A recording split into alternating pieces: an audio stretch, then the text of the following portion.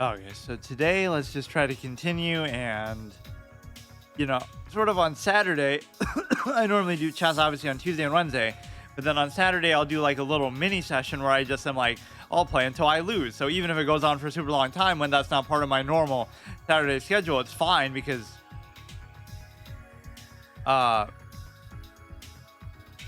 even if that's the case, then you'd go on a really good streak. And so that's sort of the whole point. Sort of like everything becomes a permadeath or some sort of challenge or format for me. So it almost just doesn't matter. Okay, so, but I should do that little penalty system that I always talk about doing, but then I just end up not really caring. Is like, oh, if I lose, I have to study whatever for a certain period of time. Like, I should treat it like if I lose one, I'm just done for the day, which means I basically just fail. Because it's getting so close now. Like, we're not even at 12. I'm supposed to get to 13 by the end of the month, or not supposed to. I have to. And this failure condition will be more extreme than usual because it'll be basically that'll be the end of it. I'll wipe out one of my. Well, again, let's do the whole psychological manifesting thing. Like, I'm not going to think about what's going to happen because it's not going to even happen. So it doesn't matter.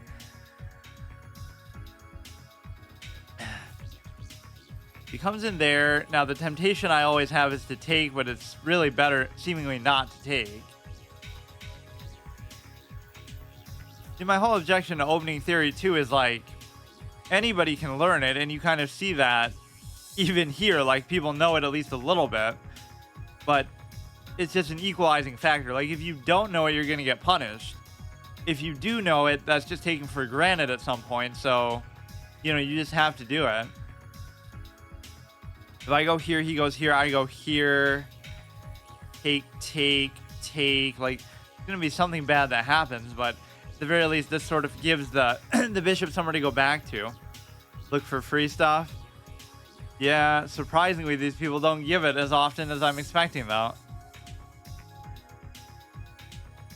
I definitely was proven wrong, though. Like, these ratings definitely are more authentic, at least on this site, than most. Like, it's extremely like, it's just not what I would think an 11 or 1200 would be like, and it's so inconsistent too. So obviously don't go there. We'll go here. Even here he hangs something. I don't see it though. Oh yeah, just the fact that okay, whatever. I still won't do it because I didn't see it. I guess I just expected to be too easy. That's been my biggest weakness. But like, whenever I said like, oh, I would study as soon as I play to my potential, and I'm getting beat by these people. But I don't feel like I ever play to my potential because it's just either it's not necessary or you get kind of jaded.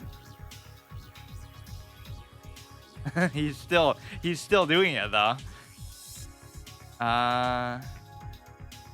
That's always a good standard, but nobody ever does it, right? People are like, even good players will tell you to do that, which I think shows such a lack of respect for the game. Like, you're sort of just, you're 800 and people are like, oh, you should study. Like, at least you should come into your own and understand or appreciate the game a little bit and then do it when you feel like you really need to.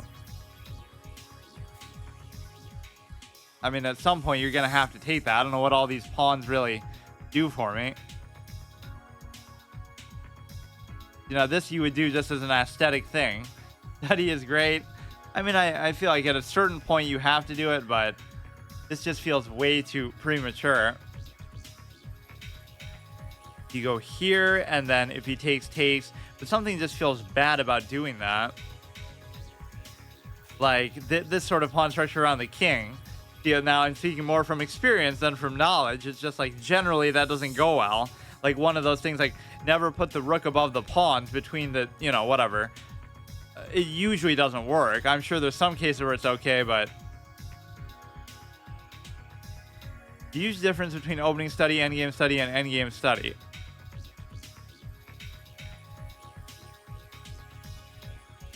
And tactics. But see, even tactics are so often a result of some sort of other positional understanding that you would still have to study to get. I don't feel like it's just that simple as like let's say I spot every tactic in the course of a game, but my position is going to be it's going to have to be the same every time, because then I'm not going to know what I'm doing. Take, study this pattern. My biggest mistake that I have to stop doing is I keep going for trades and stuff too aggressively, because I so desire to simplify the position, but it's sometimes not the best to do. The pattern you will remember and use it in your game.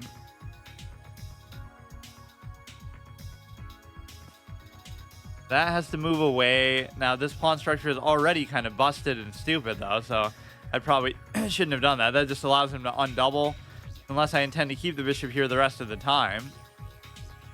This almost doesn't seem like it should be there now, because that pin, there's nothing really to do as far as the pin, but just somehow it seems okay. But then he can take back the open file. But he'll take, I'll take, he'll come there. But yeah, like doing puzzles, everybody always says do puzzles, and I hate doing it. Like, I'm not even against studying now. I kind of got as far as I seemed like I could, and now I'll do it. Now I have to find the time to do it.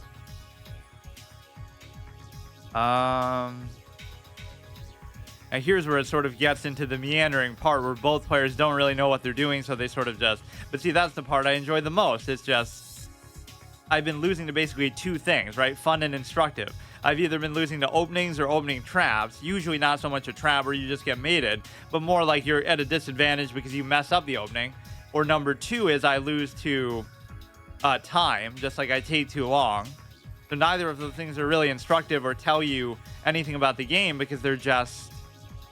anybody could sort of do that, right? Like if you just had time to think about your moves, then make the best move you can, or you're losing to something in the opening that also ties together, like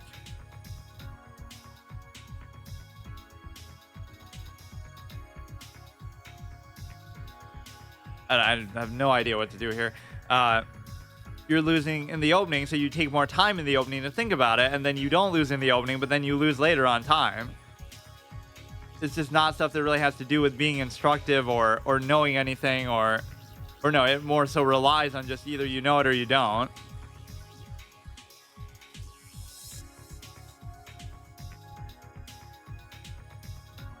I was going to use that as a title. I probably will one day, like losing exclusively to openings and time. That's why 10-minute is the most instructive format. Thumbs up. Like, just, it's so stupid. And now I'm only doing it by choice because I did enough of the 30-minute games. Like, I did only 30-minute games for like 6 months. So, okay, this will be fine because you're still covered that way. Or what I always have to do is like double check. When I think it's the right move, just don't make it and just wait a second. But yeah, I need to use like 3. It is great to take a lot of time to play. Yeah, I enjoy it more that way too, because then at least even if I do make a mistake, I don't have any excuse. Like, oh, just I should have looked for it. I should have took my time. Now I'll play perfectly. I'll be winning, but then it'll come down to something stupid. Now this leads into a great threat. If you just take, then you're setting up to take, but it's not really going to happen, so. Or at the very least, he has to cover with something else. So the discipline not to trade is very important in a lot of these cases. Now you could take here, and then if he takes there, then I could take there. But something else will happen. I don't know what. He'll fork. I don't know what that knight move actually does besides posing the potential fork threat. The queen wasn't really covering anything. All the pawns are covered, but this one's definitely an odd one out and a weak link, actually, for both of us. That could be the difference in the game right there. If somebody can find a way to win them, but they're kind of hard to get to. You go like here, then if he takes, then I get a passed pawn, but it would have to be, that would be the advanced level way to look at the position, possibly. And you can go here, and then his queen's under threat, so he feels like he has to take, but then I can take, like... I just don't know whether... I mean, it looks correct to me. Like, I don't know. I shouldn't do stuff like that, though. Now, you feel compelled to either move the queen or to take. So if you move the queen, I can save it. If you take, then I can take. So it's just a one-pawn thing. After a while, I start playing a bullet a lot to play without thinking too much but stand on my instincts. Yeah, that is a good way to test it. I feel like bullet maybe is a bit too fast, though. Like, it's got to be blitz or 3 minutes or something. We're threatening this as well. We're threatening double threat, triple threatening this, which doesn't matter because take. For some reason, my mouse is like a little sluggish. I feel like when I play chess, I guess it's because you make these kind of minute movements. I'm not really doing like Hikaru and just dipping around the board and stuff. So now here, if you go back, then you could take there. He's not really posing a great threat, or he kind of is. Now, this doesn't really do much in the long run. Like, he can do it, and it's fine. Like, I don't care. I'll just move. You can't do the yo-yo. You check, I go here, and then it just stops. And then I could even try to trap it in there. This is the average 1100 rated threat, where it not only isn't good and doesn't do anything, it just reaches a dead end. Now, you could do this, but you have to address that first. So I had a triple threat there, and it still didn't even do anything. There's not much I can really do besides this, then. We're continuing to pose the double threat. Triple threat. Take. I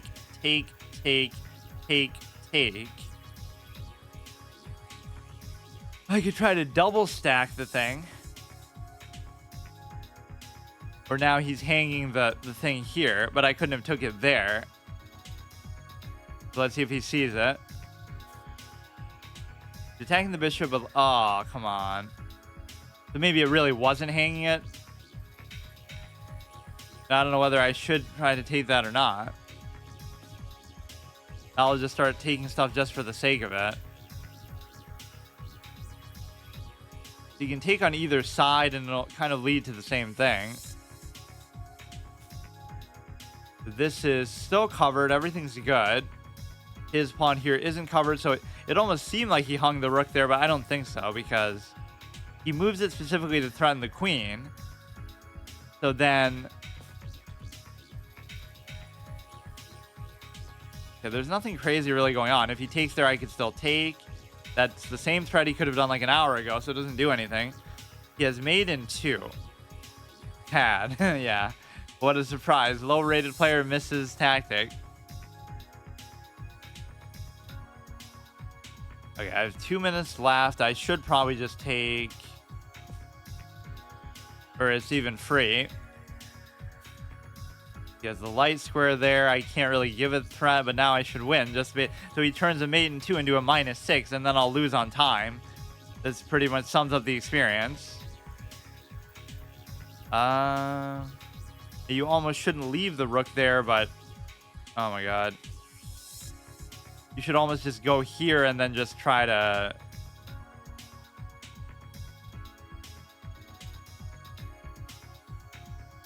I'm just gonna play something crazy. Or he'll just come down and then I won't be able to stop it.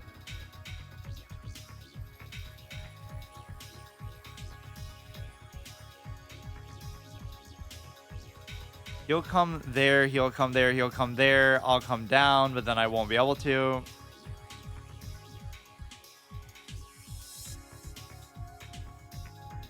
I'll be able to block it no matter what. Like... He goes down, I block, he can't take. I just try to trade everything off definitely now. Why did he play so fast? He has half his time. Yeah, people do that all the time. Even I would say that 30-minute games are the most instructive. Also, I lose with 25 minutes left on the clock. It's just totally a clown show. If I take, he takes the queen.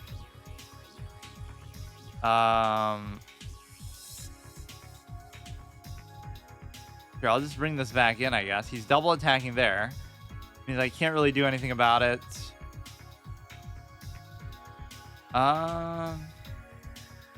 That's not even a big deal. I'm just slow, so it's fine. You can have that. I'm still winning. It would still be okay. Yeah, this is where it just becomes trash, though, because now I could do maybe the same sort of threat, but he'll do something crazy. So if he takes, I take. If he moves that, I take. I'm double taking. If he goes back there and tries to get a check on the back rank, that would be the only way, but 53 seconds. It's just very hard to convert this so quickly. Yeah, let's in the analysis, I'll look for the mate in 2, and I'll look like, obviously, I probably missed some other hanging stuff. He hung his rook like 2 or 3 times, but one of them was not sort of a fake hang because he was threatening the queen the whole way. You should just give this right back, then I just have to trade really quickly and promote. It ends up being like impossible to get an actual mate because it's just sort of like,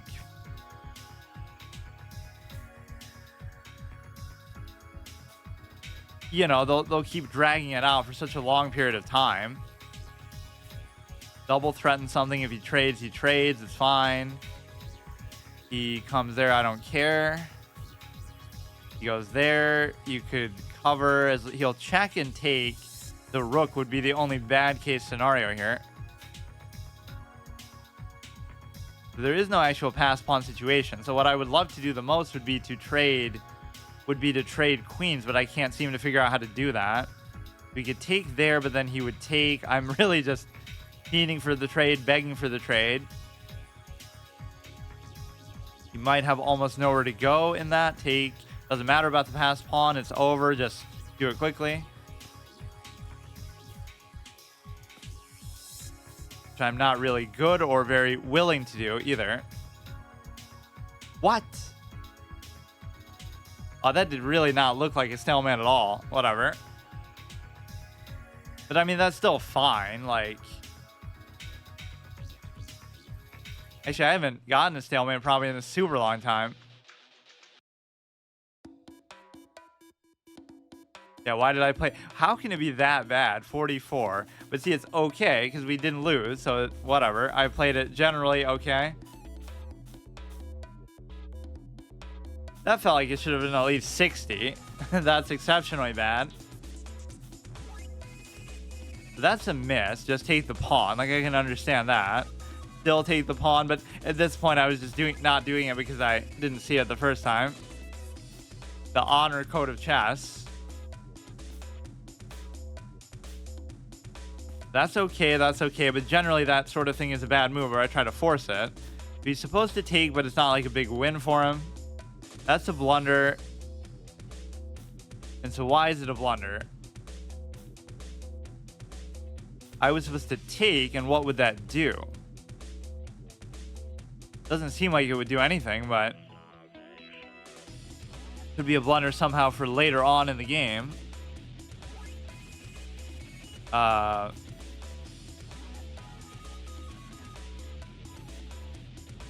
why is the simple trade there so bad? Is there really anything instructive to learn from this game? It's just like, don't play 10-minute games or just be faster. Rook sack takes the knight.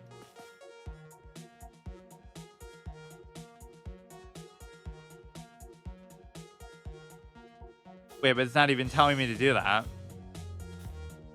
It's telling me to do this, and then he's supposed to take, and I'm supposed to take otherwise. So what does black do next after the rook take? Okay, I would take, and then if he takes, what happens? Jack.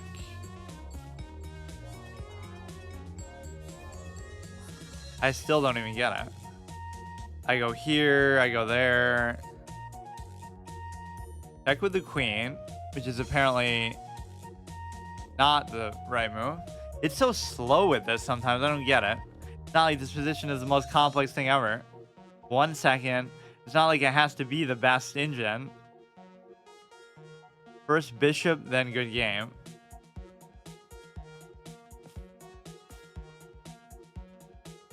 This seems to be correct, right? Brilliant move. You're like, wow, of course, that's just something you should see. Okay, and then what?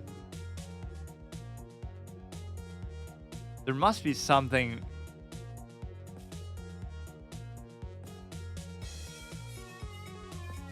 Even after doing it, I still don't really get it. Bishop the other one. Oh, okay. Alright, then you'd be doing it. Still almost feels like there's something they could do about it, though. Like, what if they go here? Then you could check. It's just such a long-winded sequence. Like, it's still not made. It's still not made. You can't go here. You don't even win the piece. You check there. Wait, that was its own suggestion, but your evaluation went down. Okay, then the king goes back. Like, of course, I should have just seen this sequence. Like, forget about the move itself. Like, you would have to see all this to know to do that. You're supposed to just take the bishop, and you're supposed to let him. You're supposed to stack everything. Now you end up bringing the knight in, probably. And then maybe you'll get a mate. Oh my god. Doesn't have to be made.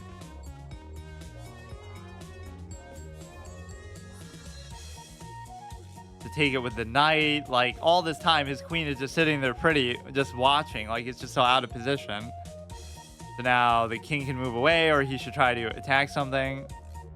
He'll take a pawn. Like, I would almost just be inclined to try to move the queen here if I was black, just to try to just, well, whatever. The point is, let's see what his mate in 2 was. Potential. Yeah, okay, I missed a brilliant move. I missed, obviously, this hung pawn, which I just have to take more time in the opening. Even as much as I don't know openings or don't study them, I sort of, you know, should still, there's that temptation, like, oh yeah, openings are kind of just settled science, so just don't even think about it. And you just are tempted to move too fast there, which a lot of people do.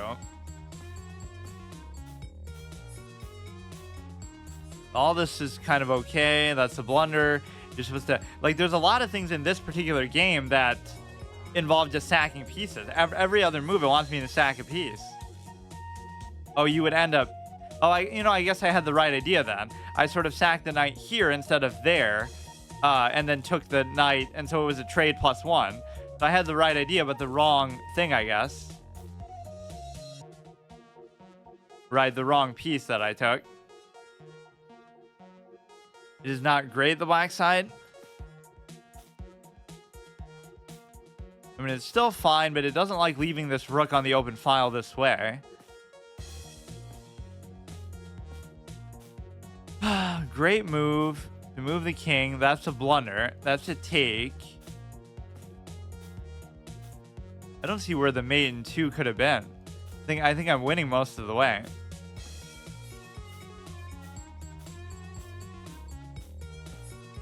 I mean, obviously it had to have been when the bishop is still on the board, but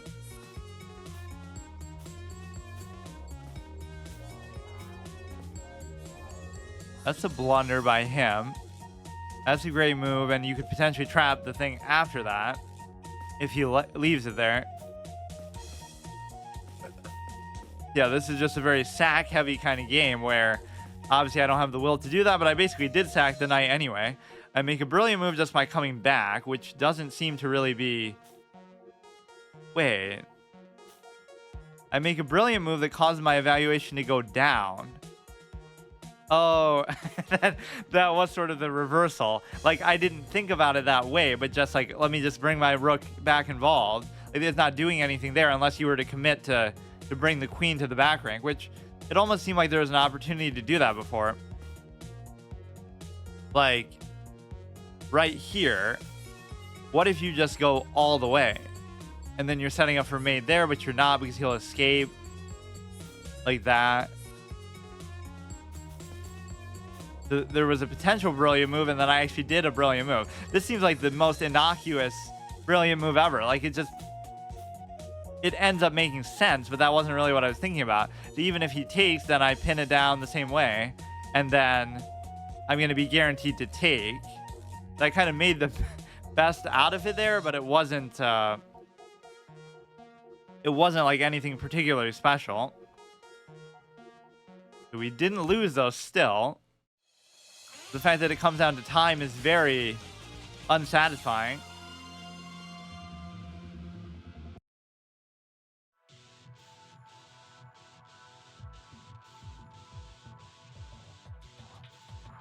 So let me not try to rush in the opening, but also just don't miss a hung pawn. Like, it's kind of the worst of both worlds. It just covers up so much of the time issue if you actually know openings at least a little bit. Like, here you could play the same way as, like, bring the bishop.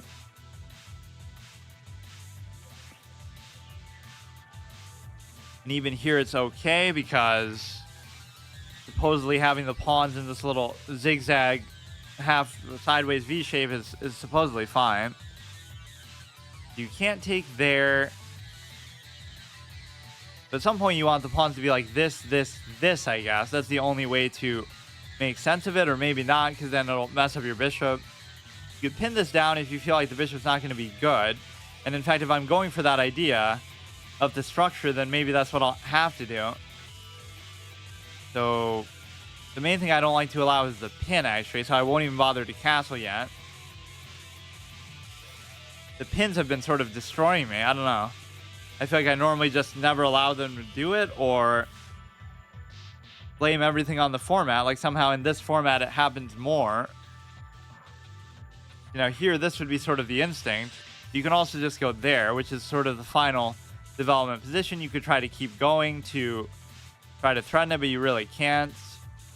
Now, this will mess up my pawns later with respect to, you know, not being able to get the structure as well. But I guess if he does take, then we can undouble.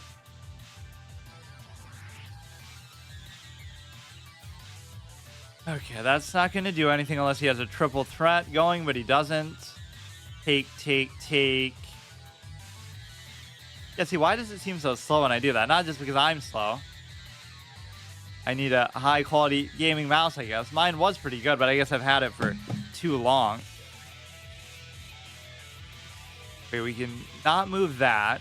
You could attack the queen, but that's one of those cheeky, useless threats. I can't believe that guy stole my line, even though probably nobody knows who I am, but just I always used to say that. It's sort of a cheeky threat, just means that, like, something that doesn't actually do anything. I missed a chance to pin down the thing. If he takes here, I have more than adequate cover, so I don't mind it. I should probably develop the light square bishop, but I don't have to do it yet. Whether he takes or not, it would be okay. You know, that would give me free development on the bishop. I can't take here, but I can do this, or I can just not do anything, I guess. He would take, I would take. I mean, I kind of want it to be there for the long term. It just seems like a dumb development for the time being. This would be a good threat here. The problem is that you can't get it there without some sort of additional cover. So the knight can't do it. The queen can't really do it. If you do this, he can just attack there and fork and take. We can go here, and then if he keeps going, I can easily take. If he takes, I can easily take. There's adequate cover there. We could also move the rook now, because now we're covering with the queen on f7. But look how fast they are in the opening. Doesn't that tell you clearly that they've studied openings, or at least they think they have, and they can get away? That's probably the biggest beginner mistake ever. You think you know more than what you do, which I never thought that, because I knew nothing, but it was more just like, you know, it was more just along the lines of, I thought I could get away with just calculating and thinking and just figuring stuff out, which I often would do pretty well. But That's part of the reason why I always say, like, even when I was younger or whatever, I was always slow, but it would somehow pay off. So like nobody had the patience ever to do anything. Okay. So now he's threatening the rook as well. He could take, I could easily take back. So none of those scenarios actually matter too much. I'm trying to just think of like what to do with the bishop here. That would have been the great threat. I mean, I kind of have to just do this because, yeah, another cheeky threat on the queen. If he takes with the rook, I take with the bishop. He takes with the queen, I take with the queen. He might come like there. Again, nothing he does is going to be particularly threatening. We have this threat if we potentially could put the queen there. We're still covering here. He's going to like overcommit and let his own queen get trapped, but it's just not going to happen. If he goes back, I still can't do that, though, is the problem. And that's almost what I thought he would do, but maybe it's okay. Like, take. I could just move. I am the type to want to trade queens, like... Oh, but you give up the bishop? Yeah, I'm not even really trying. Or again, it's the insidious temptation of a trade that just doesn't... Oh, God.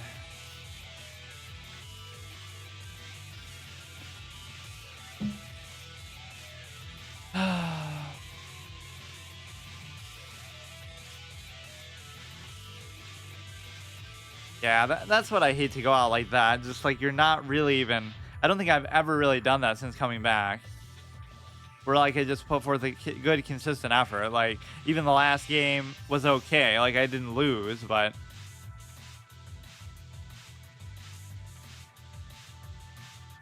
We still can't take there, but he can end up threatening like that, and then maybe he can. I mean, you can still come back from this, but... Yeah, I feel like I have that bad tendency of like playing down a competition or just kind of doing the least possible that you can do to just get away with it. So whatever rating I'm at, I just kind of stay there because of that. I mean, I could just take that, or no, I'm not accounting for the horse the whole game.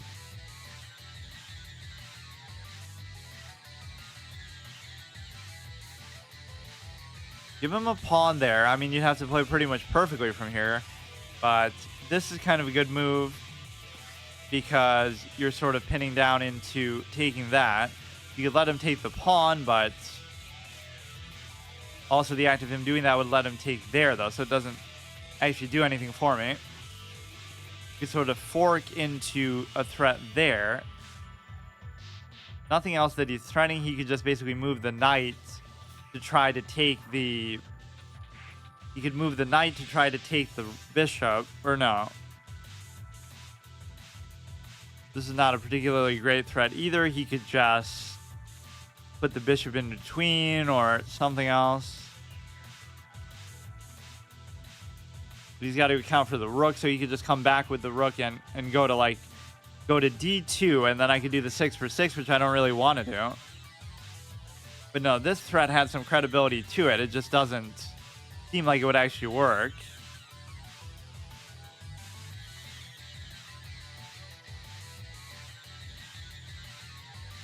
And I'm still down on time, too.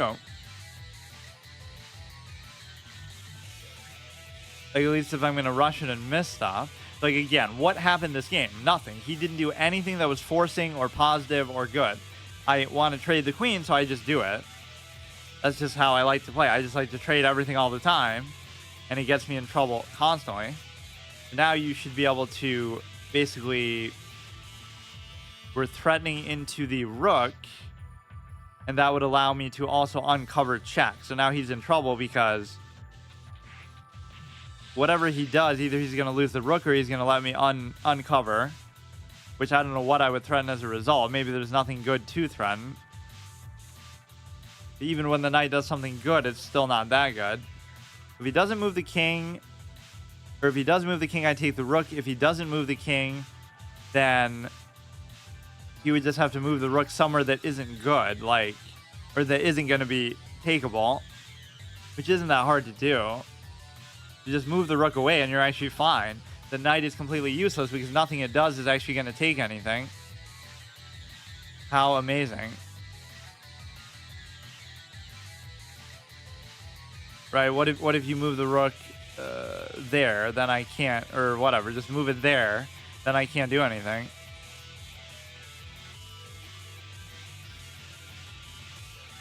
It almost makes me feel like not even moving the knight, like you would just wait. You can unleash and check, or he's not letting me do it now. You could like do this into take there, but is there really nothing the knight can do here that's going to be good? That's hard to believe. Even when it's good, it's still bad. You could go like there, and then he's in check there, so he can't take the knight. Then he goes in. Then I could check again. And then he won't be able to take. Like, I don't know.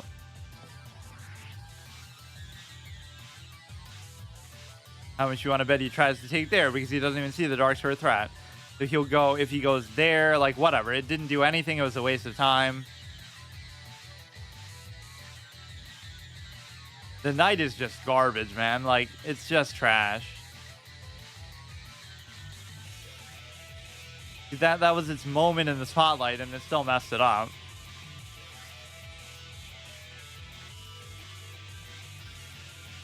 Move that away. Do another cheeky threat on the thing. Okay, now he could attack there.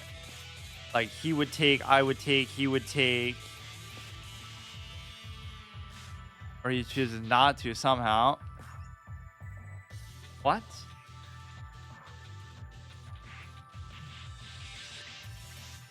But no, I definitely shouldn't have played like that in the beginning. The weird thing is you could almost make a comeback there if you just... It almost felt like that was that big moment. Clutch moment by the knight and the bishop, but it didn't do anything. Or maybe I just missed something. That was a very bad trade, and it's only a miss, not a blunder, despite that extreme thing. So I don't know how some of these terms actually work. If that's not a blunder, then what is?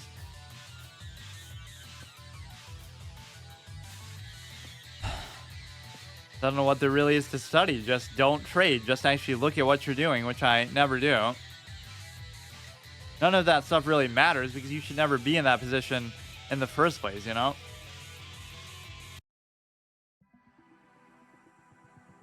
Okay, I'll do another. I mean, there's nothing else to do besides trying to keep going. But like both of those games are anti-instructive trash. Like, just don't.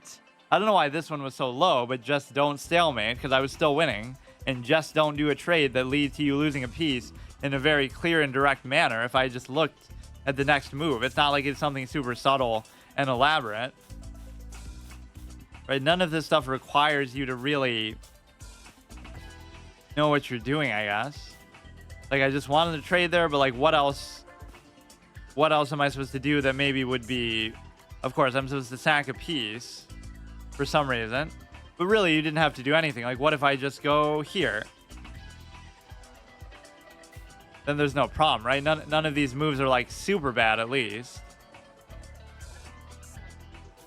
Yeah, I mean, you can easily just see take, check, take. What was the point of the bishop sack, though? Like, what is the threat that you're posing then? If you were to take, then I could presumably mate, but I never actually see it. Like, where is the threat even? I don't even see the check. You could basically check and then guarantee the take, but how? That's obviously bad because you're letting him check. Just to check from here, then you could threaten like there.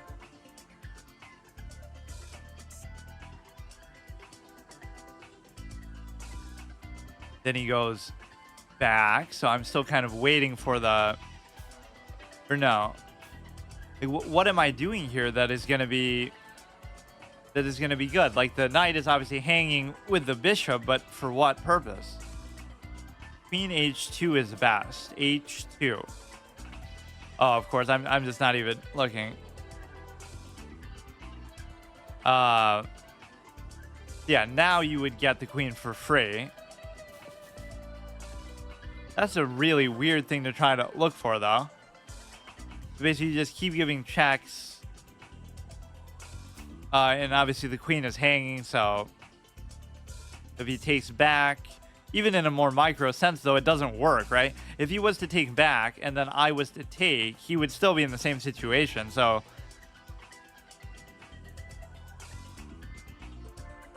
Alright, so both of these games have been really, really disgustingly stupid. And yet I still, at least the first one, I should have won.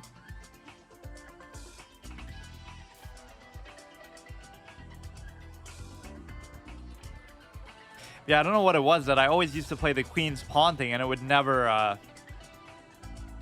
it no longer works anymore. Or like I just have completely fallen out of grace with it. Like I was doing even worse when I was doing that, but that was like the very beginning, like over a year ago. It's just like, there's nothing to do besides push. Like, let's just get to 13 today. Let's do a 24-hour chess stream because that's what it would take to actually do this.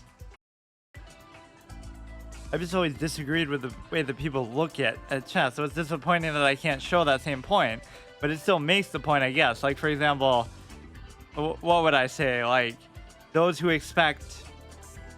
look for shortcuts cut short the work needed to succeed. Like, all you have to do, even in the course of a game, forget about the work you put in studying and stuff, just in the course of a game, if you actually put a little more effort, that's all I have to do. That's it. You don't need to know anything, but obviously people try to cheat the process and say, well, we're not going to have to think as hard if we just study and we know. You don't have to think if you already know what to do. And it actually plays a lot bigger role than you might expect. Like, you might think, oh, openings don't matter till 2000 rating. I'm quoting somebody, you know, some really good player. But they don't truly matter, but they matter as far as, like, survival. You have to know them to the extent that, like, you're not falling for traps and you're maybe trapping other people and stuff like that. But once you get to that point, then, you know, you don't have to study them at an advanced level, but at least at a basic level, you'll get destroyed if you don't know what you're doing with them. So this is okay. If he goes up, I could take. There's adequate cover there. Let's go here. We'll bring the dark square bishop in. This is normally a position I don't like to have as black, where the pawns are sort of disconnected like that. And even if you connect here, you're leaving the light square bishop, light square diagonal open to the king. I just have to really focus more. I don't know what else to say. I don't see what that does. He gives you another cover here. So now he would go down. I would take... I don't like using the arrows either, but maybe I need to. That'll be my hack for now. That is a form of cheating. Like, you're not allowed to write on the chessboard as you're playing over the board. Like, what is this mechanic? You're supposed to see the arrows in your head. I would take, or even using the arrow, I would take, he would take, I would take, he would take. I wouldn't be able to take, so maybe the best move is to go here then.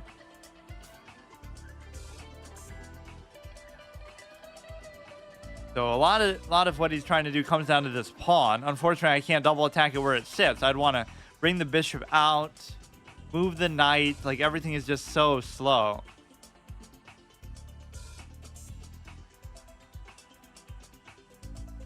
There's just like a matter-of-fact sense to chess that is so stupid. Like, it's so matter-of-fact and obvious that, of course, the openings that you do today, the best players of the past didn't do. Because they didn't know them, because opening theory wasn't where it is today. So, of course, it's obvious to do this thing that was not obvious to Bobby Fischer, that was not obvious to anybody, Paul Morphy, right? They weren't doing the optimal engine lines because they didn't have the engine. And now it's easy to treat them like, oh, it's obviously you do the engine line because of this, but you wouldn't have come up with that if you didn't have the engine either. Borrowed knowledge is clearly something to be proud of. It doesn't matter as far as, like, obviously that's correct, right? I'm not questioning the accuracy of it. I'm questioning the way that people treat it. I would take, he would take, I would take, he would, wait. I don't know what's going on now. I'd love to just do a trade, but it's going to be difficult to... This is where the trades just get me in trouble too much, too. He could move that up, and then I would probably no longer be able to take.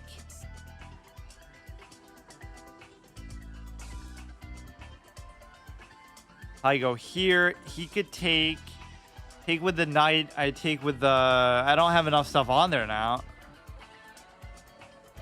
Okay, let's just back out the knight and not do anything. You can go ahead and push that if you want to, like so badly. It's okay. You push. I take. You take. I can't take.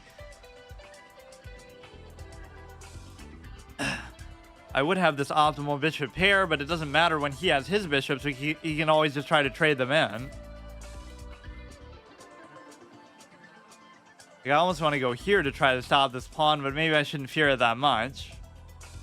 If I go here, there's not enough cover. He could take, I could take, he could take, I can't take. You could pin this down, but it's too bad because I can't attack it any other way. Right, you should almost do this first and then do it. There's no way that he can threaten the queen, actually, because I could always just take. It does provide an additional cover for this as well.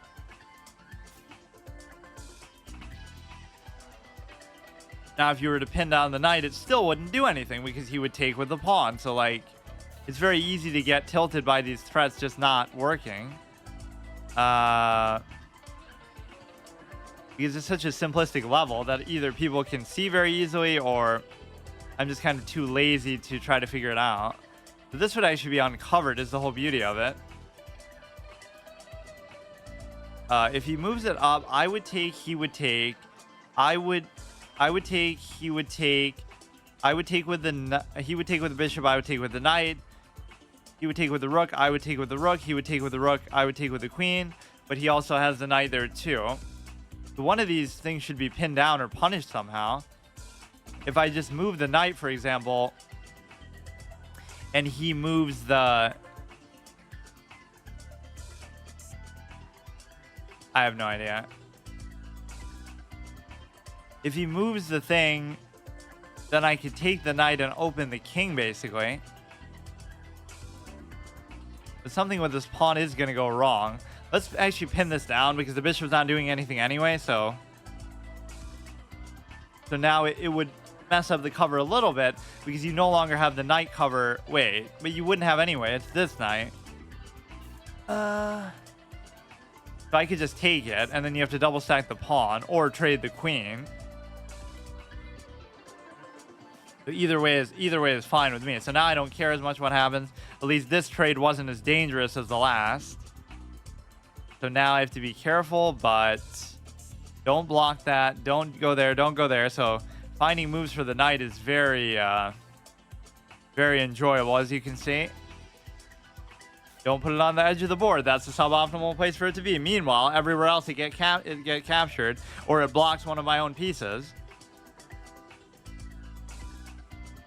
Okay, so you can move that pawn. Like, he's been sitting on this idea of moving the pawn for the whole game. So it double stacked the pawn, which itself is okay to do. Now, I can't move it. I can't cover it with that. So the only thing I can do is either take or let him take. I can't decide whether doing that is okay or not. I guess it's not okay.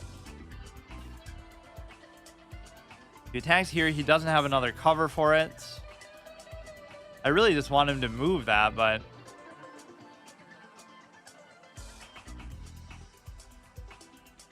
So it wouldn't be a check now, at least, and his other attack is just sort of non-existent for now. So now my real thought is let's take here, and it'll mess up his king pawns. Right, that's my first thought, regardless of anything else that happens. So now, if I take, he takes back with the bishop, but there's no real benefit. If I let him take, my pawns are going to be horribly split, but they kind of are anyway. To be a passed pawn, but I can't actually put it there.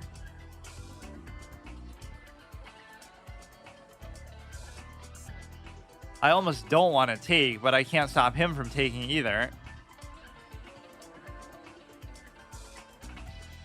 Gonna be dangerous for sure. I'll just still do it. The goal is I should trade off one of these rooks for sure.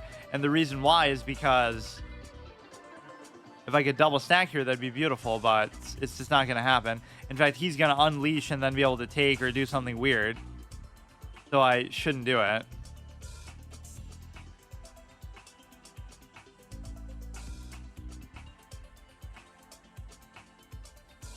Problematic situation for sure, because he could go anywhere and then I have to take, otherwise I don't know, I'm so like not. He would take and then I would take. Like, I could give up the open file, but that could be dangerous because then I'm letting him have the double stack. If I go like this, he can go wherever he wants. I would take the rook, and he would take back, but then I would be able to take back, except I wouldn't because this wouldn't be covered. If I go here now, he can go where he wants, and then he could double take. It's a very hard move, even if it's not, if it's not losing for white, it's actually very hard to find this. You're only losing a pawn, really. If you go here, you're screwed because he's going to double take.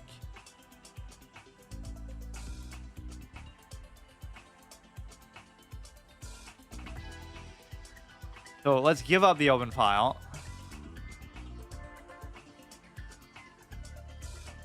Oh god, I can just see this turning into a disaster though.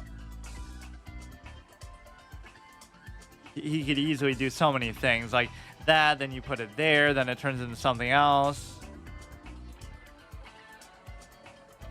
The knight's just not doing anything either. He's going to attack it maybe from the other way, or he just didn't want it to be in that vicinity. Like, I'd love to do the trade, but I just can't do it. Or you know what? Maybe there was no problem, because he would take, I would take, he would take, I would still take. But there could be some other problem. Check there.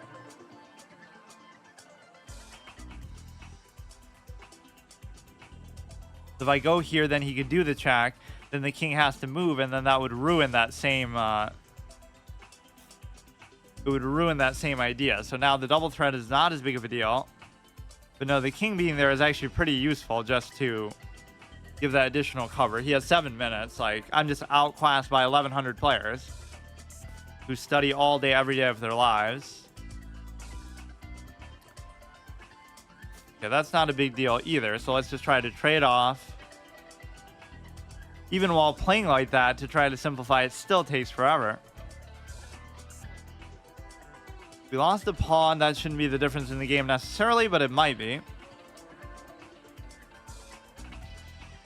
Yeah, this is weird. I don't know what's going on. Okay, just move that. That's kind of a cheeky threat itself because it doesn't do anything else for the long term. It's arguably just bad and buys me a turn. Yeah, the light square check on b5 would have been really bad, because it would have forced the king away, and then he would have been able to double take. So I kind of saw at least that much. You have to move the stupid bishop. I'll take the thing. It's not a big deal. You don't lose anything. Or, I mean, now you do. You have 7 minutes, but now he's playing like he's under time pressure. Now, again, you still can't do the double take, or you can do it, but it doesn't actually win you anything. Or you know what? It still would have, despite all that. It's kind of crazy. So he started to choke a little bit. But I still don't know. The amount of time. Yeah, even here, like, you could check and then I could move and then you could take there. Is this really how it's going to end? Like, oh my god. Fuck me. You take there, I get like an octopus knight out of it basically, but then he could take, and then if I take, then he takes.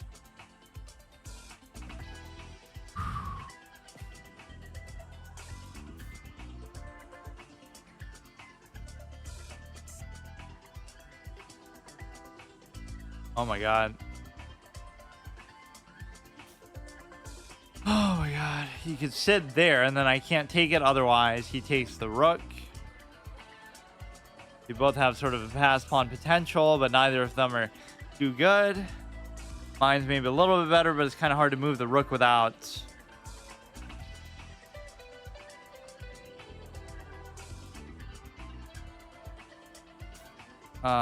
he can take there. I couldn't really have stayed, or no, he can't take there. What is happening? You could probably trap this other knight, but I don't really care. Just do it quickly. He makes a colossal mistake himself, but I'm so low on time that's very unlikely I'll be able to do anything here. So it is coming down exclusively to time now. Is maybe sort of expected, but I wasn't having this much trouble before. I don't know. Best case is I could try to promote it, or I could try to trade everything off and get a basically just get the ability to like timeout versus insufficient material, but that seems very hard to do right now.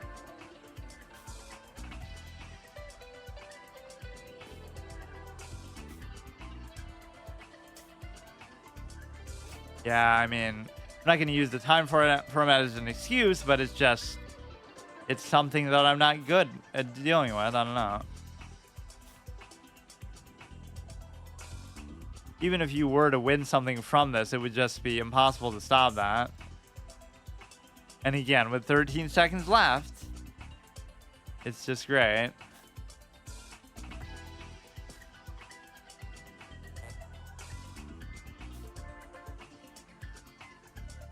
I mean, you can still catch up. It's just kind of stupid. Maybe you could try playing with increment. No, I'm only doing 10-minute games, though, for this format. Like, it's just like a challenge I'm doing. But I was doing way better with 30-minute games, obviously. Or look at this guy. But it doesn't matter. Or no, there is still a stalemate possibility, but...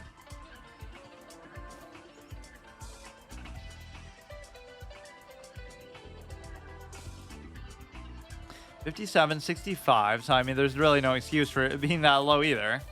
But it didn't seem like that bad. Like, he even gave it back to me. What did I mess up first? It was like... It was something very minor, like just a pawn. So that wouldn't have been the... Yeah, all... Man.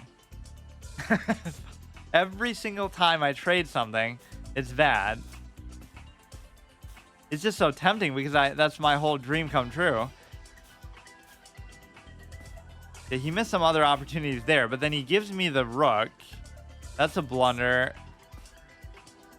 Yeah, he blunders the bishop. Then he also blunders the rook. And I even said that, like, oh yeah, he totally might think that because then he'll win the pawn. Right, like if I have to move the king, but...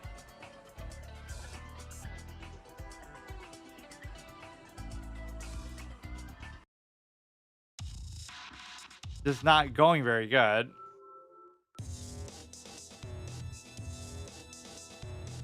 That's why it's even a cop-out to say, like, oh, study this, or that I haven't studied. That's not really what it's coming down to anyway, but it just makes it easier, I guess. You wouldn't have to spend so much time on the openings, which I traditionally do much better when I do spend time in the opening, like, which I'm not doing now clearly at all. So now you're supposed to mess up this pawn somehow, which he would take, I would take, he can't take. This one seems awkward because you don't want to open that light square diagonal to you.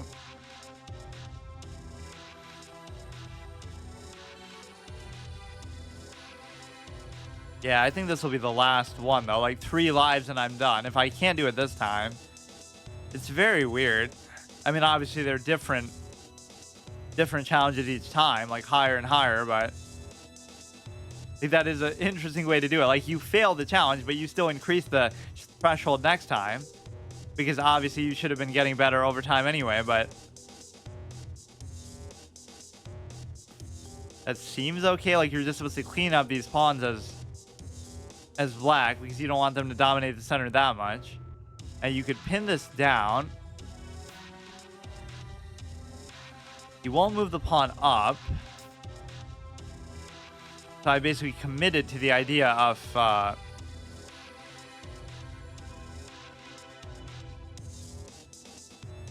like I could take, and then if he takes, then I could take. I could take, he could take, then I would still have time to move, but you would have to have a way to attack the queen here too, which you can't do yet at least. And of course the knight's in a very weird spot, but somehow it suits me to do that. Just guarantee the castle very quickly.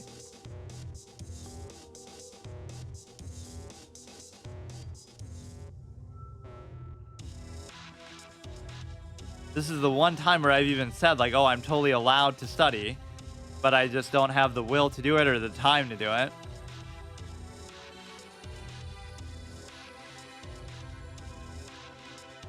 So the real thing that you should just do very simply is just trade that. And somehow there would have been something better because that could have been a pin. Now there's a real conundrum of like where to even move the knight. Just because, okay, you could double attack there. Like, this is going to be there for pretty much the rest of the game. This pawn is going to be super annoying. For double attacking that, he won't take with the rook. But neither of these knights have really good squares to go to. If he's letting me take that, I'll also attack the queen. If he takes, I take. We also get sort of a fork on the bishop, which would allow me to guarantee at least one of those takes. We're also attacking into this.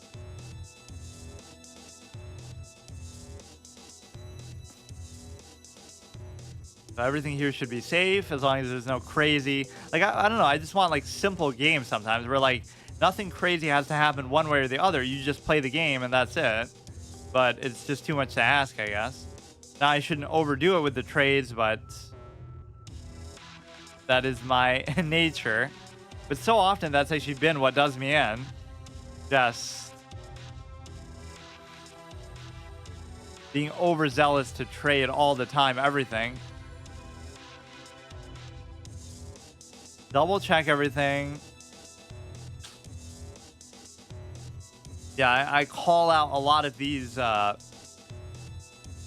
early game sort of, I don't know, just the impression of there's always like a snake oil salesman aspect to chess, it seems like, where the real answer is you just have to focus and just look at the board and just try your best. Then if you do that and you still can't progress, you know, you're like 15, 1600, then okay, fine. You can study some stuff, but I don't really believe in the whole thing. But I guess I'm so desperate now that I... Okay, that's fine. I want to cheat the system and be lazy like everybody else, but it goes against my whole life philosophy, basically, and a lot of things. So here you could just attack. And so I'm still +1. It's okay. You try to put the rook up there to like e2. But he's played pretty bad so far. It doesn't mean that I've done anything particularly great.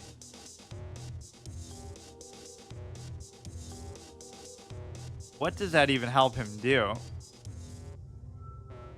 This is almost a dangerous move. Like, maybe you shouldn't go that far out. The only way would be if he could check me. Do some kind of like check fork scenario. Or now he could like come down and then force me to trade, you know, queen for 2 rooks, which is actually fine, but oh wait.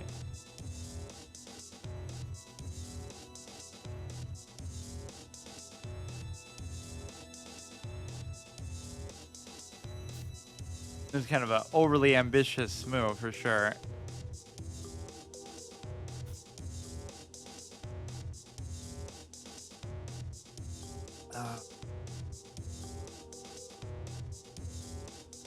Exactly as planned, maybe, but some of these moves are disturbingly unforced. Like, whenever I try to take the initiative or attack or do anything basically besides play safe and just be very defensive minded, it really punishes me hard. It's almost like you have to know what you're doing or study attacking or something that is very unclear. I mean, at least now we escape the threat because I could simply take the...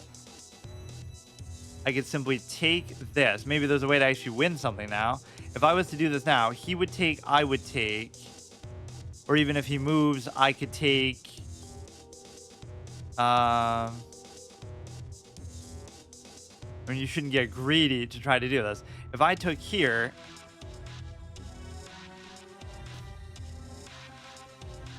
Takes with the thing, and then we could do this take as well.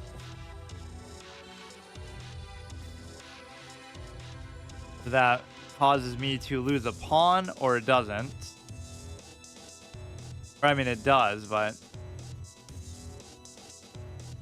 Now, you should be able to win this, or at least draw it, so this should be perfectly fine. But yeah, like, everybody seems to have an easy answer. Like, oh, the way to do it is this or that, but there's not one... There's not one simple way.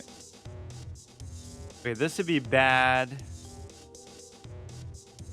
I mean, I'd be willing to play this kind of end game, I guess. I don't know that I have a major advantage with it, but double stacks my pawns. Now the king just has to get to the other side, so let's see if we can figure this out. But they're also such a boring part of the game, too. Like, end games can be really, really dull. Like, there I could have already lost because you just let the king get inside. But he doesn't know that, I guess, maybe.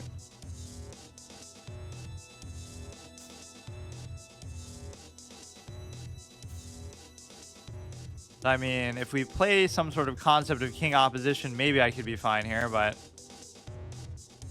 Like, would it be okay if I let him take those? Probably not. I just don't even know. His pawns on the other side are super far away, so... Problem is I have to take both. Now, it's just simple math. Like, there's nothing to even... Just, like, either it works or it doesn't work.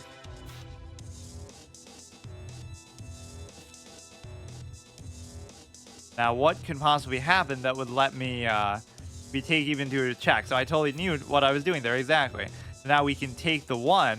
And now I'll be in a very favorable spot because now, well, actually, basically the same thing, but just I'll be maybe a little step ahead.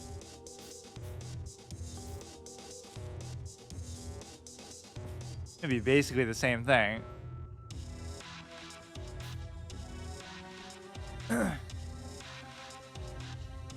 actually end just in a draw still. Which I don't even have a choice. He should just embrace it. But he's gonna try to play overly ambitious and not do it. The only way to like win this is like if he somehow like if the king is there and the queen is there and then you were to check, then you would win the queen obviously, but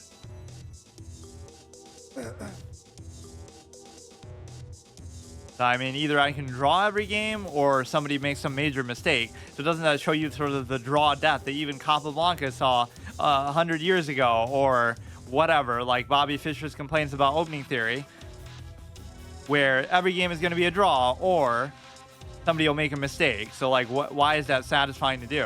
Regardless of what level you're even playing at, we're already at that point. They come there, attack the knight. But everything is fine. I didn't do anything wrong because we got the result that is still safe. Like, I could do that every game, potentially. That's a blunder, even though it looked like a good move. At first, it looked like a bad move. Then it looked like a good move. Then it turned out to be a bad move. Like, it was a very confusing thing. Because if you weren't threatening back rank, then that would technically work, right? Like, I would have to either leave, letting him take for free, or I would have to take, but then still take. So at first I didn't process the queen was there, so I'm like, oh no, I'll have to trade, but then it's okay because I get a +1 because it's 2 rooks for a queen. But then obviously there's a borderline brilliant threat, but it didn't end up working out. It's a miss. Why is it a miss? You are just supposed to take and accept the fact that you're going to lose the game, but so now what is he supposed to do? He's gonna get back ranked, so there must be something you can do that would also... Whatever, you're not losing that badly here. It's just... Was there some way to win with respect to these pawns? Yeah, he probably would have won if he did it that way. He would have been way ahead. A great move for him to just decide to go back. Whatever you think you were doing that was right is actually wrong, because... Yeah, it's a great move to just push the pawn. Like, what else are you going to do? We get even the proper outcome there as far as the engine, just... it is meant to be a draw.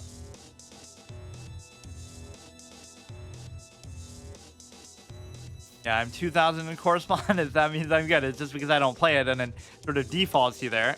I could make a new account and I'd automatically win my challenge. And people might think, oh, you always play the same opening. That's so boring. But it's only because I don't know any other ones, or at least I feel safe in doing that.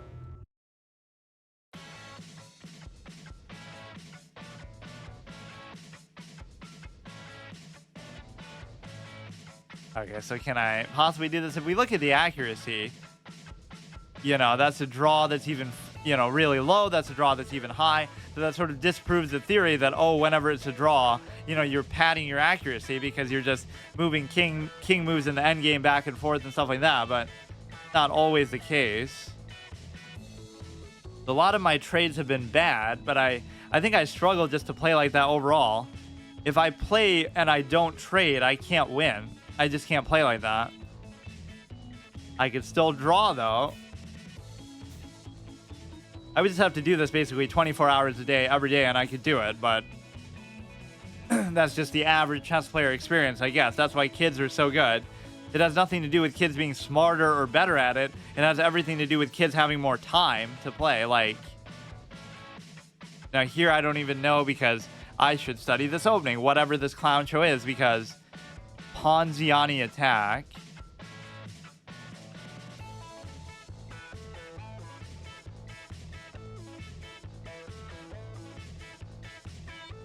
Because what ends up happening is you just have too much pressure there. So I should do anything besides take.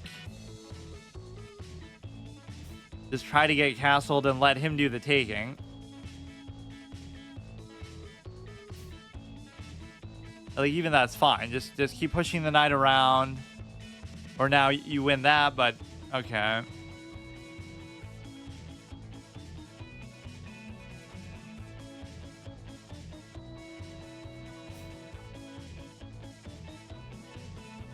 Or you would actually win 2 now if I was to take, because you would have to... Even that I'm willing to deal with. Like, I don't care as long as I can castle peacefully. The alternative would be somehow worse with his pawns getting crazy in the center.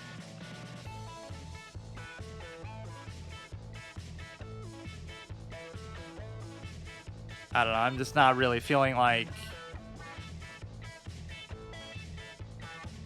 I've really failed to live up to the to the fate that I've put in myself, because I thought I could do it sort of honorably anyway. Even this is sort of a moral defeat to have to let it get to this point. Okay, this is fine.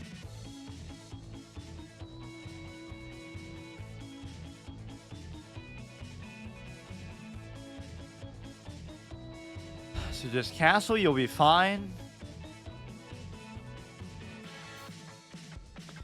That's also okay. Right, I mean, obviously, if I was to take, he would take.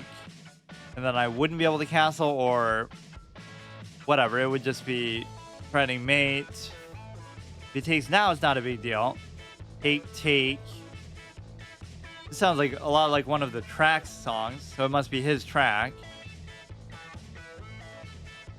I'm kind of sad this series just died out, though. And I love the rationale they gave that's so stupid. Like, oh, we don't want to keep making F-Zero games over and over because who just wants to race and do the same thing, right? We don't want them to be too similar. Meanwhile, Mario Kart 8 goes burr. Like, why would you, you know, not have that be the same exact process? They're willing to make an endless number of those games and tracks and DLC and courses, but they won't do it with F-Zero. So clearly it's just because it didn't sell too well or whatever. The campaign of this game was too hard for people, which it was crazy difficult to do a permadeath run of that, but that would be insane. Like, you just can't fail any of the challenges and stuff.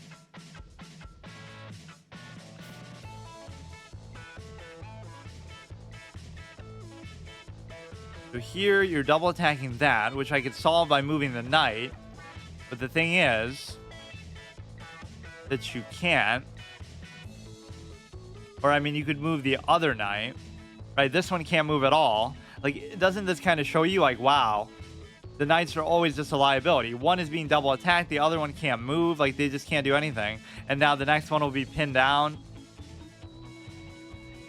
And even where it moves is not going to be a very desirable spot. If you go there, you can't go anywhere else. And then, you know, here you could try to just trade that one.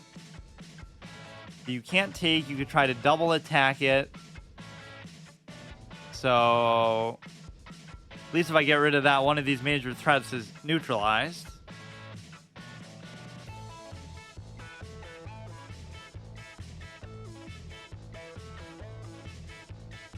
There's just something uncomfortable about the way I've done this. Like, it's not smooth, it's not... I don't know. It's just not the way I do things.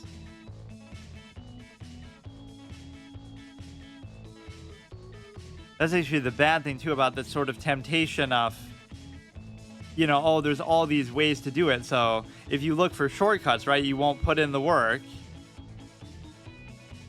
Whether it be in the course of a game or overall, outside of just playing. There is no shortcut. It just takes a really long time. We use this to develop that, even though I could have used it to unpin the knight as well. You could totally just move this now and it's no big deal. You try to push this out, which if you intend for the bishop to be there for the long term, then it's okay to do it like that. Now the whole goal is to move the queen, but I'm still going to drag my feet in doing that and just wait. So now the queen can move. This looks a little bit naked and scary, but it's actually not. Because for now it's fine. It's more just like the queen doesn't have anywhere good to go, but do like a double diagonal. We could do another cheeky threat there. That is kind of stupid. Yeah, that's like the cult of personality thing. Like, you could have been doing something for years, but now they'll say, oh, you copied that from that guy because he's just got a bigger... You can't usurp time and chronology with cult of personality. I was the first, you know. Like, I probably streamed chess before anybody else did. At a low rating, and I sort of did it so ironically and mocked the idea of doing it, but I never would have imagined it would come to being done unironically. You know, I sort of respected the way the game works and the fact that, you know, if you're good, you actually deserve credit for it, not if you're 1500 or not even if you're 2000.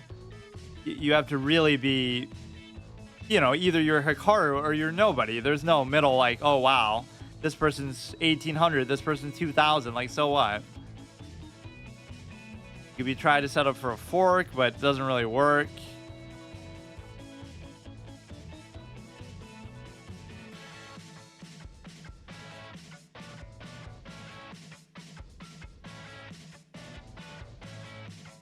You can move that away, you can burn as much time as you want, like somebody who's actually slower than me for once. That's pretty impressive. Yeah, that is my biggest negative tendency that I have to stop doing. Like, don't trade unless you're getting something out of it, but that really burns me too. Because since I'm not the attacking type, it's going to come down to basically something like... It's going to come down to the ability to... That opens the diagonal there to sort of both of us, but it could be dangerous for him. You know, they're going to be the ones attacking usually. I mean, even indicated here by the queenside castle. Now, you don't want to open that. That was maybe a bad move to push it there.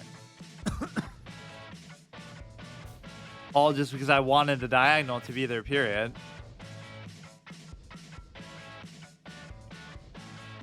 Yeah, that was just horrible.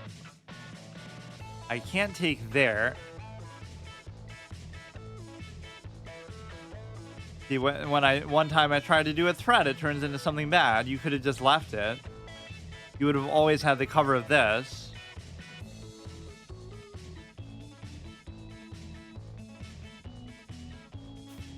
So you could try to threaten here. If he tries to do that, then I could double take on here with the bishop double diagonal.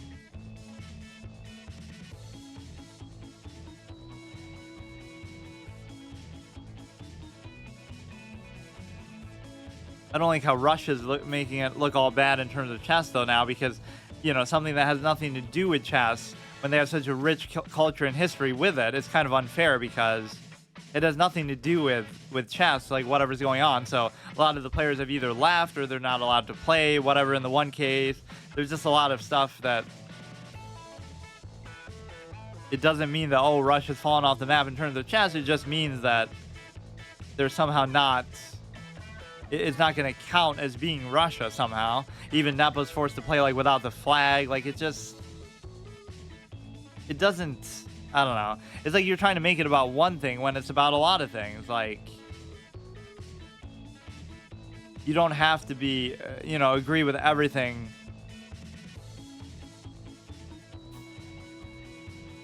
Just to represent the country. Again, with all its rich lore and history to do with chess. They've been objectively throughout history the best chess country, you could say. Like throughout every era and stuff collectively. So he wins that pawn. What a surprise. But still, as long as I don't let him have the thing, it would be okay. Like as long as I don't let him have the open H file, could be very dangerous. So it's only difference of a couple pawns.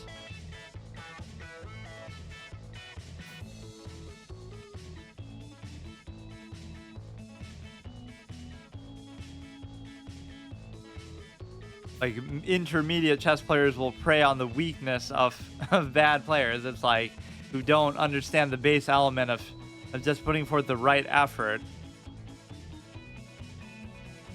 And that's something you'll have to learn eventually if you want to go far. So you'll get to like 18 with all the fundamentals, and then you'll be like, wow, why am I stuck? It's not because you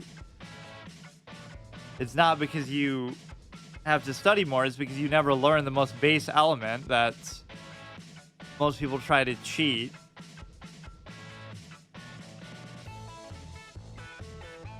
Of course, I'm failing miserably to show that too. This is such a messy, ugly, busted position, but then he'll just blunder a piece too. So then you learn it the wrong way that way too. Like if you just, you're playing badly, but you still win some games just because they blunder something or whatever, right? You can't really learn from that because, well, the expectation is that people at this rating would be so bad that they would do that anyway, but like, even that's kind of a nice little bonus. So now it cleans up the pawns a little bit, unless that's part of his plan somehow. He could take and check, but I could take, but then he could do that. Like whatever he does is going to be bad, obviously. Or I would have to go like the other way with it. Or I'd have to not take, because yeah, if I take, you can go there, and then I go there, but then you can easily take. I can't actually take it.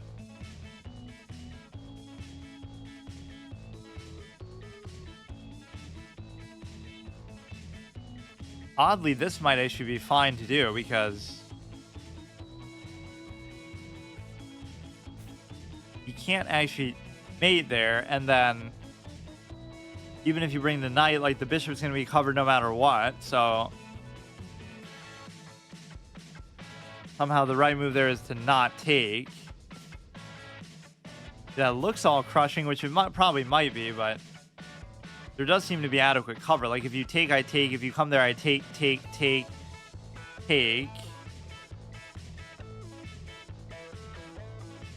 But now I potentially could take with the queen.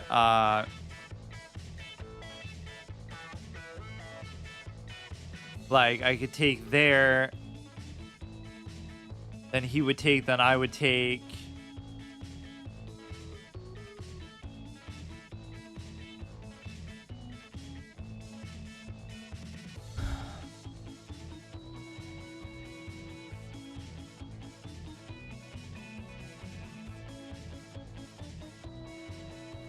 The bishop is actually safe. The pawn should be takeable, and so now it's just a matter of time. Or I guess I didn't think of it that way, but now it's even worse because I can't take that. Otherwise, I would.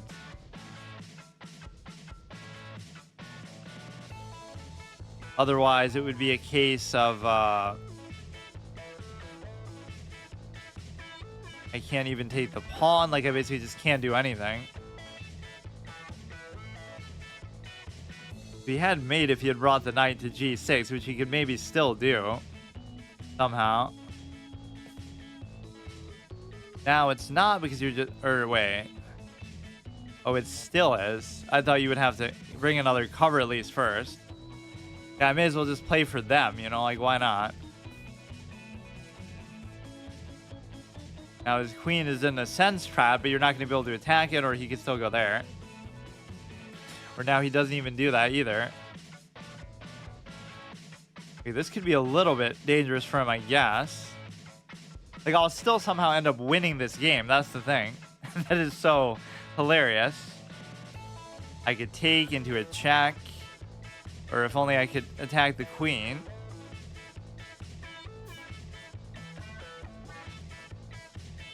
You could go like this, but he would just take, obviously.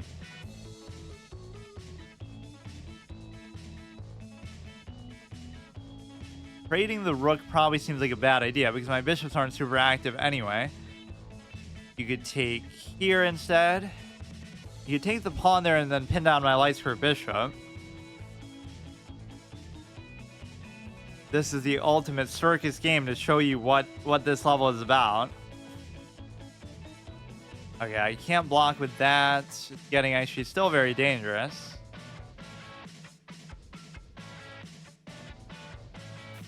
Thankfully, his queen can't enter in too easily, but actually it probably will pretty soon.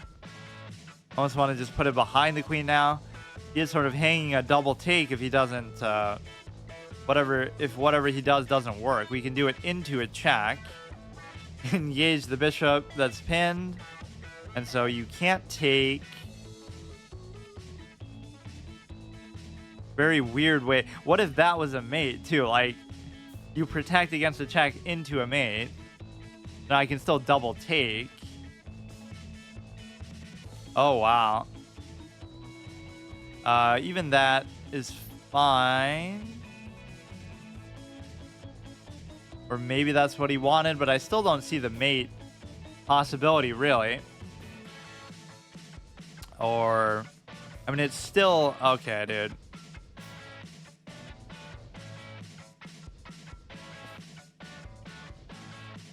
I don't know what this is right now, but it's one of the ugliest, weirdest positions you could ever see. Okay, I should just stop. Or he probably still won't even win, though. That's the stupid part about it.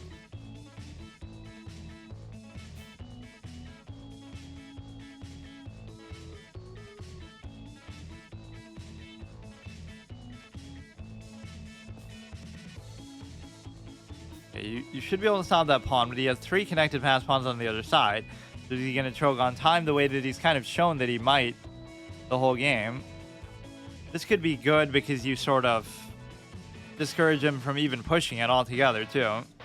And you're triple attacking him, but he'll still somehow save it.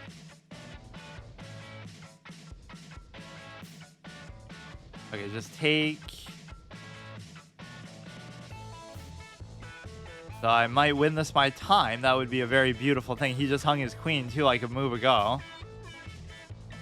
Just don't let him check and take.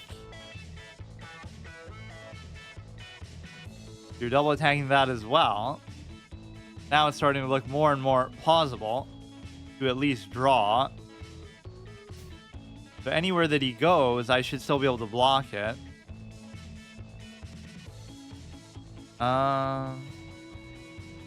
Becomes a little tricky to figure out how exactly to... We could do this if we had a cover there. So if this one ever does move, that could be good.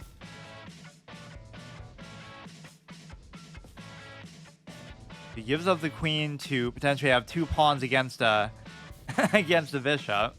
Beautiful. Or now it will become like somehow draw by insufficient material if I was to take the pawns. I'd have to sack the bishop to take both, which I could do right now. But now I'm greedy for the time thing. I mean, look. It's okay. It's okay. Exactly as he planned, I guess, because maybe he would have lost on time, so he would rather sack the queen. Hey, thanks. Yeah, we can play one. What's your username on there?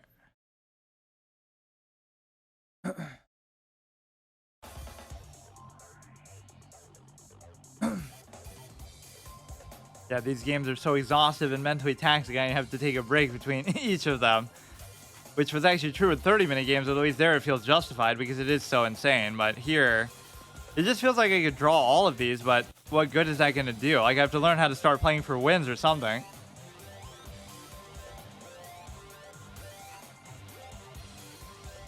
The cool 1901. I doubt that's his username on here, or maybe it is. Very specific. Here, let's practice a 10-minute game for the same purpose, I guess. Yeah, I get why people like the faster formats, but it's very, it's just very triggering. Like, it's right in the sweet spot where I almost have enough time, but it always comes down to that. That was kind of a clown ending to the last game, just like... Man, that guy was almost as bad as me, just like constantly giving stuff up and... alligator tooth analysis type of game. But again, you can't really get away with playing like that at this level, otherwise you'll get screwed too, just because you sort of you're sort of in a position where you will get punished for it, like not very good accuracy. Like, this is what I mean by solvable game. Like, even at this level, somehow we're getting draws, more draws than wins or losses combined. Like, it's very weird. And that even plays into my whole trading idea of just like, you know, if you trade everything off and just try to simplify, even if you don't know what you're doing, it will be a draw because you just equalize everything. And then somebody will make a mistake in the end game, even with like 2 pawns, and just get a promote. Like, it'll be the king plus 2 pawns versus the king plus 2 pawns, and it should be a draw, but you won't know how to play even that. You'll mess it up, but it's like you're just trying to minimize risk. You know, trade everything so you have less pieces to blunder, and so you have less pieces to potentially have them attack you with. If you take with the knight, I go here, then I bring the queen, like one of the few things I actually do know. Right, I don't know at what point you're supposed to trade it off or move on, but...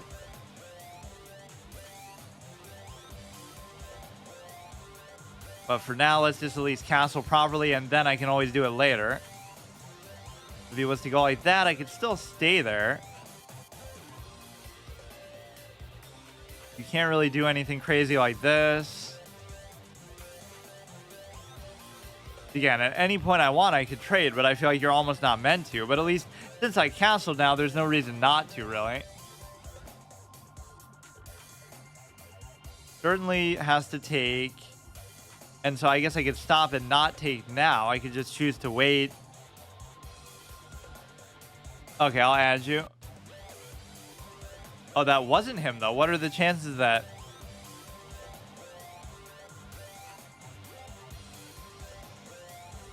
Or he's just joking? Yeah, I would think maybe they don't allow you to do that.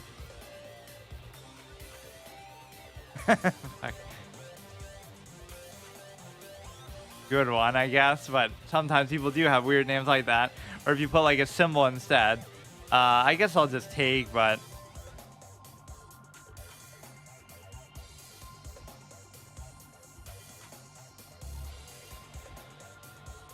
Average internet username in 2005. Not joking. Well, I looked at it and it didn't show up. Why don't you try to add me? I'm pretty sure I just added him. Like, there's no way that's somebody else with such a specific username.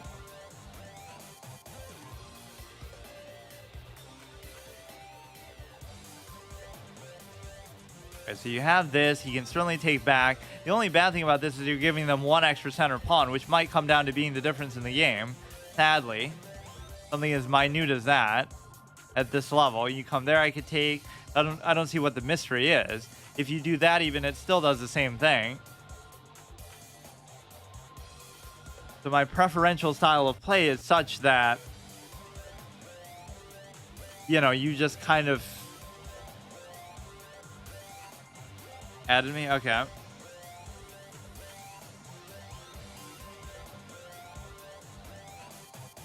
Oh, it really is. That's weird. Why wouldn't it show up then? Okay, let me wait till I beat this guy, though, because I can't focus on 2 games at once, clearly.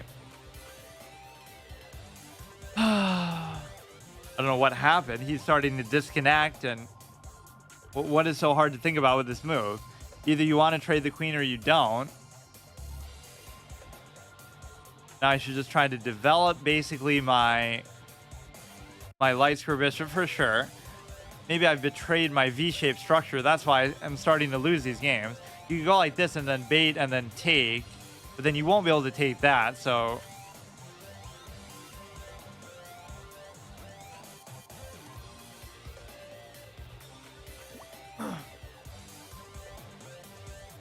Or would that cancel this game? What happens? Right, I think he keeps switching back and forth between them. Better not cancel that one out. Or no, it doesn't. I'm doing a simul. That's how good I am. If you come there, nothing happens. I just don't know where exactly to put this, but I should almost be trying to put it... Let's just attack. Let's just attack the light square pawn, and then... Kind of throws me off how it does that. Like, it'll just auto switch between them. Kind of a good feature, but I should be able to look at that too if I want. Or yeah, you can probably go there and do it. Cover back.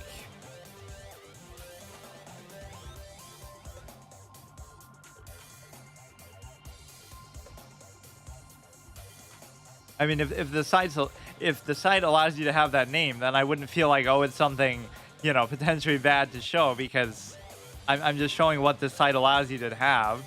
It is kind of weird, though. I almost feel like it wouldn't be allowed. If he takes, I have to be able to take back and cover the pawn, or I could go like this. Is actually technically the objectively better move.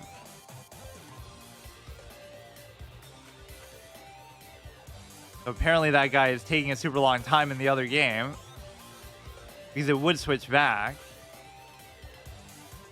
Right, unless it's my move. That's how it's supposed to work. Go ahead and push this bad boy out. And if he goes back to there, I can do this. And then if he goes back to there, I can do this and then eat it up with the knight. I always like to picture that in my head. Like if I had some sort of 3D animation for it, when the knight takes something, the knight is actually opening its mouth and just, you know, like it's some sort of horror movie monster. It's actually eating the pieces. Or the bishops, you know, you can go play battle chess where it has like simulation of... It's like some old school game that just gives chess animations. Like the bishops are actually wizards shooting spells, and I always like the visual aspect of it. So basically, what happened to the other game?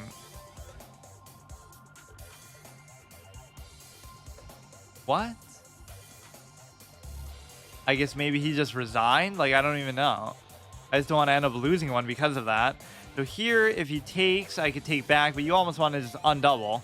The problem is he could still take again, so you almost feel compelled to go like this, but you really don't, because, you know, I guess you could, because then go here, and he doesn't have a light square bishop, so it doesn't matter. You have to have that positional and situational awareness. Normally, this would be a horrible move, because if you put the bishop there, if he puts it there, then you're screwed, but... And now that dark square bishop becomes a question too, like, how do I even do this? As far as, like, I have nowhere to put it, so... It should almost castle queenside, but that's not very good either. It's just like there's nowhere to put these two pieces together that won't cause a problem.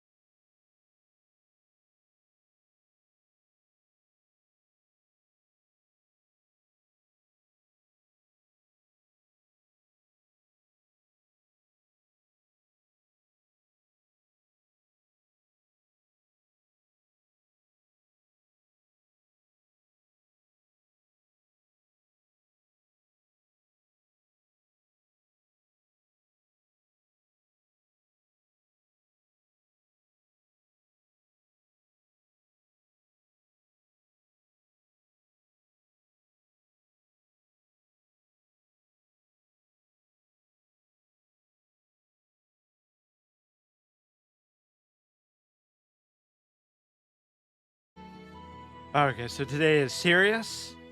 It's gonna be one of the last chances I get. And this week I played very little actually compared to normal.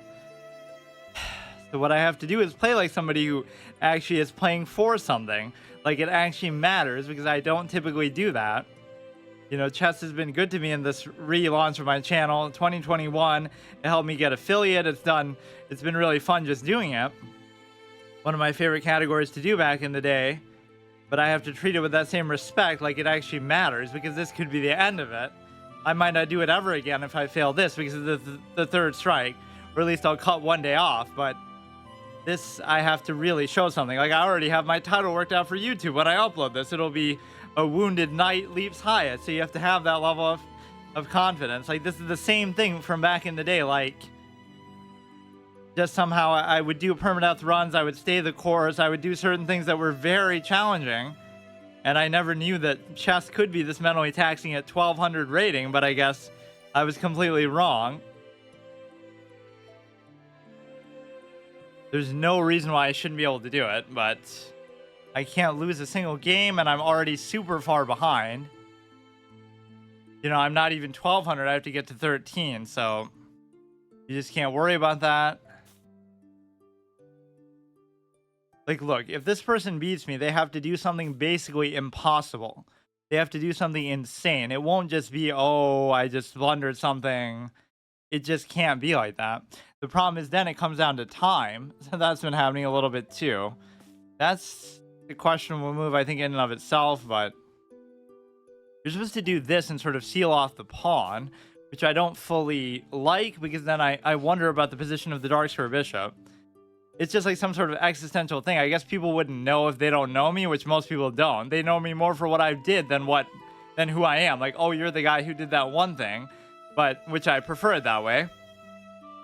But no, there has to be some level of respect shown. Like, there's just a way of doing things that I'm not doing, and I have to fix that. All this talk of studying and opening theory and stuff, I was even wrong for saying that. I didn't need to study anything. I never needed to study. I can get to 15 without studying, but I have to play the way I used to, like just the purity of... You just have to give it a full effort every game. Every move. Doesn't matter if you're up material, that's one of my big weaknesses. Time and being up material, or even just openings, I guess, too. Hey, Andre, how's it going? So here you could double attack this.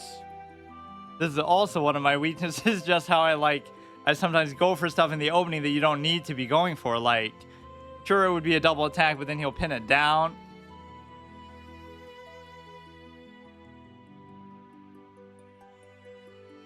I don't have to take it. I could just leave it. And then I could take it after he pushes. Hey, Real Gamer, how's it going?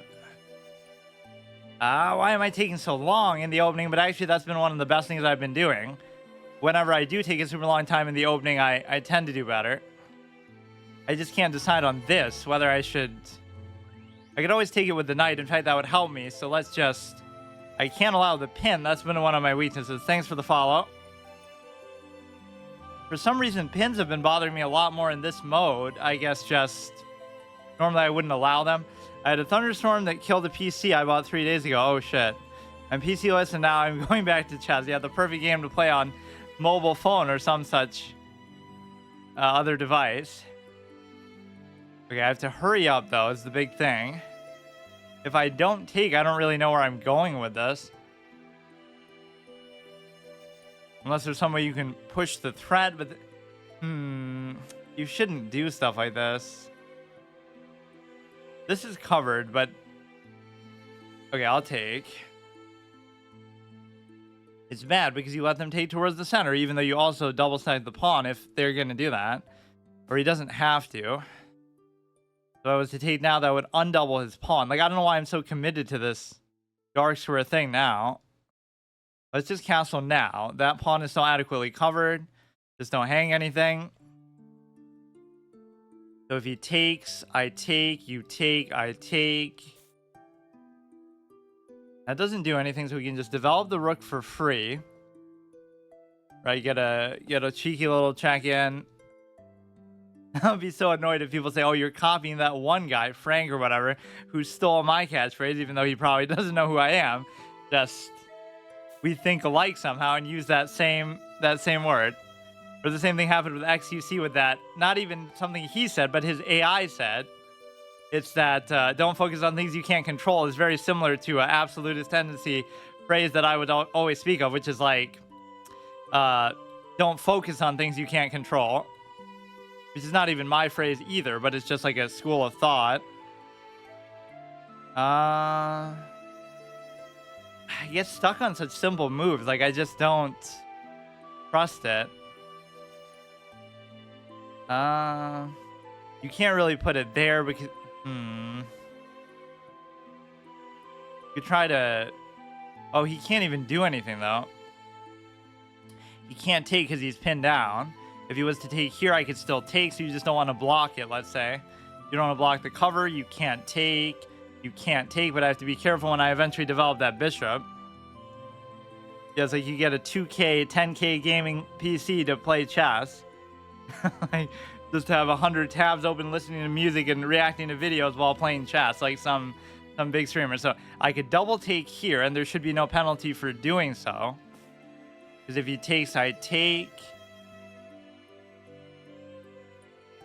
You know, somehow this will turn into a bad thing for me, and that's when I just get pissed. Like, that's good. That's all you expect at this level. You know, whatever. Now, that doesn't necessarily win you the game, but it's good. Okay, now this could be difficult to do anything with. I could cover it here, which still doesn't solve the problem of moving the bishop. I could move the bishop to do that, which really doesn't seem like a good move, but... He would take, I would take, he would take, I would take. Like, I have way more than enough cover. But I don't like leaving the queen there either. I almost want to go like this and just double attack that again, but... I can't even do that. Let's just do this for now, so it'll be fine no matter what. Then the biggest thing we have to contend with is just the... I think there was a point where I got like too lax. It's not that, oh, you think you're better than you are, but when your game is predicated on trying so hard, you are better than most people, but you have to still show that. You can't just take it for granted. You can't take... I'm really holding on to this pawn for a long time. This is how valuable double pawns are, but he could undouble anytime he wants to, too.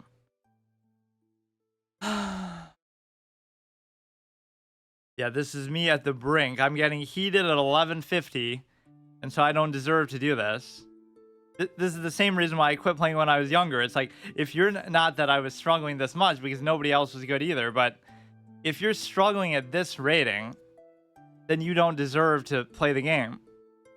Which is why it triggered me so much when certain people, who shall go nameless, started getting celebrated for being a mere whatever rating they were, which was not particularly impressive, even if it's better than most people. It's just not the way that you do it. What is the point of that? I mean, best case, you could double stack on there, but you're already attacking it. If you go like this, I can't take, but I don't have to take, because you could take, I could take, you could take, I could take, you would take, I would take, you would take, I would take, you would take, I would still take, but I'm not super comfortable with that still. This maybe could be a mistake. Alright, he's not doing anything particularly notable. This could somehow turn into an attack on the queen, I guess, but it's just mainly the only way I can think to develop it. Doesn't really seem like a very good move, though.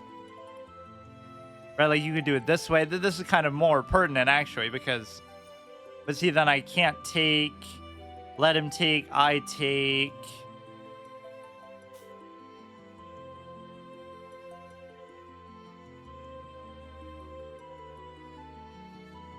I was almost relenting and finally studying, which I don't even mind doing now, but that's still not the point. I think I fell in the same trap as everybody else. You don't need to study, and you use it as a cop-out.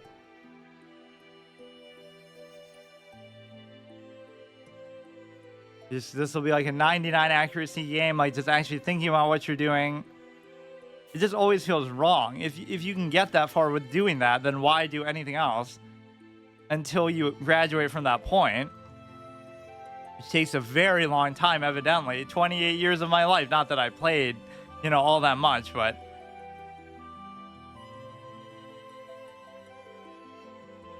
what is he doing in that? Not attacking anything. If he takes, I can take. I have to watch the other pawn now, but it's still covered by the thing. I don't really even want to do that, but everything is covered. Like, there's nothing. Wait, isn't that just a blunder? Now, see, it took him that long to still do it, though. So, wow, 1,100 players just hang pieces. So why am I struggling so much against them? Because sometimes they won't, I guess. And now I'll still somehow mess it up. This is my problem. It doesn't matter. Just play it the same way, but it's very hard to do that. So this one is covered no matter what. I go here. He would take. I would take. It would actually be kind of good because you have that open file all to yourself. Otherwise, we could go back and cover here. If he takes, I can take with the bishop or the what do you call it? The pawn, obviously. I also want to take with the pawn just to, but that'll make this really hard to cover in the future. I don't know. Let's do this and just attack the rook. If he goes like this, I could take, he could take, but that'll kind of mess up. I mean, I can always just move away. I don't have to stay there.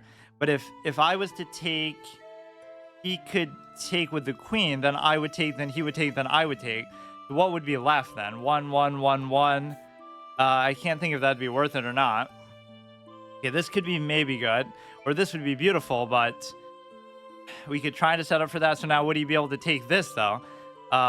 He would take, I would take, he would take, I would take, he would take. Wait, I would still take. How? Oh, no, but he could push, but then I could still take. No, I can't take. If he pushes, I can't take.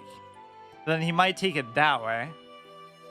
This is the first move that could be like, oh, it's a mistake because I'm trying to set up for something very cheeky, I dare say. Again, if that bishop moves, you could have some potential back rank too on the e-file. Like, what is an 1100 player made of? Like, who are these people that are doing this? Why? Why are you here if you're good? That's my only question. Either you're not good, in which case, but I guess they're good in the same way that, like, they're just looking at the board a little bit and sort of just thinking a little bit. Now, this is a weird move, but it doesn't really attack into anything. Now, I'm not so sure. He could kind of try to trap it in there. This pawn is basically in a very questionable spot. I almost want to do this and just ignore, but what if he does something? Or no, I mean, this was the whole point. But I don't want to lose the rook because of it.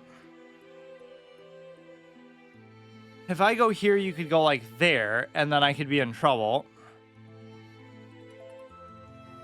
You go here and try to force the trade, to which he would just take, then I can't take.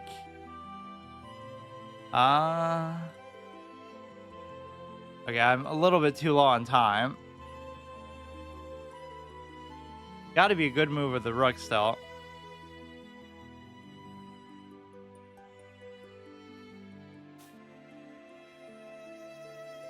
The thing I can't do is I can't take back with the knight or with the pawn. Otherwise, obviously, he would just take. So this pawn is basically dead. It's not that big of a deal, but now it's very hard to wrap these games up quickly. They can drag them out very, very annoyingly. If you take, I take, then you can still take. It's okay. This would have existed, but that was kind of a good move by him to just, attack the rook. Now, even here would kind of work, but I can't do it. You go like here, but then he could check and take. I don't know whether he really want to do that or not, but that seems almost just needlessly dangerous.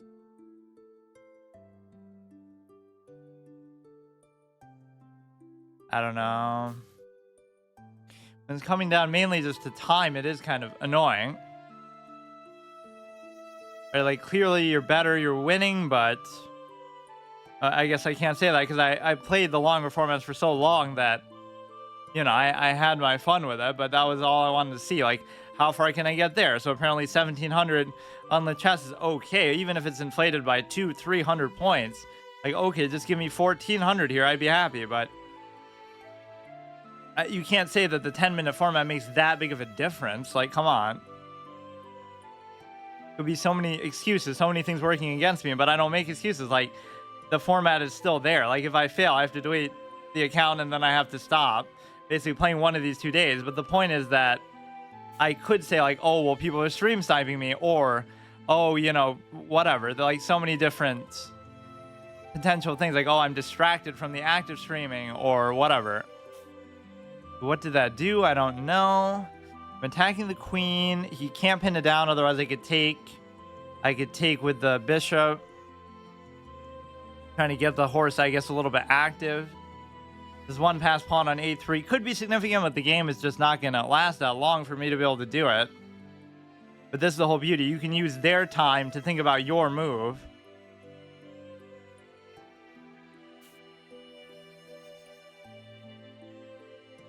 That he can't do anything. I'm attacking here. You're double stacking there.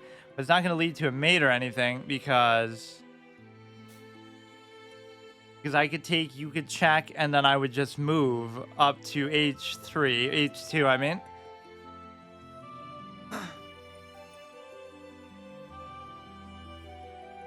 If nothing else, these people are pretty fast, but that's why they kind of make mistakes, so you can't really even use that, right? You can't say, oh, look how he made a mistake, that's why you won, because look at his time and look at mine, so I'm thinking and he's not, so that's a decision that he's choosing to make. Conserve time, he's turning off his brain, and therefore it's a strategic adjustment. That's why I love 30 minutes, because they can't make an excuse, like, or I can't either. Like, if I lose, that's it. I had 30 minutes to think about it, and I lost with 25 on the clock, so that's my fault. Whereas with 10 minutes, like, it's still a good amount of time, but somehow it's just a little bit short. Like, this game is decided. I just can't do it that quickly. You could do this, but that could be dangerous, but it's really not. But just, you could do that too, depending what he covers with. So this doesn't scare me at all. You can escape to there. So now we're just thinking about the light square bishop. I don't see what the big threat here is. I just don't see it. If he takes there, I could take back. He takes on a3. I see checkmate possibly for you. Yeah, I'm not usually the greatest at spotting that, but that's fine. As long as I just move fast, I should be good.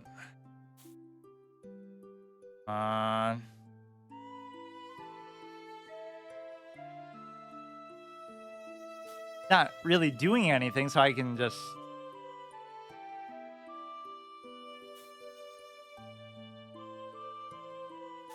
Nothing's really under major threat, but you can't fall asleep and let him get some sneaky move in there either. You can come like this. If he takes, I take. Sort of pins it down, but it's okay. I'd love to just trade the queen. Like, I'm always a big proponent of trades, but I can't seem to do it. I'm going to call his bluff, but if he mates me, then fine.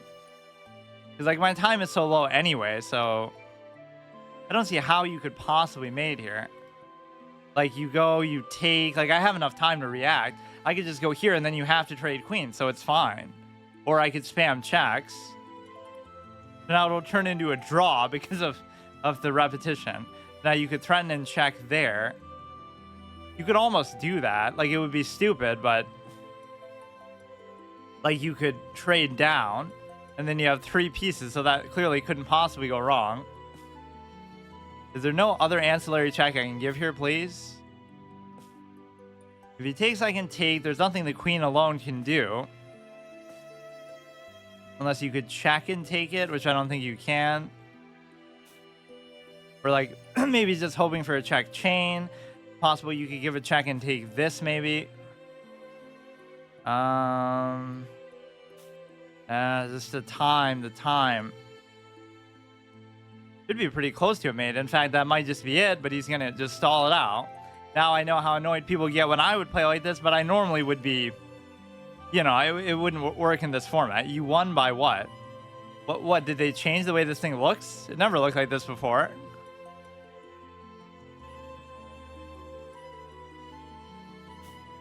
$76, $65. Okay, dude. But it always tanks in the later game. Yeah, that's actually a good fallacy. Like, oh, you must suck at end games, but it's actually not that. It's that I suck at getting to them in a reasonable amount of time, so that my accuracy will tank. Rook c8 checkmate. Let me see. But no, yeah, your accuracy will tank just because of the simple fact that you're low on time once you get there. Rook f4, knight c6. I mean, you're winning most of the way, so it should be fine. But I mean, he let me off the hook with the time. Yeah, that was just a total blunder, but sometimes you have to call their bluff. Rook c8, but did I have a... I don't think I had a chance, though, did I? Because he was just... At the end? He was just checking me, though, so... Mate in 7, mate in 8. Yeah, see, even somebody as bad as that could have potentially beat me just because of time. So it's just something I have to account for and get a little bit faster, I guess.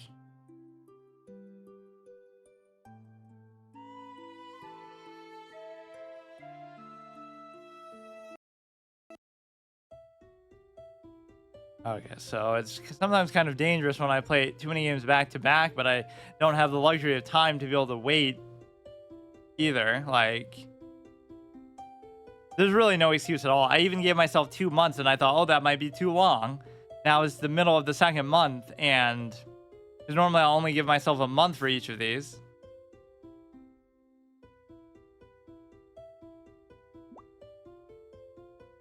Oh, whoops. How do you see that once you leave the thing?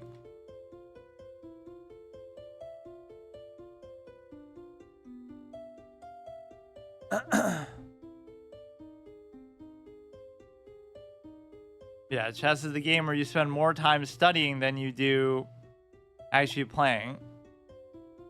Unironically. And that doesn't mean you don't play a lot either, but it's just so much more valuable, I guess. Okay, we'll just ignore that. Go here. There's so many principles that I do just because I know my style of play, not because I think they're good. Like, I could even know...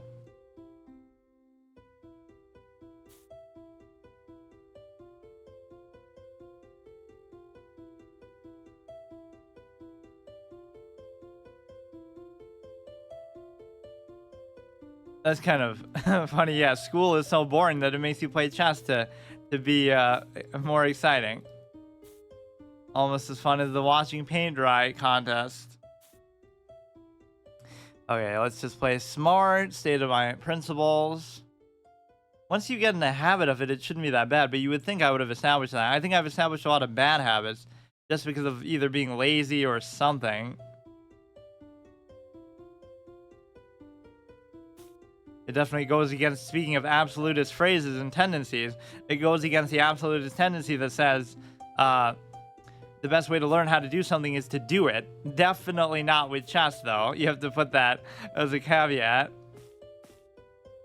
Holy shit. Nobody would ever pretend, or at least in the modern era, that's certainly not true. Take, can't take. See, here I always wonder, like, sometimes it'll say to put the knight there, but then you have to go here.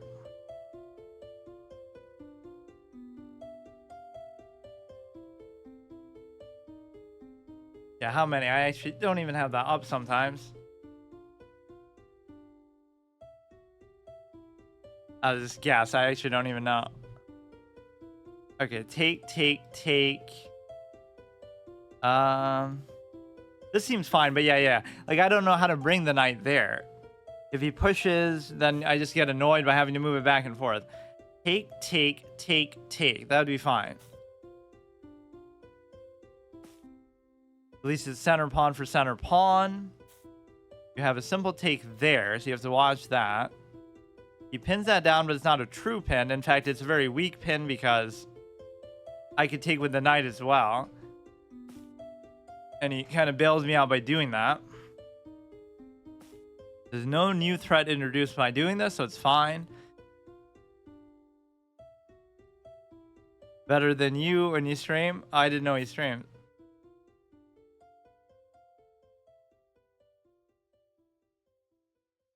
Yeah, it's the same thing like with streaming. I've done it so long on and off, like years in the past, that you should be good at it for that reason alone. Even if you suck, just the sheer time you put in. It's very much like chess. War Thunder. Okay, let's look at. So he doesn't let me do the fork. This pawn could become a little bit annoying later. I don't know. In one of those aimless move moments, I just don't know what to do here. At least one of two things you should do. You should figure out what they're trying to do, or you should have a plan of what to do yourself. And this is a moment where I can't do either one. This is great, but I can't move the damn thing. You have to be sometimes pig-headed for a threat. Like, just do something very single-minded to try to move this pawn at any cost. But I can't figure out how to do that. Like, go like this. And then whatever. Can't take. If I move it, then I'm pinning down. But I still won't be able to really punish that. Yeah, that's fine. Very weird pawn structure, though. Oh, I almost thought real life. Fuck. Like RL streams. So here we'd be double attacking. He comes down. He's actually way higher than me. What? I didn't realize he was that high. 1273. Yeah, and look, he's 0 and 3. Some of those he went like AFK and stuff, to be fair, but I'm just saying, like, I'm farming at 1200, so that means that I should be 1300.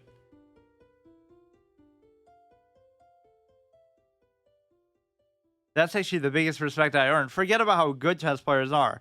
Magnus Carlsen has some sort of psychological genius, because it's that, like, when you're that good at something, how do you not get complacent? How do you not get lazy and just take it for granted? It's impossible. Because you never have to try your best, so how do you keep doing your best? Or, like, keep pushing yourself. Like, you're just playing against yourself, basically. You have nothing to prove. You're already the best. That's why he's getting burned out now, maybe, but that's besides the point, like, just in general. This is a very dangerous, unnecessary, probably stupid move. I won't even do it. He'll come down like this. This is just ill-advised. I don't like it. But I don't know what to do either. Here, let's just push aggressively towards the king, just because I can. He'll come there. He could fork the 2. I don't really care. Okay. Take the bishop. He almost doesn't have a choice, but he kind of does. I got like 1 viewer at best. My highest one time was 3.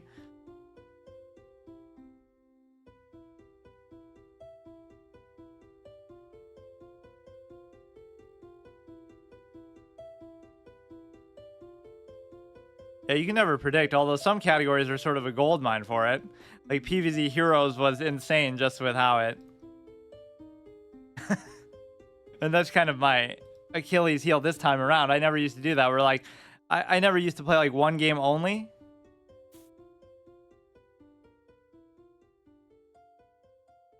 Never used to do one game only, but I would always like... I wouldn't do this much variety either. Now I'm at a point where like I'm doing 7 games a week, like, or more actually, because sometimes I do multi-category, so I'm doing way too many different things. Variety, I kind of like it, but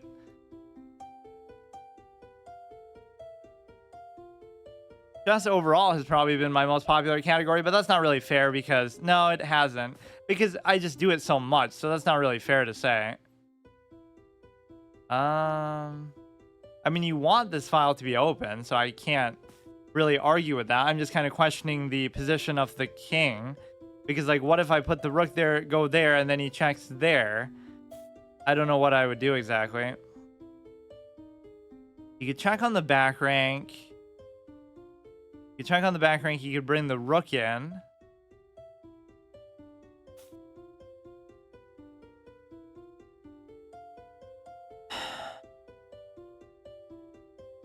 I just wish I had more time, though, too, honestly. But then again, I've put so much time into this that I can't really say that now. But it's like I wait till I have no choice before I really start trying for some reason. That's why permadeath suits me so much. Like, you don't have a choice. You can't dick around. If you die, it's over. That's it. Like, whatever playthrough, any game you can do it with, there's a sense of finality to it, which even I apply to this. I applied in real life in certain senses. Okay, that I'm more than happy to do, really. Even though, oh, well. See, now that's one of those trades that's just an objectively bad trade, because now...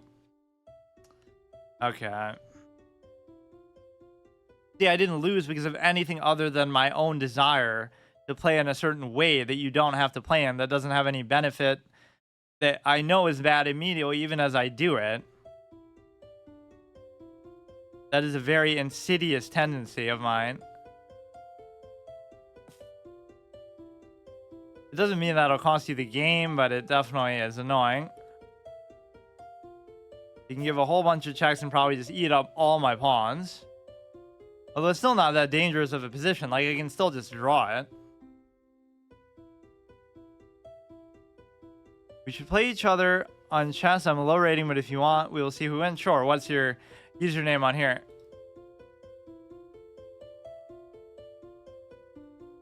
You could take. I guess I just kind of have to deal with it now, but... In fact, if I get this one, we could have a real strong pass-pawn potential here. Just hang on to these two, and I should be in good shape. Nothing he should be able to do that's really going to give me a... That's going to give me a mate. But I should maybe stay away from those pawns then, or he'll come like maybe there. Billy Gamer 226. Okay, after this one, I'll do it. Okay, I mean, we can just get like some sort of repetition out of it. Anytime he takes a pawn, I'll take a pawn. Anytime he moves, I can try to pass mine.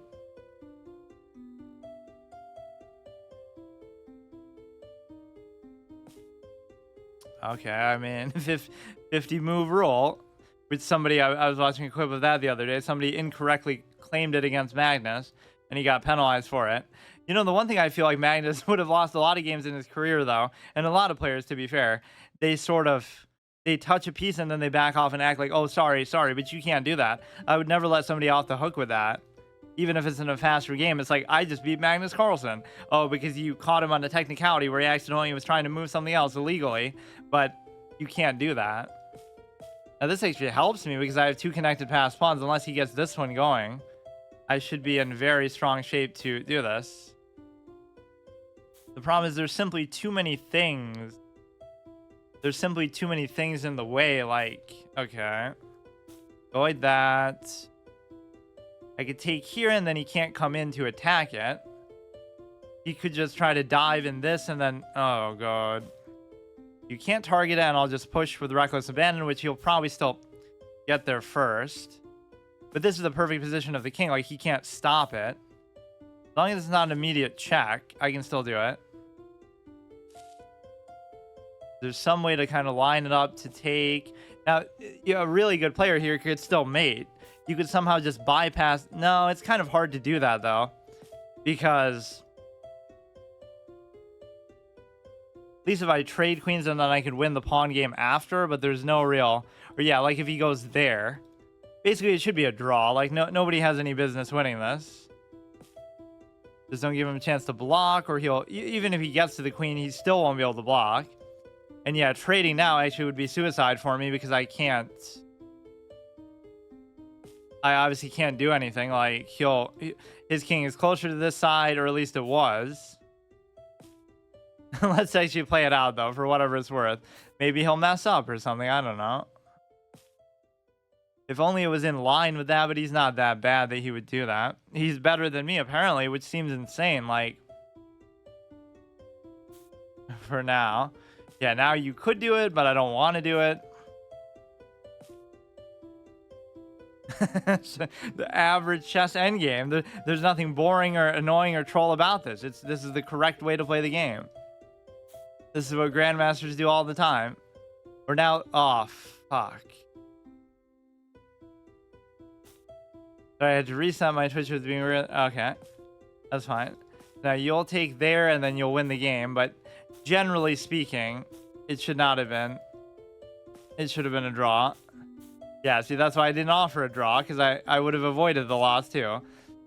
That's something I can't think like either. I would never take draws. I would rather lose a game than take a draw, just as a sense of honor.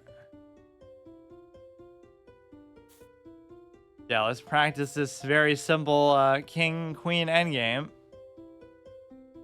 Which I never even used to know stuff like this, but it's like, it doesn't really matter, right? At that point, the game is already over, so who cares about stuff like this?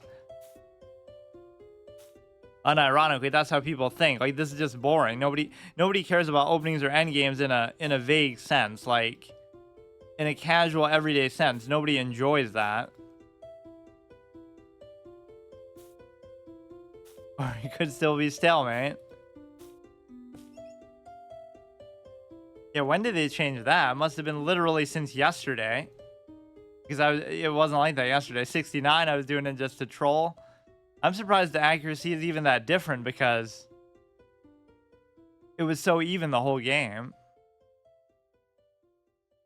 Yeah, let's try one here and then we'll do let's do it more like a little speed training. How about like 5 minutes?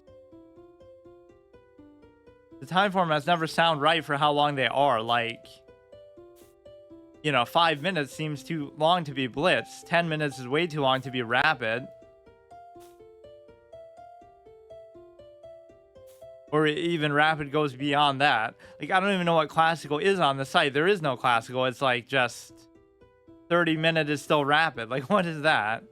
I don't know if that's how it works in real life or if lit chess is different than like official tournaments and stuff. But I kind of like how they separate it at least, even though nobody plays that format. Even if I was to take it, wouldn't open the king here. I'll still just do it though. Or no, he lets me do it regardless. Okay, let's get some free development here. And we can also save our bishop as a result of doing that. Go ahead, attack it with this. And then I would love to have trapped it in, but I can't do that now. It just gets boiled down to such a, like, there's a right and wrong way to play. And that's just it. You just have to do it that way. It's so... can be so boring sometimes. Now you have a lot of juicy threats here. This one is actually very hard to stop. I can take here. Like I'm looking at opening theory and studying, and it's like, wow, the GMs use this one opening like 75% of the time, or some insane amount of the time. It's like everybody's, oh, I just wandered my rook. Everybody's doing it because it just works, and just, I don't know. It just makes it seem stupid. That's why the solvable nature comes out. It doesn't mean a game is bad because it's solved. Like, checkers is way more complicated than people give it credit for. It would take you forever to become, as much as people mock it, it would take forever to become the best player in the world or whatever. But, you know, it's already solved. So, like, that's fine. It's just, it doesn't mean it's bad because of that. Or that you could do what the engine does. That you can still cover back. I'm surprised I'm even this low in blitz. 786. Yeah, those are the things we should be seeing a lot less and less as we go up here. I shouldn't be hanging my queen or any pieces, really. I shouldn't be stalemating. It doesn't really happen, but... I mean, nobody should really be doing that either. Don't even really have to promote, but here's how you mate. This is a lesson, tutorial for everybody. Here's how you mate with a knight and a knight and a queen. Put the knight here and then mate with the queen. This is one of my favorite lines. From a couple, I feel like a couple different GMs actually said something similar, but they weren't saying it to try to be funny. They were unironically saying, like, that's just how you do it because the knight sucks. But that's my own extrapolation on it. Like, they didn't actually say that. If that doesn't prove it's a trash piece, then I don't know what does. Okay, go here, try to check. It's not gonna work right away.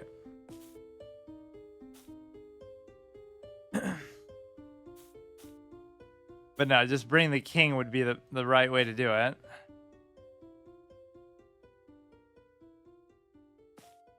Or yeah, we'll spend more time playing in the end game than anything else. Like, even the last game was such a tedious end game. Yeah, that could be true of low-rated players. Like, oh, they're not trying to over-promote to BM you. They're just so bad at mating that they have to. They can't figure it out otherwise. Like, I'd have to make 4 queens here just to do it.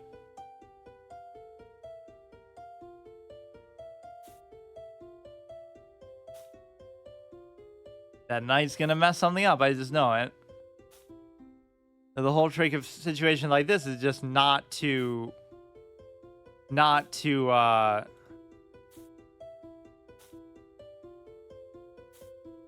actually give checks. That's true of the rook. That's the best way to learn the rook one.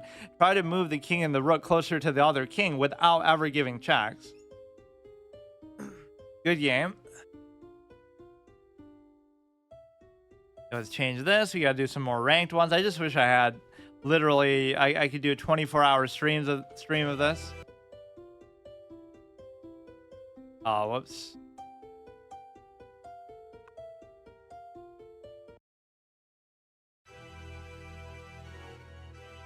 A good song to hear when you're playing as black, because you are like the Black Knight. I could make a whole playlist just for that. Songs that make you feel like you're the Dark Knight, like Against the Black Knight from Path of Radiance, or this one.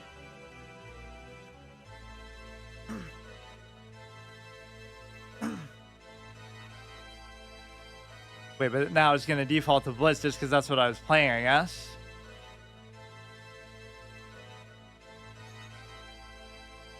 $11.26 from India. Bro thinks he's Vishy. Bro thinks he's Anand. So let's go here. Anand always gets credit for inspiring every Indian player, so that must be what it is. I just want one of them to say, like, oh yeah, I don't even know who Vishy is. I just never watch him. I just like chess and I'm just good at it. Not like as a knock against Vishy, just doesn't mean that everybody has to think like that. Or no, like your favorite player could have been just somebody else altogether. It doesn't have to be, you know, just because you're Indian. I always like kind of the people who do weird stuff, like, or like just more improvisational stuff. Capablanca always gets credit for that, but I always think of Paul Morphy. I don't know that much about Capablanca. Aside from he made that fairy chess variant. Because he was afraid of the draw death of the game, which is a very insightful reality, because there is such a sense that draws just ruin everything. Everybody's going to get at the highest level at least so good that that's going to be the difference. Like, you know, the vast majority of GM games are already draws, but it's only going to get worse as theory advances. So the reality is chess players never got better relative to, there's always going to be top levels, low levels, but nobody ever got better. Just the engine got better, or the theory got better. So relative to that, obviously, there's always going to be some exceptional people, but like, is Magnus really better than Bobby Fischer just because you can only measure them against their peers? So it's more like he has more resources available, better information and stuff. So this could be very easily setting up for a trap. Actually, that's a disastrous move. But this is where the knight just gets in the way. He'll still have the option for a trade. It's basically what I would want to do anyway, but see, it would be trapped. It would be trapped if it wasn't for the knight.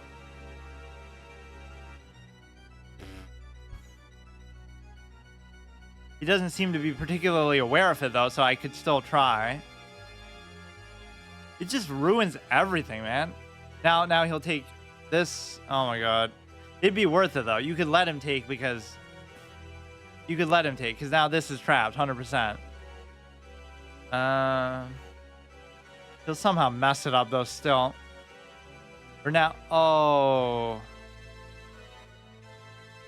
He'll do the 6 for 6, I guess.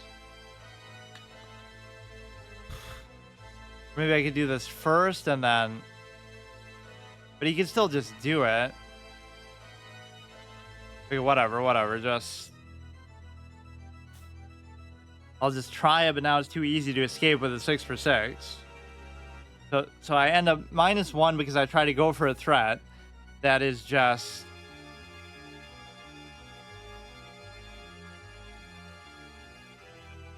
Now this might mess up my pawns in the long run, like...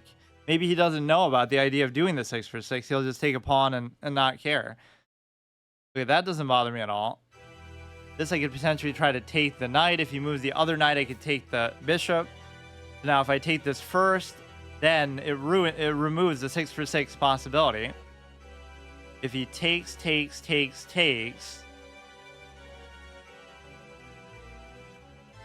Yeah, that's just like a bullshit opening. Like, I just shouldn't even try to go for that, but like something good is finally happening, and then the knight's just the buzzkill piece in the game. Okay, now he's giving me a free bishop here, so that almost makes up for it. So I'm happy with that. His thought might be to trap it in there, but I mean, we're winning enough stuff here where it's okay. So go ahead, do the 6 for 6 if you want. I can take that. I could have actually just took the... Oh, that would have been better. But it wouldn't be, because then he would have took back.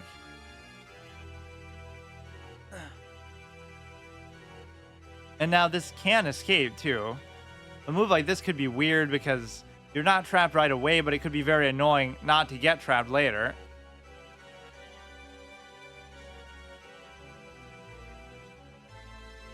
But again, well, he's obviously going to move the rook or something. Yeah, that's what kind of saves you. The fact that he has to move the rook means he can't do that yet.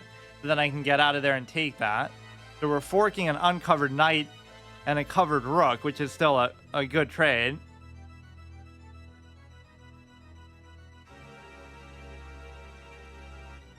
I almost want to say that just for the memes. How do you do the skull emoji in here? Oh, get banned for BM. But look at how many things he is hanging about. At least we have a decent time cushion.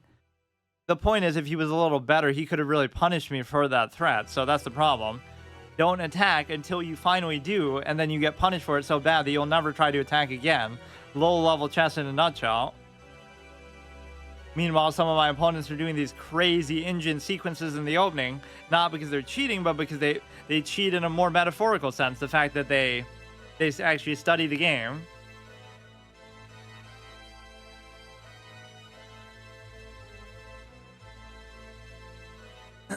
I see the piano game a lot. I guess that just must be something I like to do. I don't fully understand what constitutes it exactly, but okay.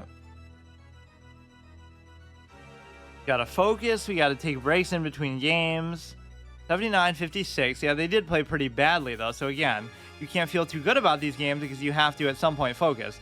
So now the biggest thing becomes everything here is fine, but that whole idea was stupid. Now, why was that even a blunder? Or, yeah, just escape with the 6 for 6. Once again, one of those things that I immediately see, but as soon as I make my move, that's one of those board visualization issues. Like, it's easier to see it once it's on the board than thinking about it in your head. That's the whole point. That's why it's considered cheating to have a board in front of you when you play online, because you can move around the pieces and see what it looks like. That's all the game of chess is. Like, if you can see that in your head, you're a grandmaster within time considerations. That's unironically, you don't need to study chess. You need to study meditation and visualization and like self-hypnosis and stuff. That's the way that you actually become better at chess, which is kind of something they do, whether they realize it or not, or whether they call it that or not. Which I never really thought about the game like that, but it's true. Right, like when they're doing these histrionics about Beth Harmon and her looking up at the roof, and a lot of GMs do sort of, do stuff like that. They're not really looking at the board.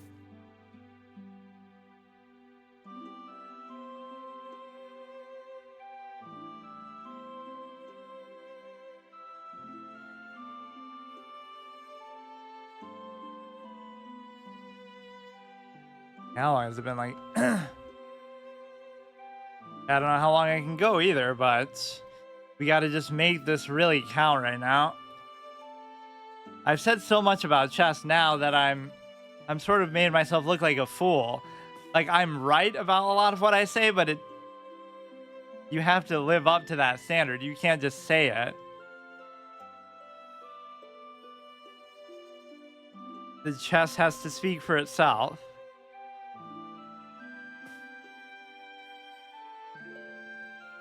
You can't give a check there. Let's do this, actually. I'm getting more comfortable with that. Again, I just don't know. What is the point of the dark square bishop in this game, then? That's what I can't figure out. Because the only thing I see is that. If you can't put it there, it's just useless to me. You can pin it down, which I may be allowed too freely this whole game. This is the problem with it. Right? If they pinned it down there, I'd be screwed. Because I just can't... Apparently, that's my biggest kryptonite in the game. You got to think, like, it's almost impossible to unpin it. Forget about the light square bishop, but, like... What can you ever do to unpin it? You either have to push the pawn like this to block it, or you have to cover it like with the rook, which is like super awkward to do, or you have to let them open the king. So every scenario involving that is terrible. Or you could do the knight covers knight, I guess, because the goal isn't to cover it. The goal is to be able to move the queen and still have it be covered by something other than the pawn there. So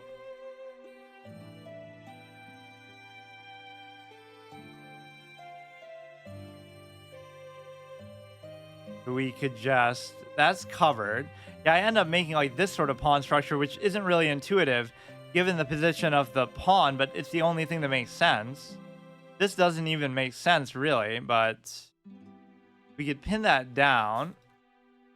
Now, here's the question. Do I want to take? Because I guess I do, but that's just my default setting. It doesn't mean it's good to do it. Never take trading advice from me.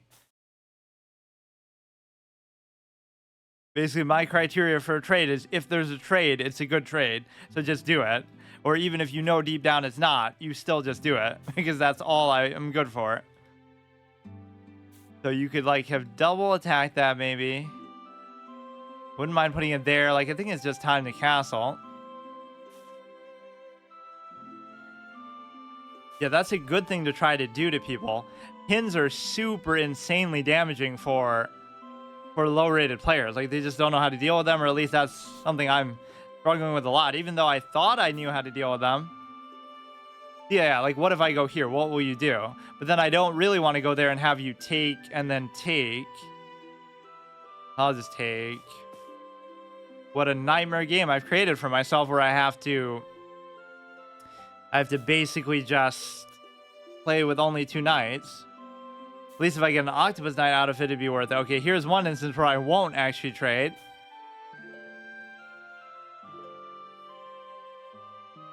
Imagine if I played rated games against viewers, then I could never fail, but then I'll get farmed by them too. Wait, 1-0-3. When did he win the 1? Didn't I just... Oh no, he won that end game. That was really crazy. That I thought would be a draw for sure. Yeah, Gerardo was farming me that first time. That was part of the reason why I couldn't get to 1,000, but I won't even use that as an excuse. At that point, I thought it would be inclusive, too. I even said that, like, you know, you shouldn't be afraid of playing viewers, because if they're much higher rated, like 2,000, then you have a chance to win a lot of rating, or even if you lose, you'll hardly lose anything. But I was still getting destroyed by people at my own level, so... Like, at least Andre now is 1,500, so that feels fair. But when he was the same rating as me, it was kind of annoying. It's like, he's clearly better, so... Want to play again? Yeah, we can play one, sure. Let's see. He's out for blood today. He wants revenge. I'm surprised he hadn't beat me before. Take.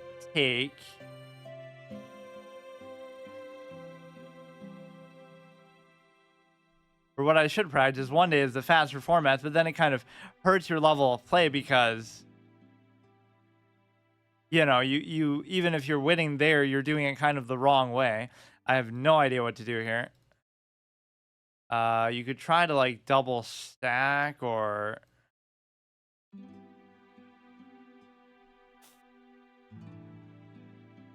one of those dead turn plays that does nothing. If I take, he takes, but he could take there first. Then I would take, he would take, I could take. Kind of messes up the pawns a lot.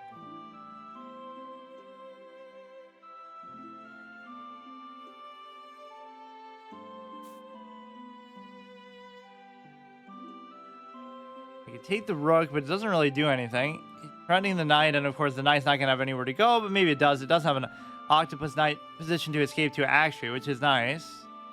It'll find a way to make itself useful when you least expect it.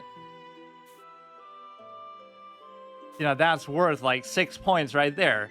Some people say it's worth 8 points, depending where exactly it is in the position of the game, but that is very good.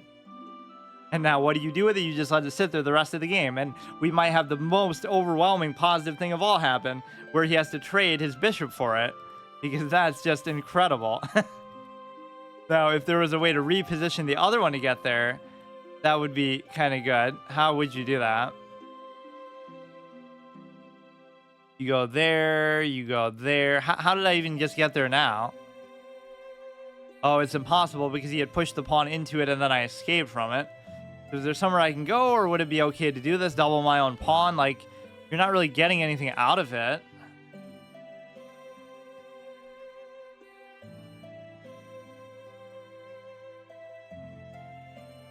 I can't really figure out. You would think you got exactly what you wanted out of it. You forced him to trade an almighty bishop for a garbage horse, but so what? You don't get a passed pawn out of it. It almost makes me not want to do it. Like, I'll just leave it, but or at least if I could cover it with the other knight, that would make it pretty good. Let's try to double stack this for whatever stupid reason.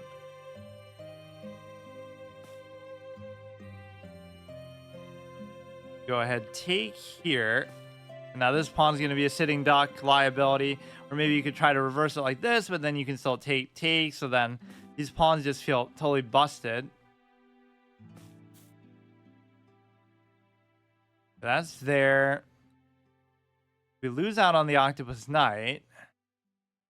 Trying to think what we could possibly get out of this position. Pawn is covered. If he pushes this, he's into threatening there already. We would have that cover. Worst case, he just opens the king. The queen's not doing too much. He looks like he was eager to push this pawn, but then I don't know what happened. Well, now he can't even do it, but yeah, that is always a trademark of mine. I'm better at guessing other people's moves than coming up with my own, which does sort of inform a defensive style of play.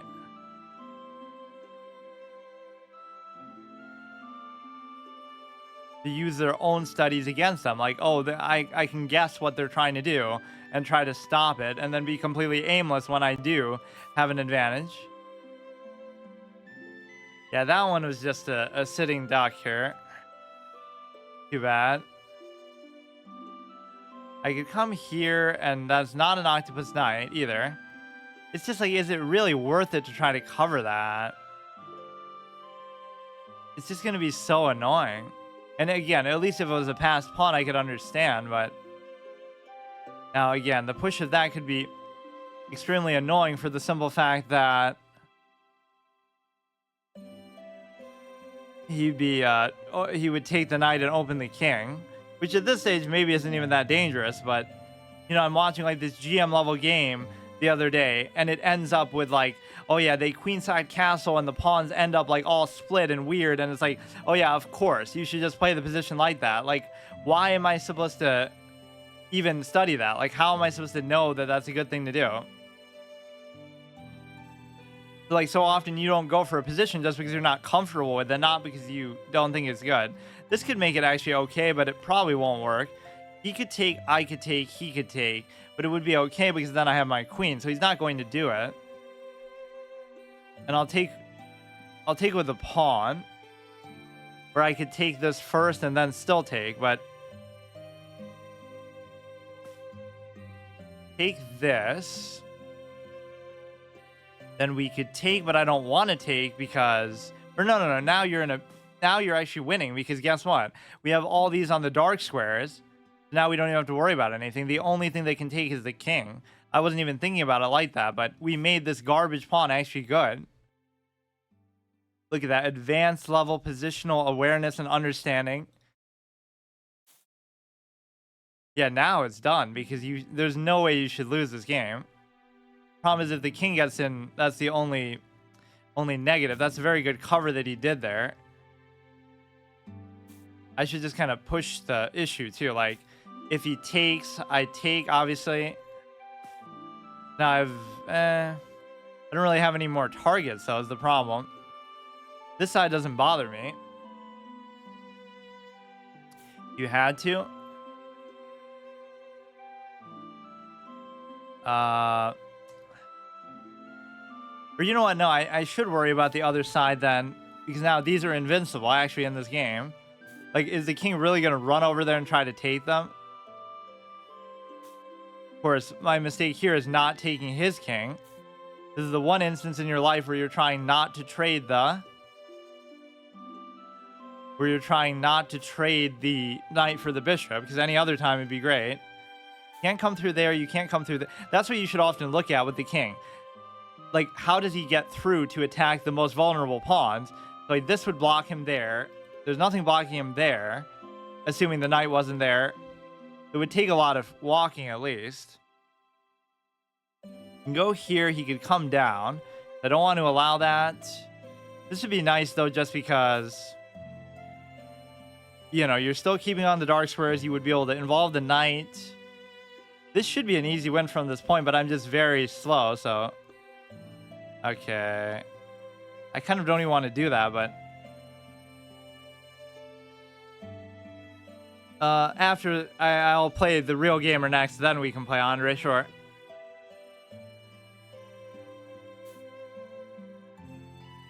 Okay, what is going on here? He's done this very well, though, to his credit. Like... I can't really figure out. The knight has an objective advantage here, but I guess I'll have to use the king first. The king can come through now, so that was kind of a mistake in itself. I shouldn't have allowed him to do that. This is covered, so this is the only one that's not covered. If I go here, he could take, I could take... Let's actually do it, because the king will be in check. He could keep going forward, but it wouldn't matter.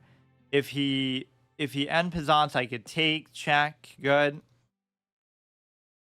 Now at least you lose the anchor pawn, so this one's a very easy target. Because what you're not going to be able to do is you're not going to be able to cover both of these, or I guess you still can somehow. So his king's done a very good job coming in here. But again, think about it like this. Even if I don't move my king, his king can't go anywhere there, so it doesn't matter. Right? His king has to go back now.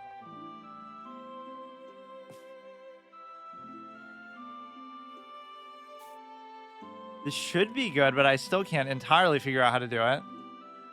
Like, we have to target this guy. It doesn't look good for me because of time, more than anything. I can maybe get a fork somehow, but he's done a very good job inviting his king. Yeah, I don't know how exactly that happened, but when his bishop is this useless, I think it should be fine.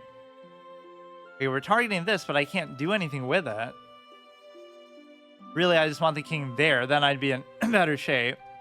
But yeah, all I have to do is double attack one of these with the king, but even that's not enough because the bishop is in such an amazing spot, though, still. He misplayed it badly. Okay, just wait here. At some point, you should win just by that rule alone, but No, but he could just keep moving the bishop back and forth, basically. No, I guess not, though. I'm underestimating the knight's position here. Octopus Knight. This is one of the deepest octopus knights that you're ever going to get, too, but I want to see what Engine says about that endgame. As soon as it came down to bishop versus knight, it's over. Like, there's no way that, you know, as the resident bishop super fan, I obviously have great credibility in that regard. When I say the bishop's not good, what do? I don't have to do anything, but I don't want to... Wow, he's just going to flag me. It's not even that I can't figure it out. It's that I'm too slow to figure it out.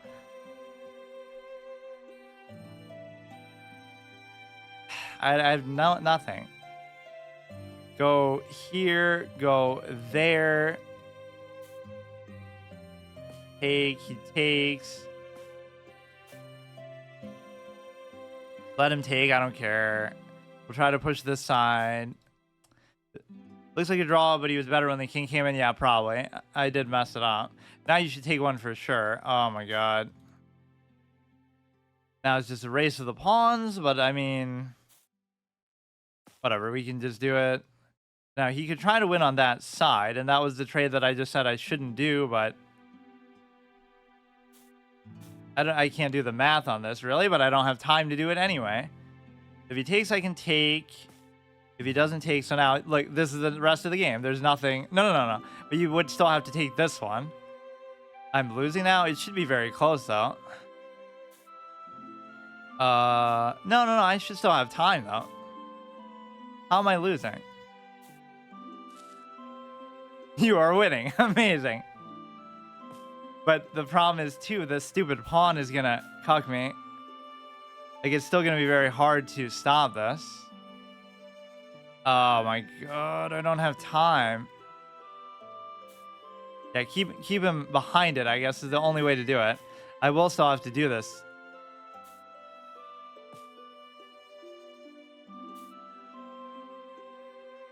Gonna be stalemate. Or I don't even know. Gotta keep checking in such a way that he has to go behind it. Then we bring the king in. Or he's not gonna let me bring the king in, though. Or no, I could like check here. And then I could just take it. And then... Oh, we better do it, too. We better do it.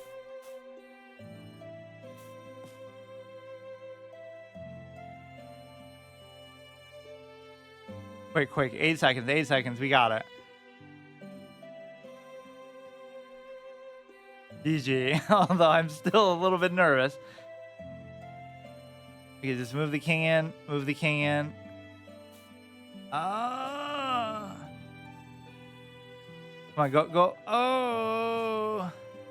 Why won't he just go right? Ah. He wasn't going in the final row that he has to, the file. Whatever, it's fine.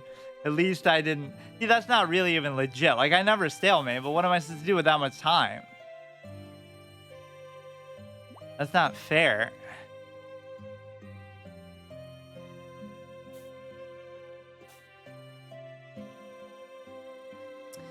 Yeah, let's see this. Nice blitz gameplay, even though 5 minutes feels excessive. Yeah, see, like, look at his potential. That doesn't even bother me. Like, if it's gonna come down like that, then so be it. I assume he's trying and playing his best game too. So like, how am I doing that against a 1300 player almost, but not, you know, but I'm struggling. I guess it doesn't make that much of a difference really what rating people are, but still at this stage, like, I don't know, like 1100s are better than 1500s because 15s are more likely to be people who just made their, well, not on average, like they might have just made their account, so they start there. Like I was once 1700 because, you know, it even says that on my profile. I can't do another one right now, stars. Okay, we can take here. 1100 or better. I mean, there's some sense that like when they're, no, not you though. Like they get kind of buried there. Right? Like you play for a super long time and then you end up there after a long time. But everybody starts at a higher rating. Like you can start at 15, you can start at 17, depending on what you choose when you first make the account. So it takes a while for the provisional stuff to push you down, I guess. Yeah, like a legit 1500 would never blunder their queen and stuff. Even people aren't doing that at like 1200.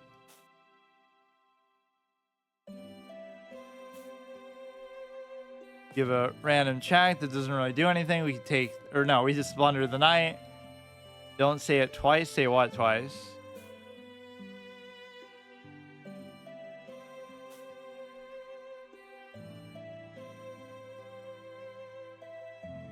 This is actually an embarrassingly low thing, though. Everything should always be 1k plus. 1500 do blunder queens is rare, but it happens. I don't know. I still don't really believe that they're... I don't know. I feel like I've barely seen it in these games that I played. Like, how many times does somebody actually blunder their queen? Like, maybe once in 100 games? And these are like 1100s and stuff. Yeah, I've totally played 100 games against these clowns too. Because I'm just that bad. You could take here. Yeah, see, this is the king of the sandcastle effect. I'm Alex Botez. Look how much better I am than a much lower rated player. I get to brag and show off. Where's my 10 million followers? Brag about something that's not that impressive, Miss Stanford graduate. That's actually more impressive than anything else. It's harder to get to 1500 rating than to have a 4.0 GPA in college. I know from personal experience. Although I guess if you studied and took it that seriously, fine. But actually, I have taken it very seriously. I just haven't studied. It is now. What am I doing? It is not. I mean, I'm saying from personal experience that it is. So what? I have credibility. I've done one, but not the other.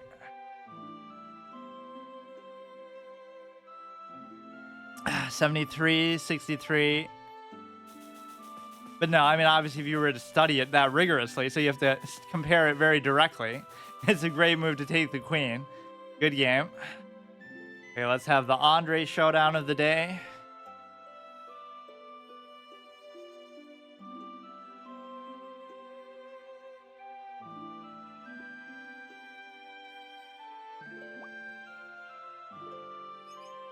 Like, I can beat him, too. That's what annoys me, but I shouldn't play to beat him. He's good enough where I have to respect it for a draw. I have to play for a draw, and we might have a chance to win. There's no scenario where I'm going to lose, clearly, because that never happens. What is our record, even? 8-0. Okay, that's a little bit weird, but... we do this, which is not even good. This is not something I normally do, though, to be fair. He covers back. Can't come there with the bishop. So now he's already out of my prep, because now I have to go here with the bishop because I don't know what to do with it on the other squares. You're sometimes supposed to come here. Classical French attack. I've actually never heard or seen that. It's always French defense. I didn't even know there was a French attack. Oh, come on. Or no, we can go here. You can go here. I can take... Good game. Okay, this is fine. You come there. Just like my whole ironic playing of chess went to like, how can I explain it? It went from that to almost like doing it. I used to do it ironically. Now I do it almost salty. Like, oh yeah, I'm better than everybody who played in Pogchamps. So give me my, not that it's an impressive feat at all, but give me my plane ticket to Los Angeles to play. Like what is this low standard trash? Like, oh, gatekeeping and elitism in chess, but it's just stupid. Now he's already messed up my pawns, but that's just not what chess is supposed to be about. Me, but it's okay for it to be an elitist game because we're not saying that you're not allowed to play it. You're not allowed to be celebrated for it, for being 1,000 rating. You might question then why do I do it, but that's kind of why. At least why I do it more. I always used to play it a little bit, but it's just weird. All the things I joked about and mocked actually came true. So this is a very dangerous spot to allow yourself to be in with the bishop, but let's just do that.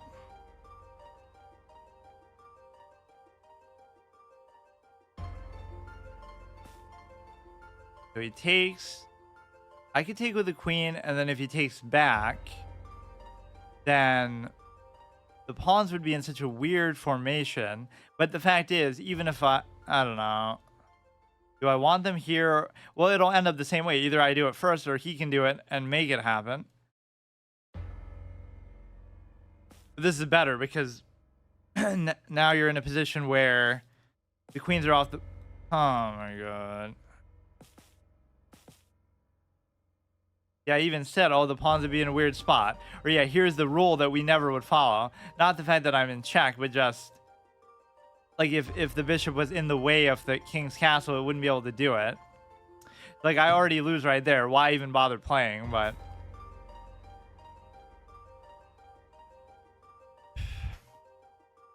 like, he's good, but he's not that good. That's what annoys me.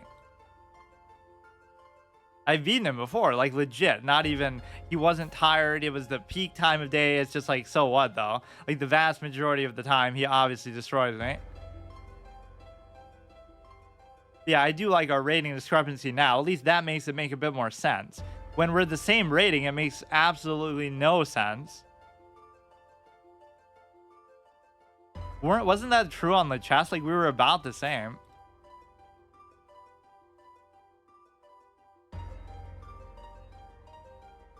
In fact, I'm higher just because I would play classical so much. But that would be like rigging the format if I said, oh, I can play 30-minute games. Which, to be fair, I did that on this site last time. Yeah, you don't really play on there much. I know. Yeah, you try hard it here. Hard as fuck, that's fine. Bad today for real, that's fine. Okay, so you double attack there. I don't really have a means to cover it. I mean, once the position gets this busted, I don't know. I just can't do it. Look at this guy, man. Look at this dude. I mean, it's just in the opening, obviously, but that really doesn't count because if I didn't resign, I could have ruined it. But for once, I'm giving him his pleasure. Wait, what was the great move? The take or the...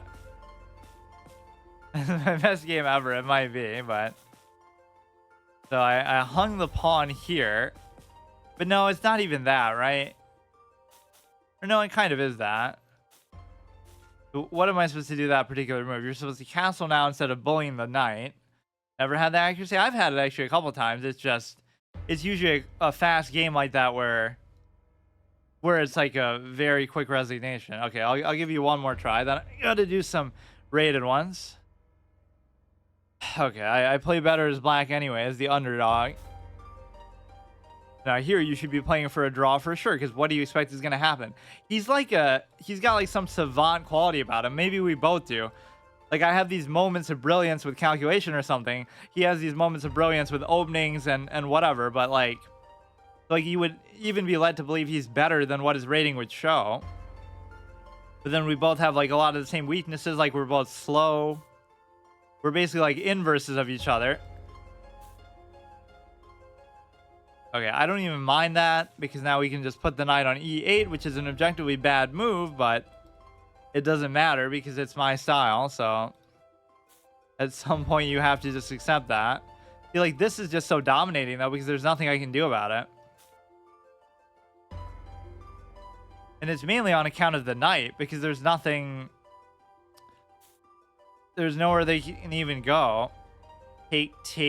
You can put it here, and then we can put the other one on the back rank. But I should definitely trade this off then. Just get rid of it. That strategy is actually amazing against him because... You know, you get it down to some sort of stale position, and it's fine. That you still can't do. We'll come here, then we'll do it. If he comes there, then I can do this, or I can take. Okay, now I should be able to do it because he'll go like take.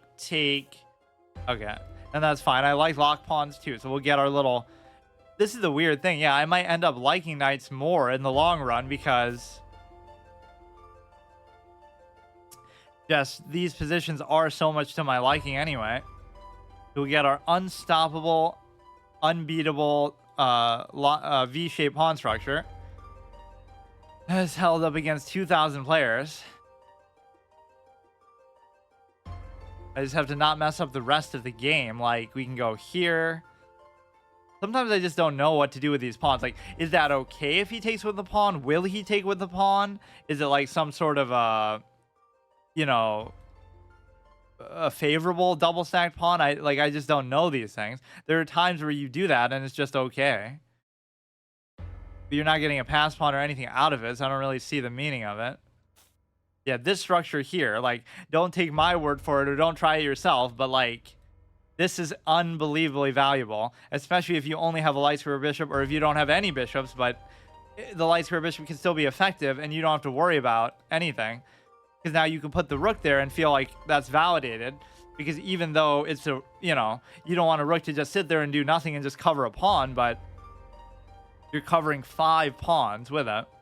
He might be tempted to come there. If he does, I wouldn't take. I would let him take, but then he'll try to double take, and then I can't really double cover it very easily.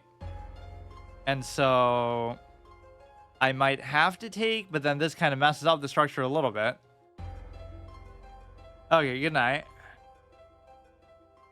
Yeah, it is kind of late. I normally don't like to stream this late. Although I don't know what everybody's time zone is, but what is it for me? It's like 11.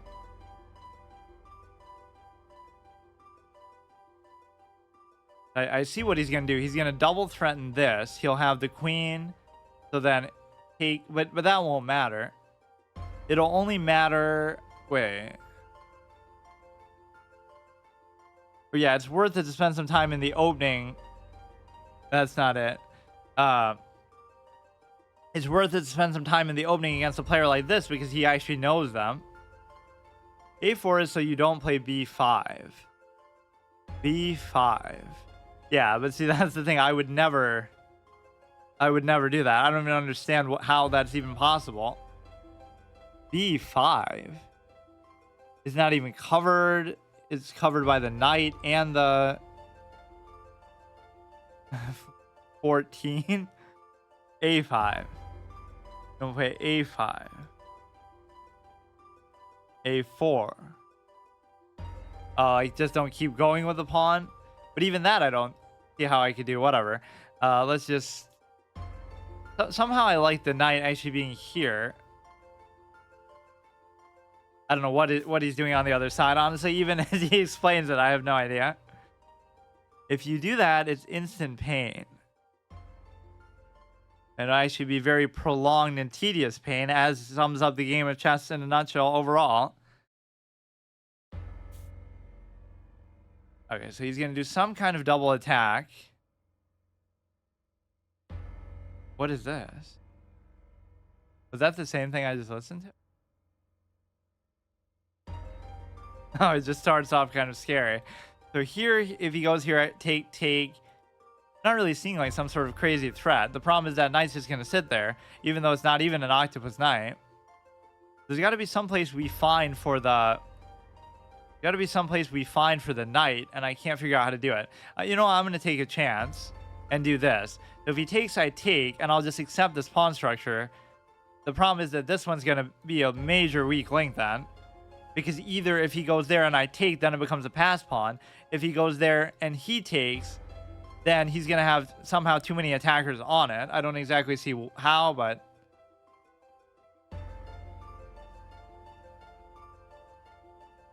this is the big trick you got to use. The knight is so bad that you still won't take it. And so now you have to double think it. Like, it's going to be a double stack pawn, but it doesn't matter. It's going to split the pawns. Like, so many benefits of taking it, seemingly, but they still won't do it. I guess not, but they at least had to think about it. If it was the other way, you wouldn't even have to reverse the roles. Chess edition. Whenever a knight or a bishop is involved, you can ask that question. You can't do that. You can't do that. I feel much more secure in this position, actually. The biggest thing here is just try not to let him attack that with too many pieces. The main thing he could attack it with is the knight. Right, if he gets it somehow there, I don't even know how the knight moves, but basically you come there, you double attack it. So the only way to deal with that would be to cover it with the queen, let's say. Let's do that first. Seems like a very stupid move, but somehow it often works out pretty well. Just because it's not doing anything anyway, so then he can be good at stopping pawn pushes on the king side and things like that. You would never expect a move like that because it is very weird. But the only thing we have to fear is just I would take, he would take. If he takes, I want to take with something other than, but he won't take. That's the thing. You have to have that assumption. He's not going to take ever, or at least he has to move the queen first. Is there something I can do to take advantage of that maybe? This does sort of inspire you to play better, just the fact that, you know, you kind of have to survive. So I sometimes play up or down to my competition. You could go like this, and then you have like a very strong... You have a very strong idea of like... But he's still not going to do it. But assuming he moves the queen, and then he takes, then these pawns are sort of preserved. Like, I'm not even pretending or like not trying or anything. Like, I unironically am just baffled sometimes by this. But then again, we're at least playing a mighty 1500 and not these normal people that I'm always so confused by. He comes there, which means he could take, but then he won't be able to take. The king is in line with that, so he has something up his sleeve. There's no reason for me to really take. I can't see why exactly I would do that. If he takes, worst case, it'll lead into the queen attacking. The bishop attacking the queen into a potential pin, which isn't going to happen, but... That's almost the threat I thought might work, because it's such a bizarre move that, like, he might just not even think about it and pre-move something else. Because nobody would ever play such a bizarre sequence of moves to put the knight there and then put the bishop there to attack the queen. It's just completely trash. Okay, this is good. You seal off the thing. You take... Okay. I can't do simple two-move calculation. Like, the whole time I knew that I was going to do that. That was my whole plan, but I didn't think... Now, this is going to be a disaster.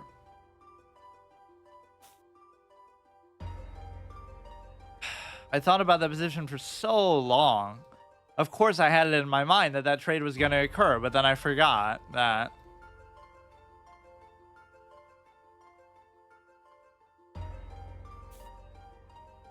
He forks like that, which I don't even care too much about that. Takes without second thought. Or he's just trying to give the bishop some credibility, or I mean the knight some credibility that, oh, you have to think long about this one too, the way that you would, the way that he didn't do the other way. Okay, so I don't know why you wouldn't take, but nothing else under threat. Trying to think about all the knight moves. Kind of weird that he wouldn't have took. I guess it's just sort of up to him, so he doesn't have to, but I guess it only shows here like the days record, not overall. That's why I was confused. Like, why did it say 0 the one time? Of course, mine is 0 no matter what. It could be either one.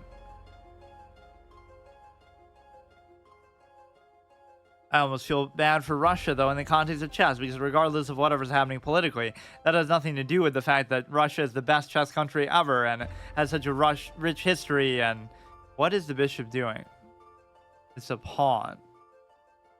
What, the dark square bishop? But it's in the normal spot that it's supposed to be in these high-level games. There's some meta to it.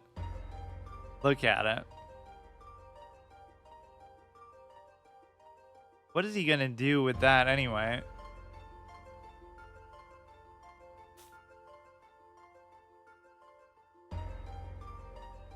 Like, somehow he's even going faster than me. How is that possible?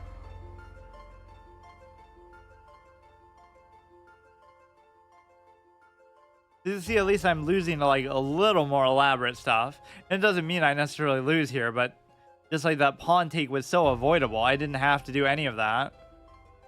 Once again, doing it for a trade.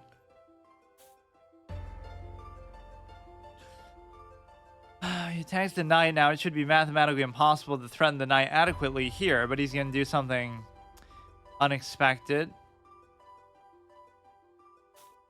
Like, really, you take with the queen, I take with the bishop, you take with the rook, I take with the queen. I don't see anything. So this should be a dead draw kind of game, but... Oh my god. Like, is it possible to just, like, get something or just not? This is what chess devolves into from the 1500 to 2000, especially 2000 plus range. Like, nothing will ever work, so you basically just have to study, otherwise you're screwed. Which is kind of good, because that's more authentic. Like, nobody's just going to mess up or give you something easy.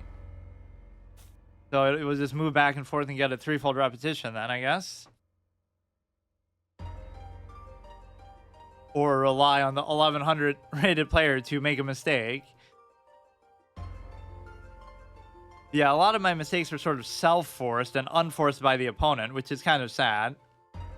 It's like I'm the one doing something, and I think that I know what I'm doing or I can get away with it just to trade or to do something, get some sort of position that I feel comfortable with. I'm winning, I'm not sure how yet, but I know I am. Now, this should be a draw 100%. And even if it's not, that's not a validation of the position or that I'm wrong. It's just that I'm too bad to actually deliver it. When did I know it was a draw? Right now.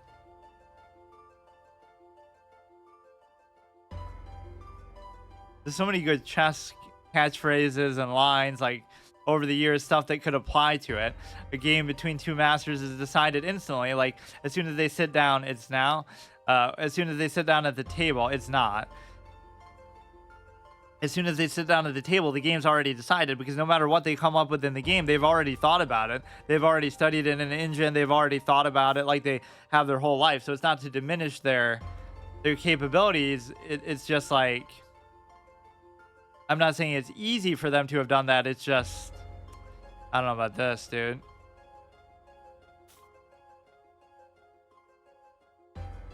You know, whatever is in their head is already there. So there's nothing they're going to think of in the course of a game like, wow, I discovered this new idea. Even though it might seem like that, it's more just like I remembered this cool idea, or I squeezed something out of that position that I didn't expect, or whatever. But no, like everything's already sort of set in stone. Chess is such an objective game. So that even the notion that, oh, somebody choked or somebody just didn't play up to their potential, but that's still part of their psychology going into it. Like, just don't choke. So why did he do it like that? He'll take with that. I won't be able to really do anything about it. Or he's going to bait me to take. This is one instance where actually taking is not good, because the knight's doing a great job of just sort of holding down everything. But then again, if I take and he takes, then I can take. But then something bad is going to happen. You know what? Just this one time, I'm not going to fall for any kind of BS. Although, in that case, I don't know what to do, really. You check there if he moves the knight. See, at least this looks like going the distance. Wow, it's even material, and he gave me back that pawn, even though he can take it anytime he wants to. Either somebody's going to get flagged or it's going to be a draw.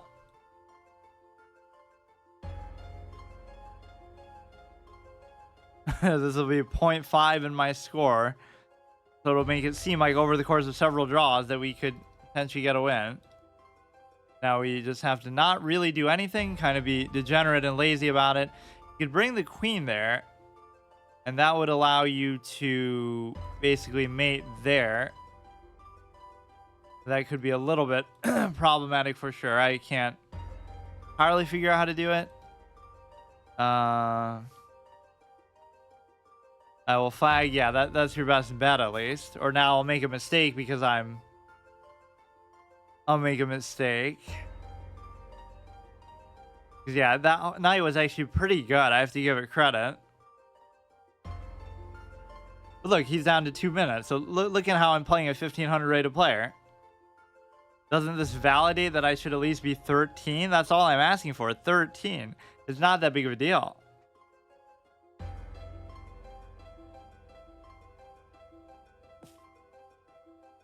What did he do? He checked there like I just said before.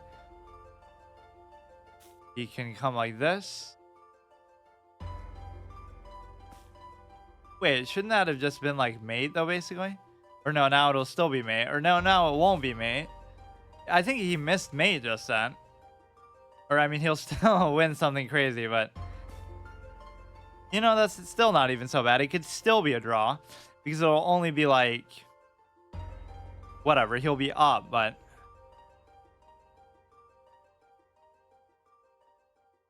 he's a moron. You did minute 36, 46. You blundered, but you still win the queen after the blunder, so it's a pretty good payout. So how much would he be up? He'd be up +5 plus like 2. And then we should still be able to last it out. Like, the queen shouldn't be able to dominate that much.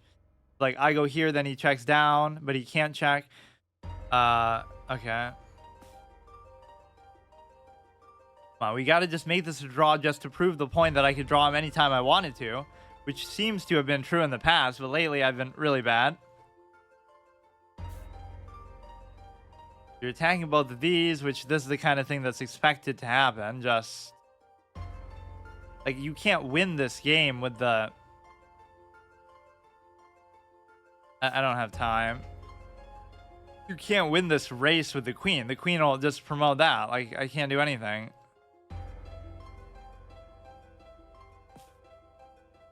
Or what you might end up doing is, like, somehow...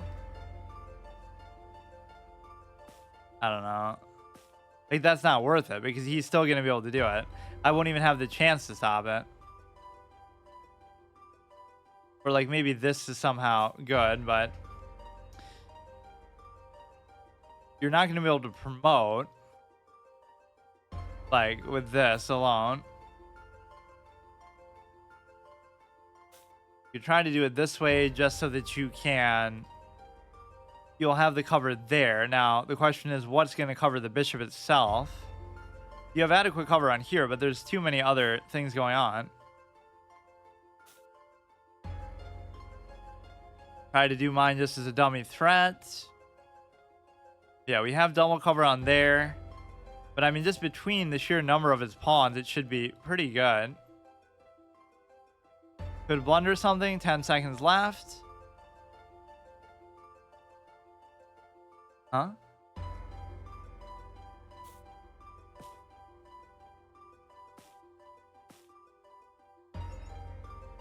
Oh, shit. How did that happen? He's actually doing good on time the whole game. The point is, it should have been a draw at the very worst. It shouldn't have been a loss, although it was kind of weird. Yeah, he even missed mate. 1,500 rated player misses mate in one. Who would have thought? Right, I think I saw it. It was like where if you just brought the queen to the H file earlier, I'm pretty sure. Mate in 7, mate in 6. Or maybe not. Wait. Time, yeah. No, wait. When did I think it was such a certainty? That's a blunder. That's a check take. Now, if you just... well, that probably would have worked too, actually. But instead of doing that, if he brings the queen there, right? Now, isn't that mate... oh, I guess I'm absolutely wrong. That's what I thought the mate was. Because what the heck does my queen... what does my... oh, you would just take that with the queen and check. Yeah, this would be... that's what I was thinking, at least. I can't see mate in 6 when I have less than 2 minutes. Yeah. What I thought was mate was not actually mate. That's not what I meant, the mate in 6. I thought it was like a mate in 1 or 2. What if the knight went there? Then what happens? You go here, then you can unleash. King G8.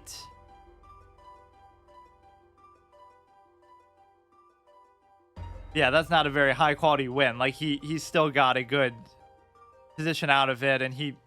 no, but it's still, I'll stand by it. It should have been a draw, but I didn't really deserve to win. But then again, I lose on time a lot too. So what is the next move? You can unleash, but it doesn't really do anything. Just to take there. Even though I could take back, but if you do take back, he can check. Wait, I don't know.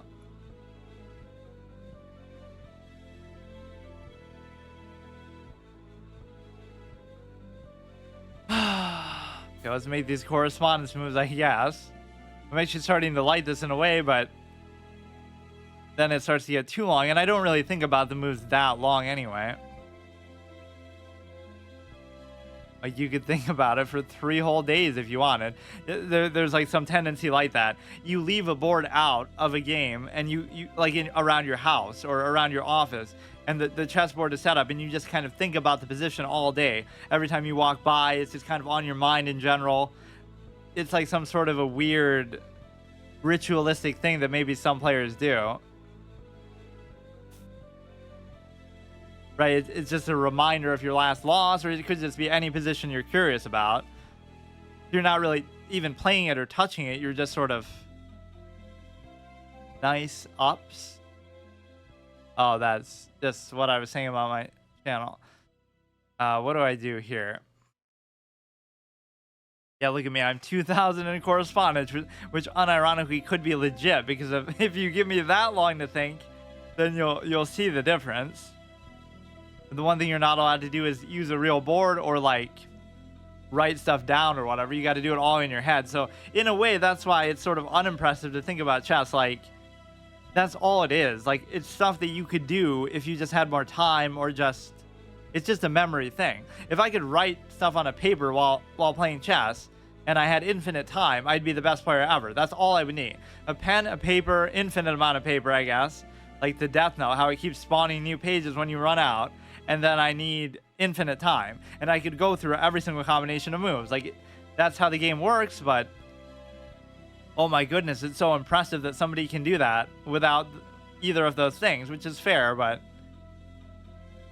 So here we could go in, like, basically to trade. I don't like the way his pawns are kind of looming on me, though.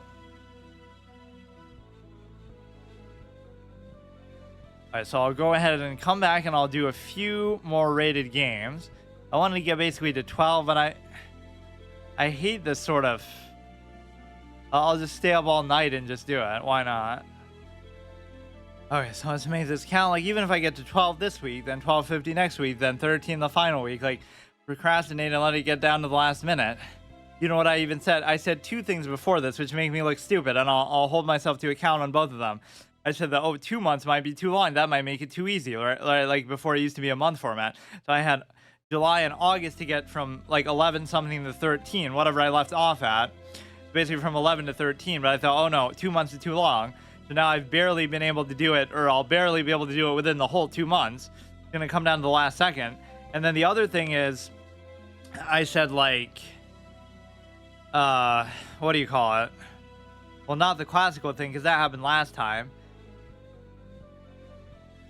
Or no, I said like, yeah, maybe I can make extra progress. Like if I get to 1350, or I'll get to 14 a month ahead, so I'll have more time to prepare to get to 15. Because like it's a three term thing. So like every 2 months I have to get 100 rating up until the end of the year. So that'll get me to 15, which I should already be easily by now. To go nice and slow. You could put the bishop here. If he goes there, I could take, check. Right, so it's a valid thing, but that doesn't mean that's the best response to this particular opening. It's a good way to guarantee trade still. It's not really a strategy to like try to trade everything all the time, but it's just a certain impulse that makes a certain amount of sense though too. I can't really argue with the value of it. If he gives a check, if he gives a check, I already can't do anything, and I have to lose the castle. Are you kidding me? Like, at least I could have put it in front. I could have moved knight to...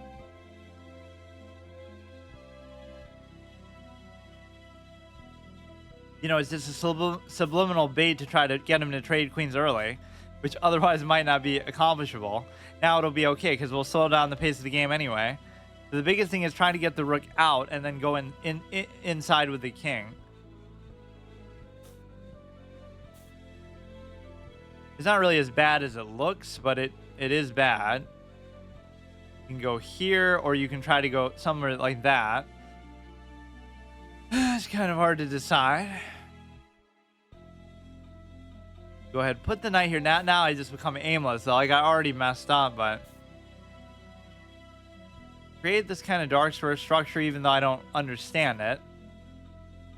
That there's two sort of conflicting things that I have in my head. Like, I want the bishop to go there for the diagonal, but I also want to block out the center pawn. So they often contradict each other with the color squares of the bishop and the pawns. There's nothing he can really do too crazy still. The thing is, I don't really want to move the bishop there. as it pertains to, if he comes down, I could take, but if I take, he takes. Moves that there. You can go ahead and go like this. So we basically created a castle position despite the fact that I messed it up at the beginning. The queen's off the board, and even though black seems to be in better shape, it's not by that big of a deal where he would take, I would take, he could just take with the bishop. So kind of an odd spot to be in because I don't know what to do with the dark square bishop. Kind of a weird unsolicited pawn move that is not covered, but it's also not being attacked. So I don't know what's going to happen now that with this structure. I destroyed my beautiful potential V shape, even though I could take, he could take, I could take. If I take here, it's not going to be good. And so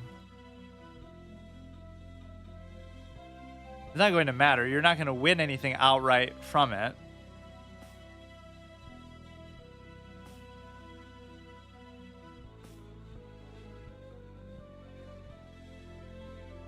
The one thing he could do that's pretty annoying here is just he could like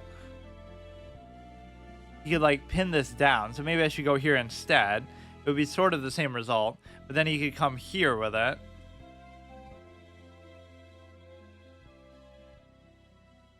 If I was to simply take, he would come there. But it doesn't matter because like you're pinning down into what though? But then you're going to get too many attacks off of it, I guess. You have knight covers knight. You have a lot of things going on. It's just maybe that wasn't the most prudent thing. I'm back to my trade feeding ways.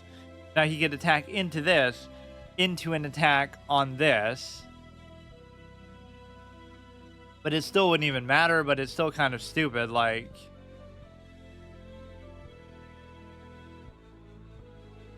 not even pinned at all, though, so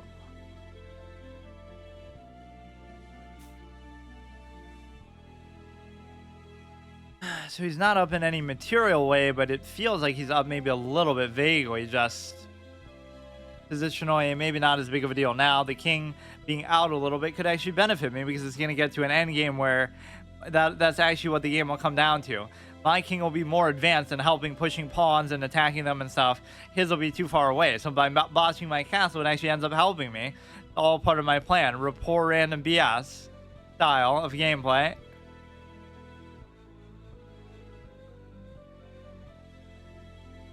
So I really don't understand what to do though now. He could go ahead, pin it down. He's double attacking. So he would take, I would take, he would take, I could still take. You still have the knight cover, but I shouldn't leave it like this too long. And so now I could just take. Like, it's nothing to even worry about. Even if he does that, it's not a passed pawn, so it's okay. This is not under attack either. So you could go here, and then if the trade happens, it's okay, I guess, because it's not really doing anything anyway. You have the one passed pawn over there. Like, this will be the only passed pawn on the board. So if he takes, I take, and then if I end pesant, take, but that just helps him undouble the thing. My thing is in a pretty good spot, the knight. There's something more I could do with this position, though. Like, what is he trying to do? I maybe should just do that now. Covering the thing, he could attack there.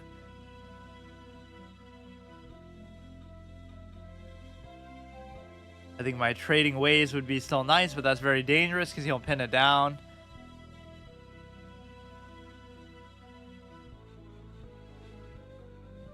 Somehow I like this idea because if you take, I take. If you don't, we have a pretty decent pawn structure and we have the knight covered pretty well. I could take it with the knight now, or I could just take it with the king. So now that the whole pin threats and stuff are out of the question, you could just do you could just do bring it down. I have to cover this, or I could just move it. Yeah, my king is at least more active, which oddly enough could end up benefiting me. Look how accurately he's playing, though. He's not going to mess anything up. He's just playing solid. I don't know why that comes as such a surprise to me, but you could come like this. He could double push a pawn. I could just take. The act of doing this won't help me much, though, because it's not like an unleash into a check or something. You actually have an octopus knight situation here, right? So you can either use the pass pawn to try to promote or use it like this for now. The problem is I won't be able to really cover it.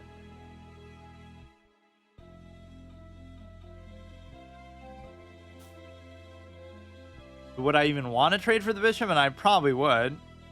Or at least I could trade the bishops for each other. I have a pass pawn and an octopus knight, and he has neither.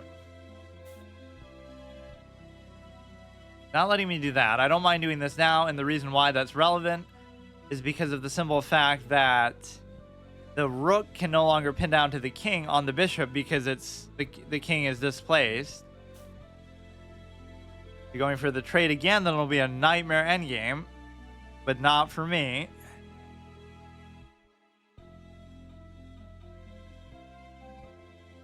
Haro Khan defense, hillbilly attack, one of the most sophisticated things versus a very unsophisticated thing, where I always end up doing something to do with the hillbilly just because it's, I don't know, it somehow suits me or I'm just bad. So now if he moves the knight, problem is a lot of these are empty threats because he can't do anything too annoying with the knight, but I can't force him to move the knight either. It just doesn't matter. If I could at least threaten it with something else, like a pawn or whatever. Or he's almost giving me the chance here to do it.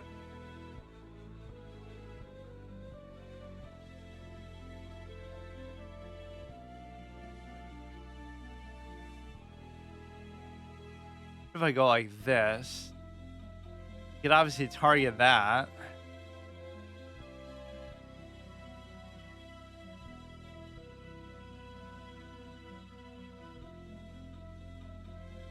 For now, it wouldn't matter as much because I would take, he would take, I would take, he could still take, or he could take with that. Maybe now it doesn't matter as much. Kind of a tough decision to make, but I would still want the trade is kind of the point. This seems like a weird move that maybe I shouldn't do. As long as the king is still there, we can just deal with that. In the best case, we'd be double attacking. He can prevent me from doing that with the pawn. Now, the problem is if we get baited into a check. If he checks, he could take for free. I can't let that happen either.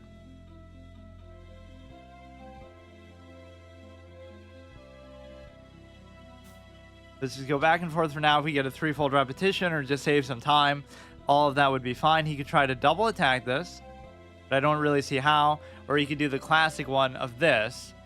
So that if I was to take, he could take, but then I could come here.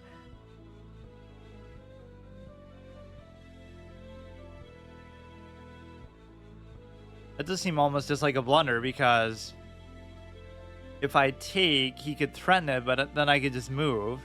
And again, even if you do this, I could just cover it with the bishop itself. So it seems like a mistake. If it's not, then so be it, but you still can't take. You could threaten the knight effectively, and you're going to have like a fork if you move your knight, but as soon as you move it, I'll take.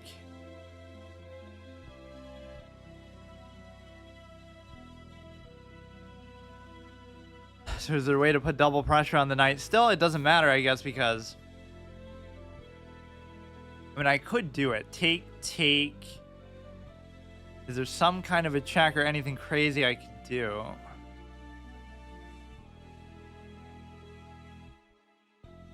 I want to come here just because whatever, this pawn is going to be somehow valuable, or maybe it's not, I don't know. Comes there. I kind of want this play, but I don't know how to do it, like.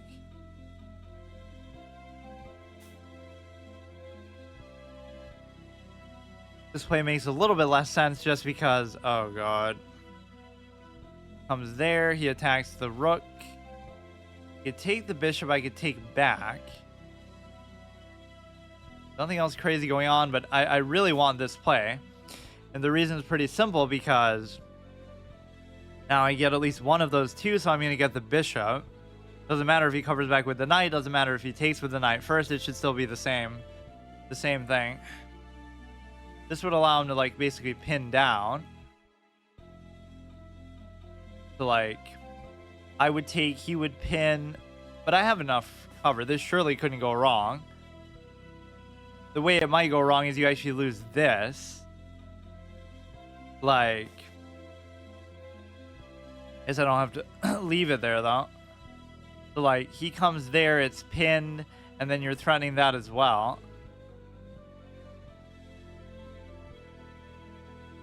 I don't know whether the bishop would win this or not, though, even on account of the... That'd be a check fork situation. You come here. I'm just kind of watching for the bishop. I don't know.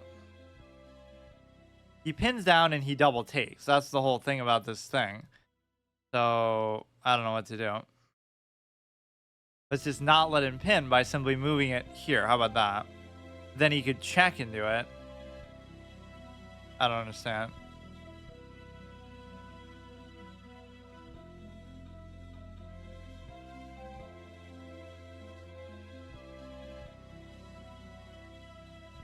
Taking way too long, but okay.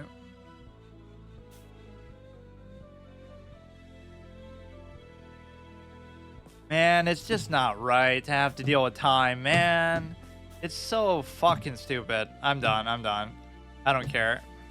This is not real chess. I don't care. It's so idiotic. Forget it. I can't do it. I mean, I'll lose every single game on time.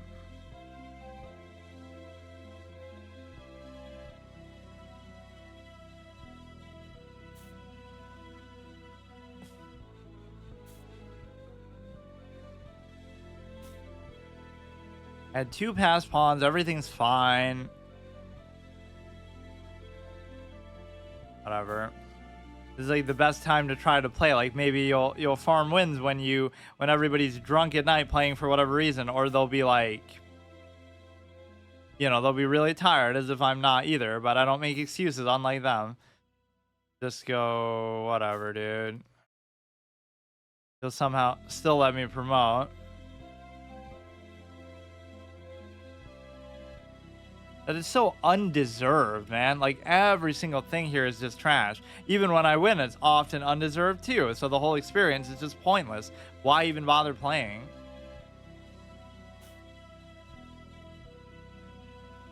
This is why it's surprising I didn't do better in the classical experiment there, but... You know, if I had had 2 months there, I'm sure I would have done it.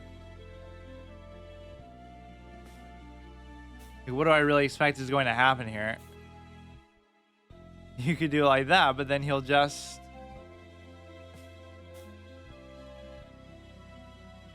Is it going to be that his knight is actually trapped? They'll have a passed pawn, but he's... I'm just doing everything right. I'm positionally sound. And then I just choke on time, which... Even that, I was like looking over that position for a little bit, but... I'm even complaining, like I'm taking too long, and then I moved and it ended badly. Like, what am I supposed to do?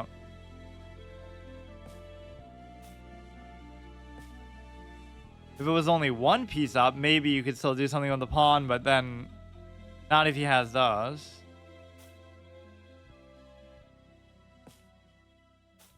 I mean, I tried. At least I let it come down to time, but...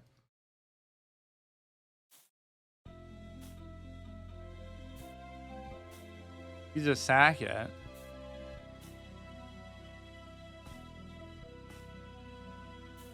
He's giving me a stalemate, at least so I don't lose rating. In fact, if he does, I'll even keep going just because... What? Oh, the knight. Because technically a draw doesn't count as a loss. Although I didn't really say that I would go until I lose, but I don't think I had lost till just now.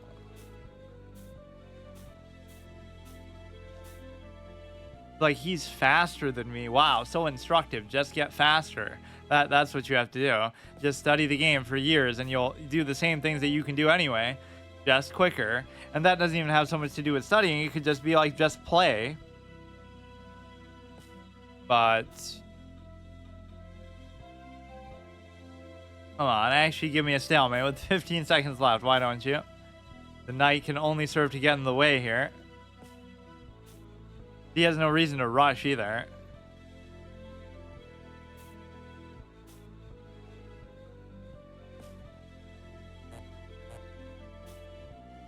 Yeah, the whole 2-month thing sort of compensates for the fact that you only play twice a week, which is, and even then, sometimes I don't have time those 2 days, so it's pretty, requires somebody who's actually taking it seriously and actually using their brain, which is not me, so I can't do it.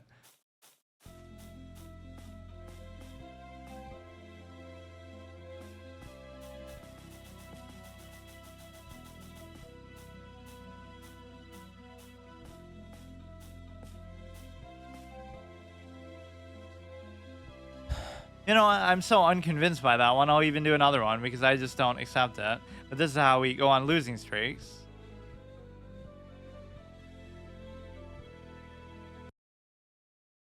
I just never know how to quit while I'm ahead, but I'm not really ahead now at all. I'm super far behind because... Let me guess. I'll play really well, I'll have a lead, and then I'll lose because of time. What a surprising outcome that would be. That's never happened before. Now at least take, and then pin would be the expected outcome. Now he's not going to necessarily let me do that. The bishop looks like it's under a lot of pressure, so I'll just get out of there. Pushing the pawns very aggressively. This would pull that one in towards the center anyway. This actually looks good too because you're able to basically open up room for the dark square bishop too at the same time. You could go here. I could take. I could go to here, but I'm not even sure about it. If he goes here, I can simply take, so it should guarantee that I can make at least this sort of V-shaped structure. I just give up a pawn for nothing.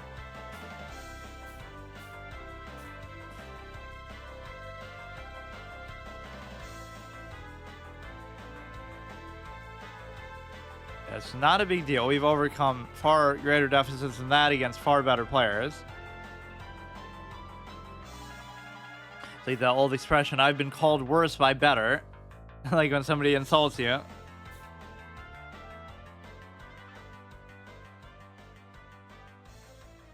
He goes there, I could easily take. There's nowhere he can go that's really too convincing. The long pauses at the end of those. But this pawn structure doesn't actually look that bad, all things considered.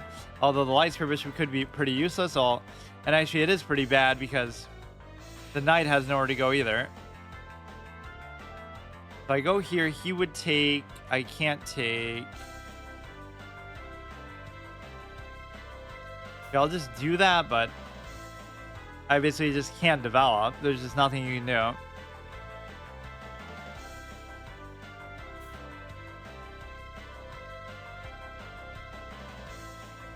have to clean up these pawns somehow, and I'd be willing to even go so far as to use this to do it, but all I would have to do is basically just make sure that you can actually move some of these pieces here. Like, that could be a good way to get the rook involved. Like, look how perfectly these are blocked out.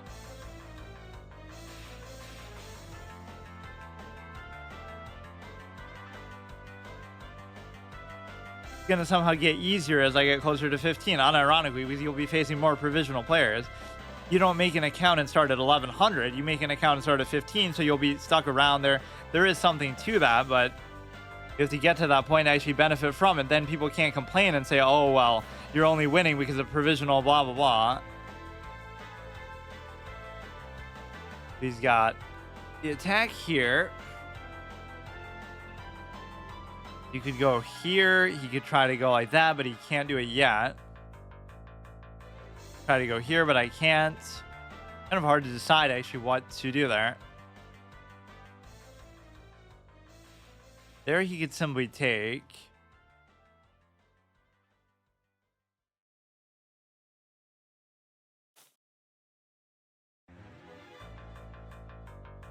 I just gave up a simple fork the last game, which I didn't necessarily, I won't even say I didn't see it. I didn't look for it because I didn't have time, or I was too much stressing on time. So at some point you got to clear these out. I don't know how this is going to happen.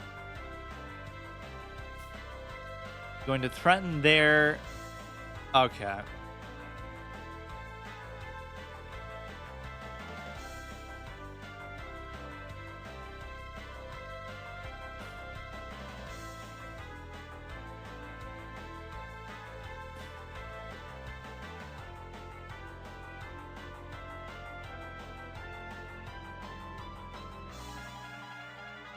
I'll do something next week. I'll do like just silent 12-hour streams. Like I'm just gonna cheese it for the end. I'm sick of this. It's not fair to do it like this. I don't care. There's one rule, like, oh, I can't do it off stream, but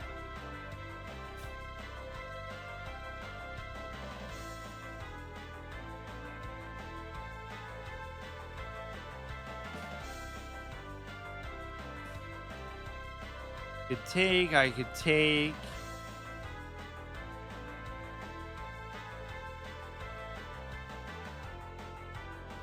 There are a couple of his pieces hanging, but who cares?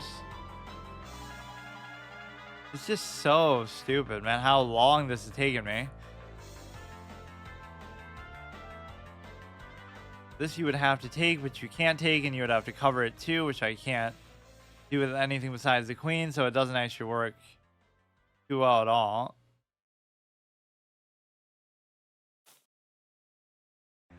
You could attack with the bishop there, or that's even losing a piece as far as I can tell.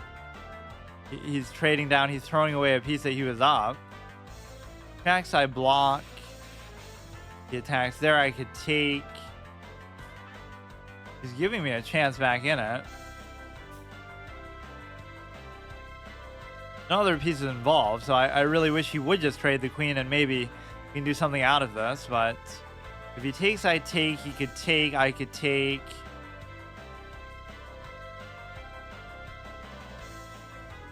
Just blunder your rook and hope that they let you come back. That's how you win a 1200 rating. Good strategy. That you're double attacking, which is pretty good. This whole side in terms of pawns is very ugly. I blundered a rook straight out, so it's very strange that it came to this.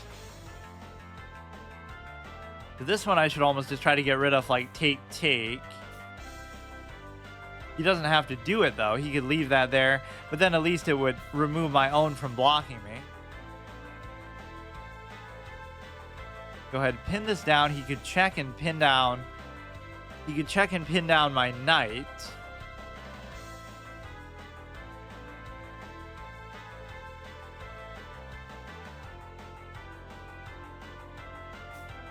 Now my knight can't move without letting him take the rook. His knight is no longer pinned down.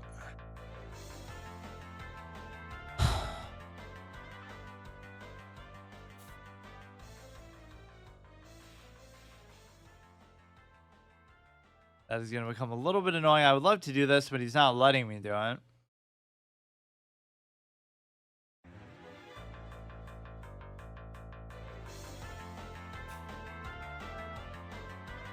He double push the pawn. He could attack the bishop with it. Covered by the knight. You have all kinds of crazy checks, but there's nothing clear that he can seem to take. Okay, that's a very good move, but it still doesn't entirely work because if he... But he could, like, check and then take, but not really. He could take, I could take, and then he could still take, so... if there is actually something he's winning there, I don't actually see it because you can still do this, but you almost want to do it this way. Even as dumb as that seems, it's like it's the best chance I'm going to have. It's not actually that bad, all things considered. He has the bishop. He has the ability to castle. But I have these 3 connected passed pawns that are not in the presence of the king. So basically, that could be the one advantage. If you can just promote these quickly, not that his aren't going to be connected. He has at least 2 connected passed pawns. These 2 I could stop. But just the position of our kings alone should make that difference. But it won't because it'd be really slow to do this. And go like this. I mean, between the 2 bishop covers, you should be in pretty good shape. Somehow.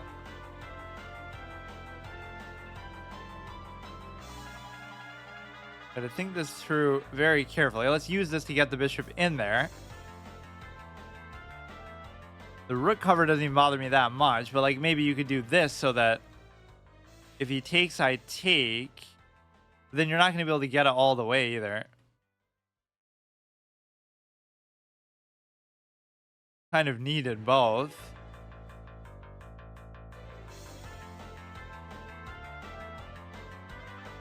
I have plenty of time, so you should use this whole 5 minutes on the endgame, and clearly I would win because of it.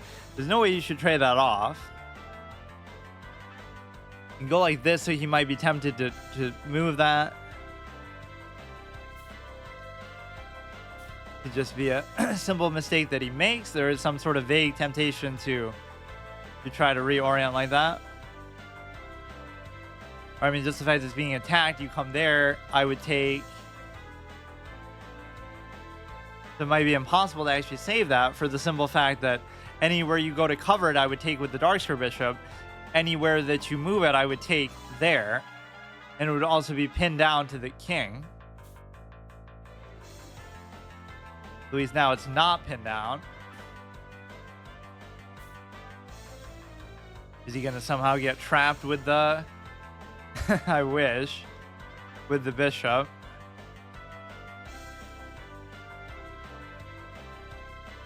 Trying to think about how I could potentially do this where I get to... That could be bad because then he'll do like that. How can I push these where something won't get taken is the big thing. I gotta have the bishop be in a more active spot, I guess.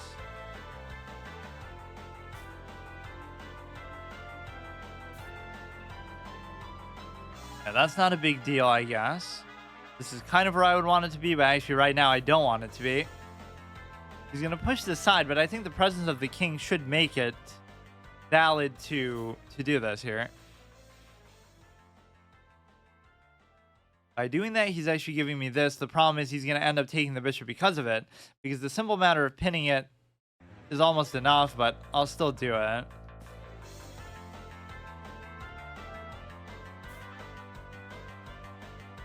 If you come here, you're at least threatening him out, but then he's going to possibly win a pawn as a result. The endgame master here.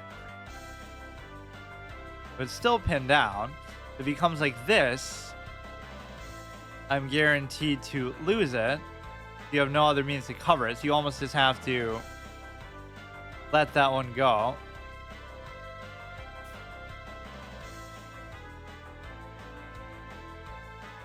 If he takes, I could cover this. So you have 2 connected pass pawns. He doesn't have anything like that. One of them is already covered by the sheer existence of the bishop here. They could try to go the other way. So salty I flagged that game. Yeah, it should have still been a draw. But time is definitely annoying. Can't figure out exactly where my king should go, but no, I don't want it to get pinned though. Almost like I should just move it over there. But then he can push. No, but if he pushes, I could just take. Come on, please just don't let him win something out of this. This should actually be a win now. Because even though he has some pawn presence, it's not going to be enough. The king just has to take it himself.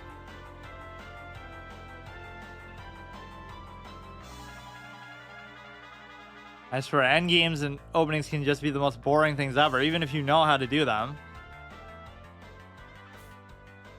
Go here. Can't figure out exactly what he's going to do. Just the fact that this is here so beautifully should make the push make a lot of sense. I could also buy some time in terms of giving a check. If he takes, that's obviously bad. Let's actually just do that. Give a whole bunch of checks, I guess. Now, if I just keep pushing this with the presence of the king as well, the biggest fear is just like a pin scenario that we had occur before, too. Okay, that's a little bit annoying because you can't... oh, but the fact that you're doing that into a check is kind of good, too. Go ahead and check there as well. We're going to get some kind of weird mate off the back of these. If I check there, though, you lose the thing. You would lose the bishop itself. You can't move that at all. But these are covered pretty well, actually. The pawns are doing good work. The bishops are doing good work. The light square bishop is in kind of a bad spot, though, because of the simple fact that if I move this pawn, it gets taken. So I do have to correct that. It almost feels like he's so close to a mate, though. Like he can't go there, can't go there, can't go there, can't go there. Let's just push this one instead, though. So we're pushing for a promotion.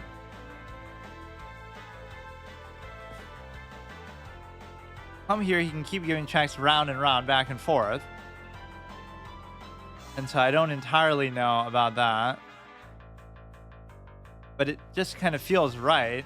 There's nothing I can do. He'll just give another check. Let me try it like once. This isn't covered. This would be a great check. And then he's there. The king at least has to vacate. From there, you could... Oh, you could like... Well, he's not going to be there, though. You should do this instead, and then you have the final push for it. If he goes back, I could simply take. If he doesn't, I could simply promote. But I still can't promote because then...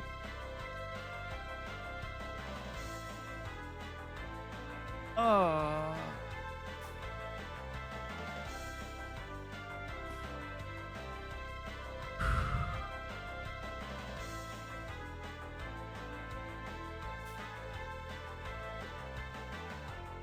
The infinite bishop loop still has a certain amount of value to it, but that kind of ruined it. All I had to do, I guess, was trade the dark square bishop. You can try to take apart the other side, and it's very hard to target this, so I don't know what to do then. Okay, that should have been a win still, despite all the clown behavior.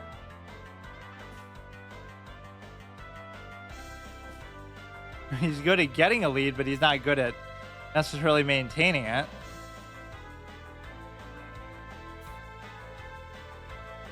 How is this so hard to do? It shouldn't have been in that case, but it has to be the perfect square. There's nothing I can do about it. I could sack my bishop there, but then he could still win despite the fact that... I don't know. He could check. You'll never be able to take either of those. At some point, I'm just going to run out of spaces to go to. 41 seconds. Basically, you can't move the bishop at all, but it's pretty good where it is. Maybe I could work my way around, but he won't let me. That's the thing. Or that could be a horrible move, but somehow it won't be. Like... Oh my god.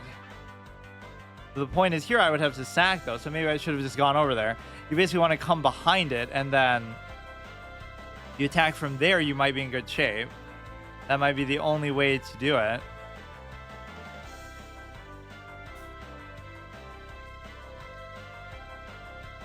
Move the stupid king. I'll try to do it, but it's going to be still too late. Or you won't even still be able to get there.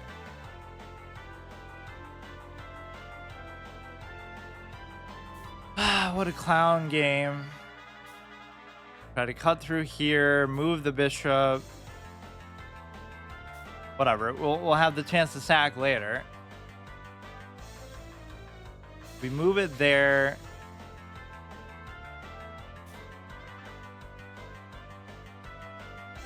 I'm not going to sack it, and then if I miss that chance, I'm never going to be able to. And I won't be able to do that either, so what's the point?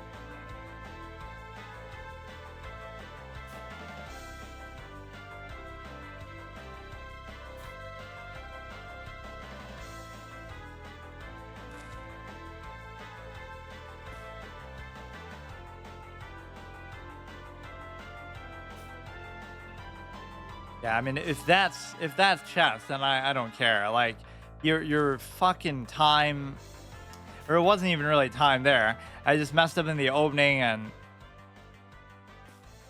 then I still come back. Like, I was actually winning most of the way.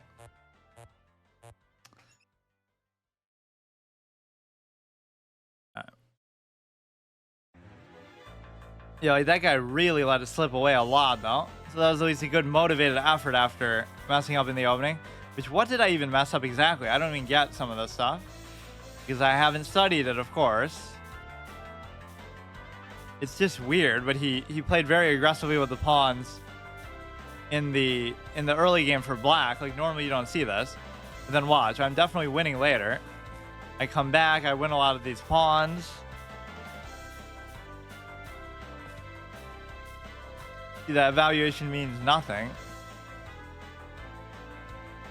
Luis equalize, and then I actually start to win. Great move, take. Take again. He almost allows it to get pinned down. Now, at the very least, I'm drawing or I'm winning. But I'm not. Like, what are you supposed to do here really to promote? It's not super easy, but a lot of these are the best moves. That maybe it didn't like at all. If I hadn't done that, what would it have preferred me to do? It doesn't even tell you. D7 is best. Just go for it, basically, because you already have the cover there. You don't have to keep trying to harass the king. Like, how would you know what to do exactly in a situation like this? How many times have you seen this exact endgame? Basically, never. You probably are supposed to take? No. The blunder, but who can say why? I have no idea why or what I'm supposed to do. You're supposed to just promote. Which doesn't... Okay. Okay, he can't take. He can't take.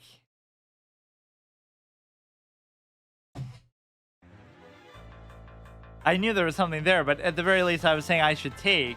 Because even if I had done that, you know, then I end up losing the bishop for nothing. Okay, see you tomorrow. Okay, so today I'll do like my normal thing. Saturday, this isn't really like an official part of my format. I'll do like the flex format, which is where I play something I normally have never played before, and that which is very similar to chess apparently, Polytopia. I guess it was proven to be objectively more complicated still. Any real-time game would be, but people get so triggered by that comment still. But then I do like a session of chess just as a bonus because Tuesday and Wednesday apparently isn't enough. The one category I do twice a week anyway. But basically I go until I lose, and of course I won't lose. And then obviously the third thing I do is my little paladins or whatever multiplayer permadeath character gauntlet in any any sort of multiplayer game. So basically here the thing what I have to do is I'll try like two considerations because sometimes I'm skeptical about how good or bad these players are. So I'm not going to say what I'm thinking of doing. I could do one of two things. I could either say exactly what I'm thinking of doing and only that, because that used to be my old commentary style that I sort of channeled in the Fume Night. Like, I should go here, I should go there. That's all I was saying the whole time. So I'm almost just coaching myself and giving myself, you know, telling myself what to do and actually taking my own advice, right? Or the second thing is I should say nothing and just talk about random stuff like, oh, you know, I wrote this short story about Judith Polgar in 2015 and I had all these cool quotes in it and just stuff like that. So because they're totally sniping me or like I'm trying to search for excuses because clearly 1,500 players can't be this good. So even doing this is okay. And typically they wouldn't just take there, but what do I know about openings? The only thing you got to consider is just Okay, that's pretty much my perfect King's Indian structure that I like to go for anyway. The biggest thing here is just do basic development, don't make any basic mistakes, and if they, I don't know. You know, I could bring the knight up. Normally, I'm nervous about the center pawn. So they did the one thing that white should never do, which is to not use the center pawns to your advantage, because that is your one objective advantage in the game. You go here. You can't take, but I don't know whether that's really worth it for me or not. He takes, I take. He takes, I take. Yeah, see, even this much. Like, I'll test it in both capacities to see. Right, because I was playing some games off stream, not even on this account, obviously, or even if I would, they wouldn't be rated. That wouldn't count towards the challenge, but I was getting the impression that somehow, like, why is it so much easier then than when I'm on stream? It could just be because I'm distracting myself by whatever, but again, it's not like this rating is something so special anyway, it's just something is different. If you really think I'm an 1100 rated player, like, that's just a joke. You've seen what I can do. I've beaten 2,000 players. Not, again, I can't do it consistently or every game, but even just a few times that I've done it in a legitimate game, it's like, you can't just do that. At least as black, I'm taking the center now. You couldn't take this with the bishop even if you move the knight. So you can come like this and seal that part off. Or you could go the other way, but this seems fine. So now I'm putting these at risk in a way that sometimes is hard to protect, which is why I often don't play like this, because there'll be some way that he can win a pawn here or do something stupid. So the light square bishop, I'm not even sure. You could go for the oldest trick in the book, which is to like create a double diagonal here with the queen. There's nowhere particularly I like to go. If I was to go over the bishop, what would happen? It's hard not to say what you're thinking, though. I should be so disciplined. I won't even say anything. Like, just play the game. I'll explain it after I win.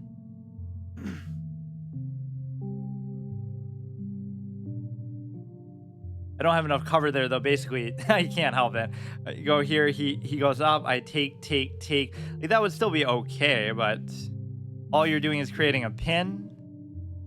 And so now you still have the ability to cover this adequately. If I go here, you're obviously going to get trapped. Hard to really say where is the best place to go with the bishop. Like, you could come here. And I even faced that as a challenge. Like, you know, I don't even mind necessarily if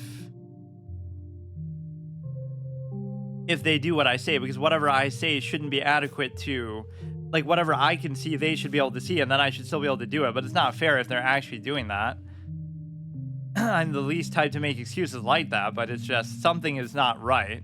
If it was 1500, I'm struggling to get to 16, that's different, but this just isn't accurate. I think I finally discovered maybe what it is.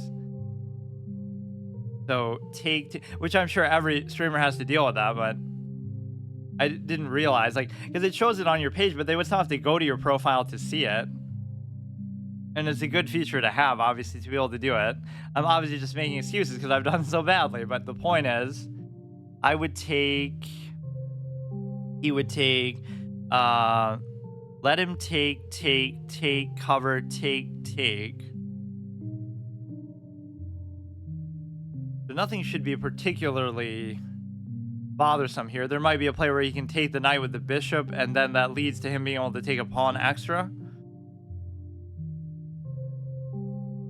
But I can't see it exactly. Take, then, you know, he could totally take here if he was to, okay. Yeah, you can try to bait them to do stuff that way too, like, oh, you know, if he's double attacking this. If I move the knight or the queen, something would happen. So if he was to move this, but it's kind of too convoluted, he'll just go there, and then I can't take. This is covered. Yeah, this is where it becomes so difficult to do anything about that. Right, like, it makes this whole thing seem pointless. I can't move the knight at all. This pawn basically just becomes a liability. I can't figure out how to use it. Might be one of those cases where you're just meant to let it go, but If I move this, like, you'd have to... You cover it like this. You don't really even want to use the queen, but can't really attack it any other way. If he moves the knight, he loses one attacker.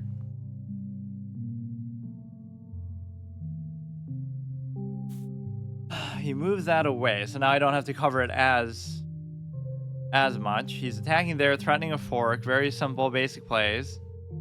So all I would have to do is go here, let's say.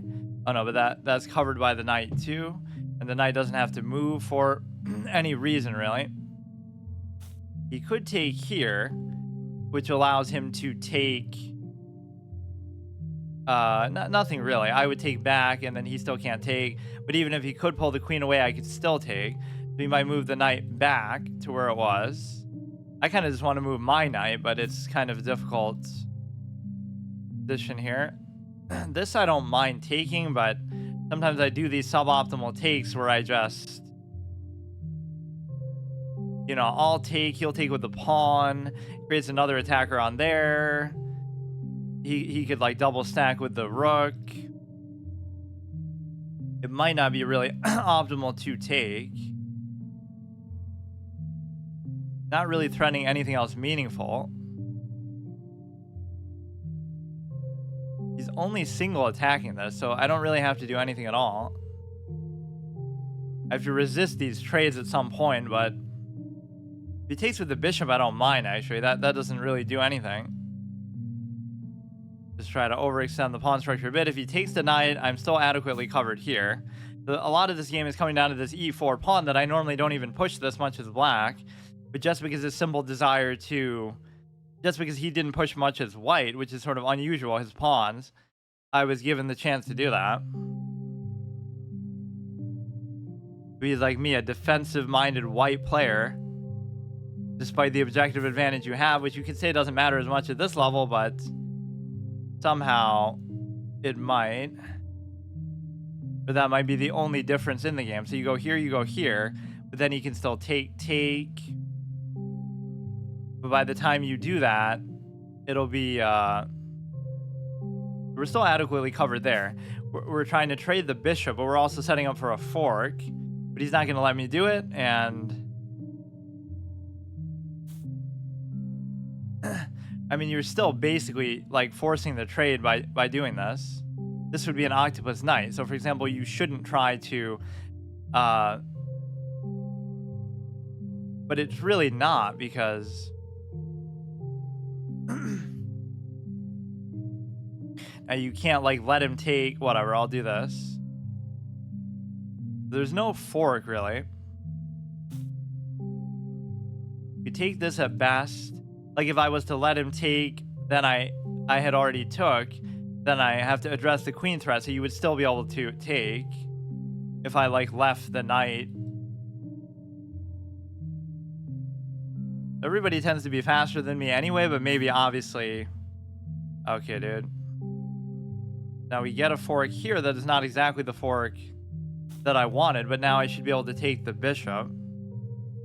Or you could trade that out first and then just leave my knight here, which now this is legitimately an octopus knight, but this pawn's going to be very hard to cover, right? This is a very prime position thing. You could take, I could take, and then you can't take. If I could just cover this back, there's nothing you can do to ever push out the knight.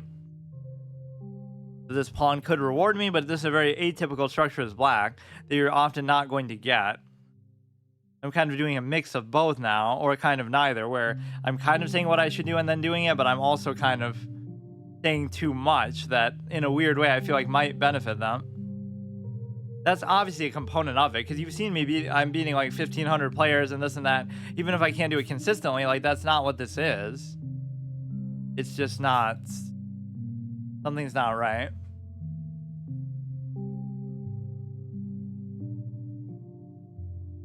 If you take, like, give me a few easy wins in a row, and then we get off to a good rhythm, blunder your queen, like all the kind of things that you would think 1,100, 1,200 players might do. There's something weird that just happens. Or then it always comes down to time, which is just extremely annoying too. You can put this behind, or you can create like a nice little locked up pawn structure here. So everything is beautiful. All white here, all black there. Just nice, aesthetically consistent. Yeah, this is the Octopus Knight sort of to dream of. We can create a double stack on here. Gotta watch something weird he might do, but he really can't come in with the queen at all.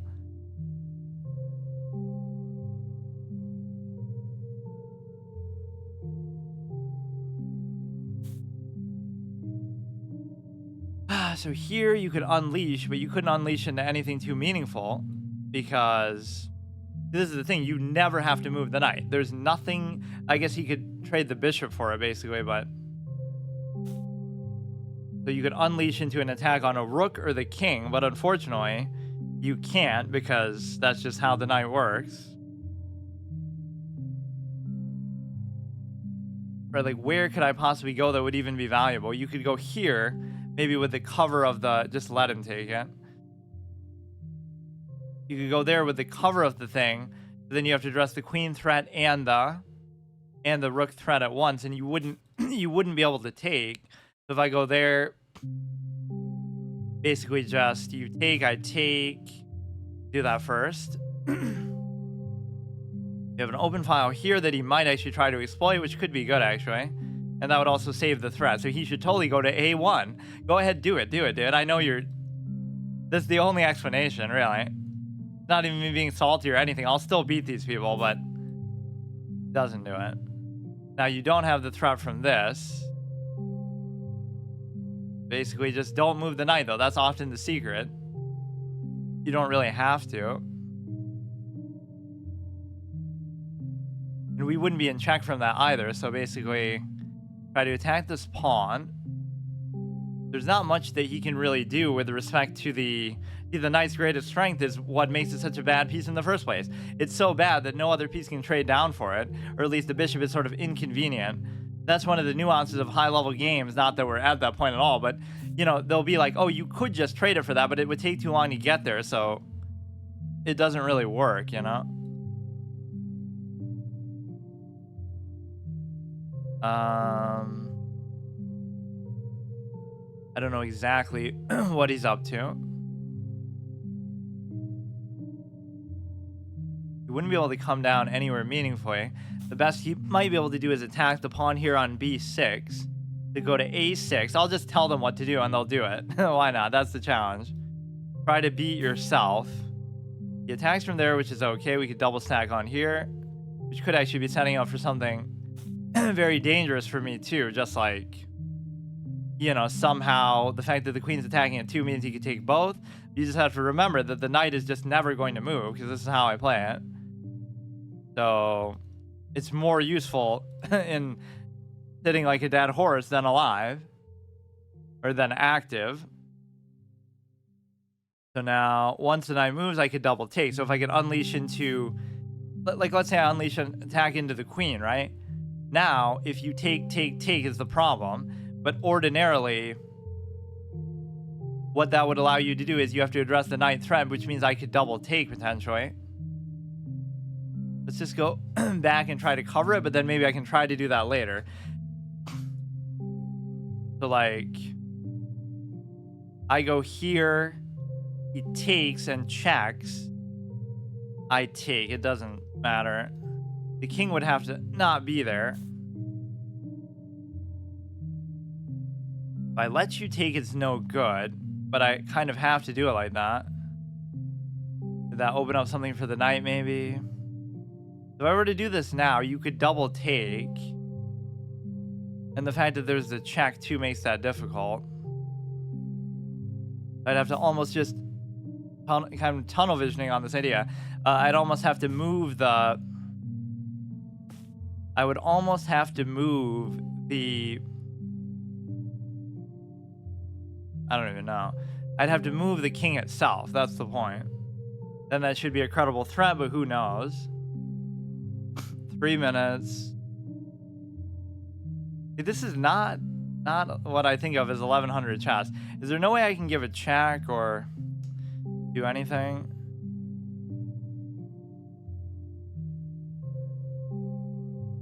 Kind of a subtle threat that he might not be super on board with, but the act of doing it would allow him to maybe take the it would allow him to take the pawn, possibly.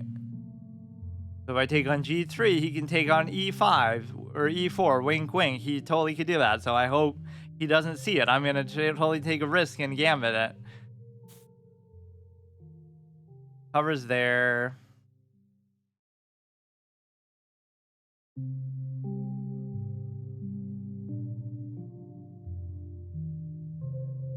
I don't know. I really don't know what to do. Put it here instead. The light square might have some downside to it, apparently. The whole idea here is if I move the knight to attack something, it could be beneficial. But we've been waiting on that basically the whole game, so it's just not really going to happen. If I go here, you could trade down and then take this, but you know, you got to address the threat, so you'll take here, then take, but you won't because then you'll lose the queen. So what will you still do? You'll have to move the queen, or now you could do it. Now you could do it because if you take with a rook, I could take the rook. If you move the queen, I could take the rook. There's a protected fork, basically, but even without... Okay. But you would have took both of those. I guess it's better for you, actually. Okay.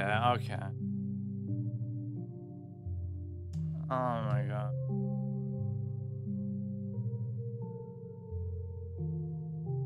Something I really don't have to do, but I get sort of impatient, I guess.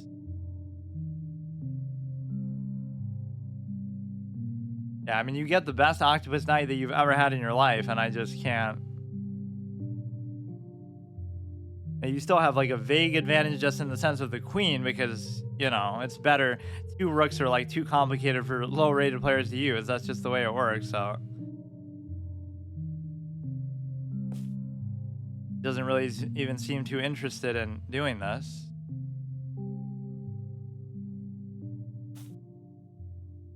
Probably just made me right there. Okay, I'm done. Yeah, something's just weird.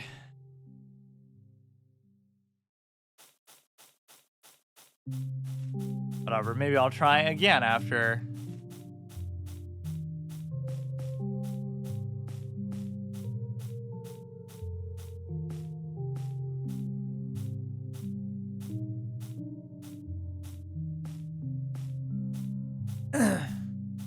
Like, I'm always the one initiating a threat that I don't need to be doing. That's often my mistake. Even whatever I did with the pawn, there wasn't too big of a deal. And it was sort of coming down to time, but... Move the knight back away from the octopus knight position. That's the blunder, because even if you take, you would double take the rooks, which is fine. So, I just didn't have to do any of that. Even if I leave the knight where it is, it doesn't like that either, but... Basically, what is it that I'm trying to do? You're trying to do a weird move like this that I wouldn't normally like to do. He's not supposed to take back. It would be giving up this pawn, too. So basically, you could take, and then you could start to try... Or you're not supposed to take. You're threatening here. You could give a check.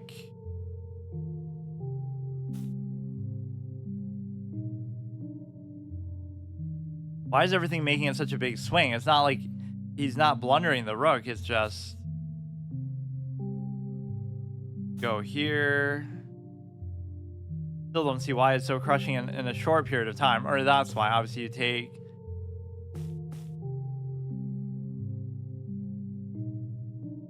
Getting close to the end, so I might just be done with chess for now. I'll come back when I have, like, fucking a million hours to actually play it. You could take here because then you can't take back with that. Something's just weird. I should almost just do that to... No, but that's kind of like salty. Like, I have an account off stream that I'm like 1500 on, but I can't do it here for some reason. I don't know what it is. What would be so different? Yeah, giveaway like every single game ever. Or again, you just lose on time, which is fair because that's what this format is about. Highly instructive. Just the fact that, oh, if it was even 15 minutes or something, you know, at least that won't be the reason why you'll lose, per se. I was kind of too attached to this fork idea, which I didn't have to even do at all. Like, whatever it is that you're supposed to do is not super intuitive, so then I end up just doing, like, kind of random stuff. Like, pushing the pawn here is just not something you normally would even want to do. Like, obviously in that exact position, it's the right thing to do, but...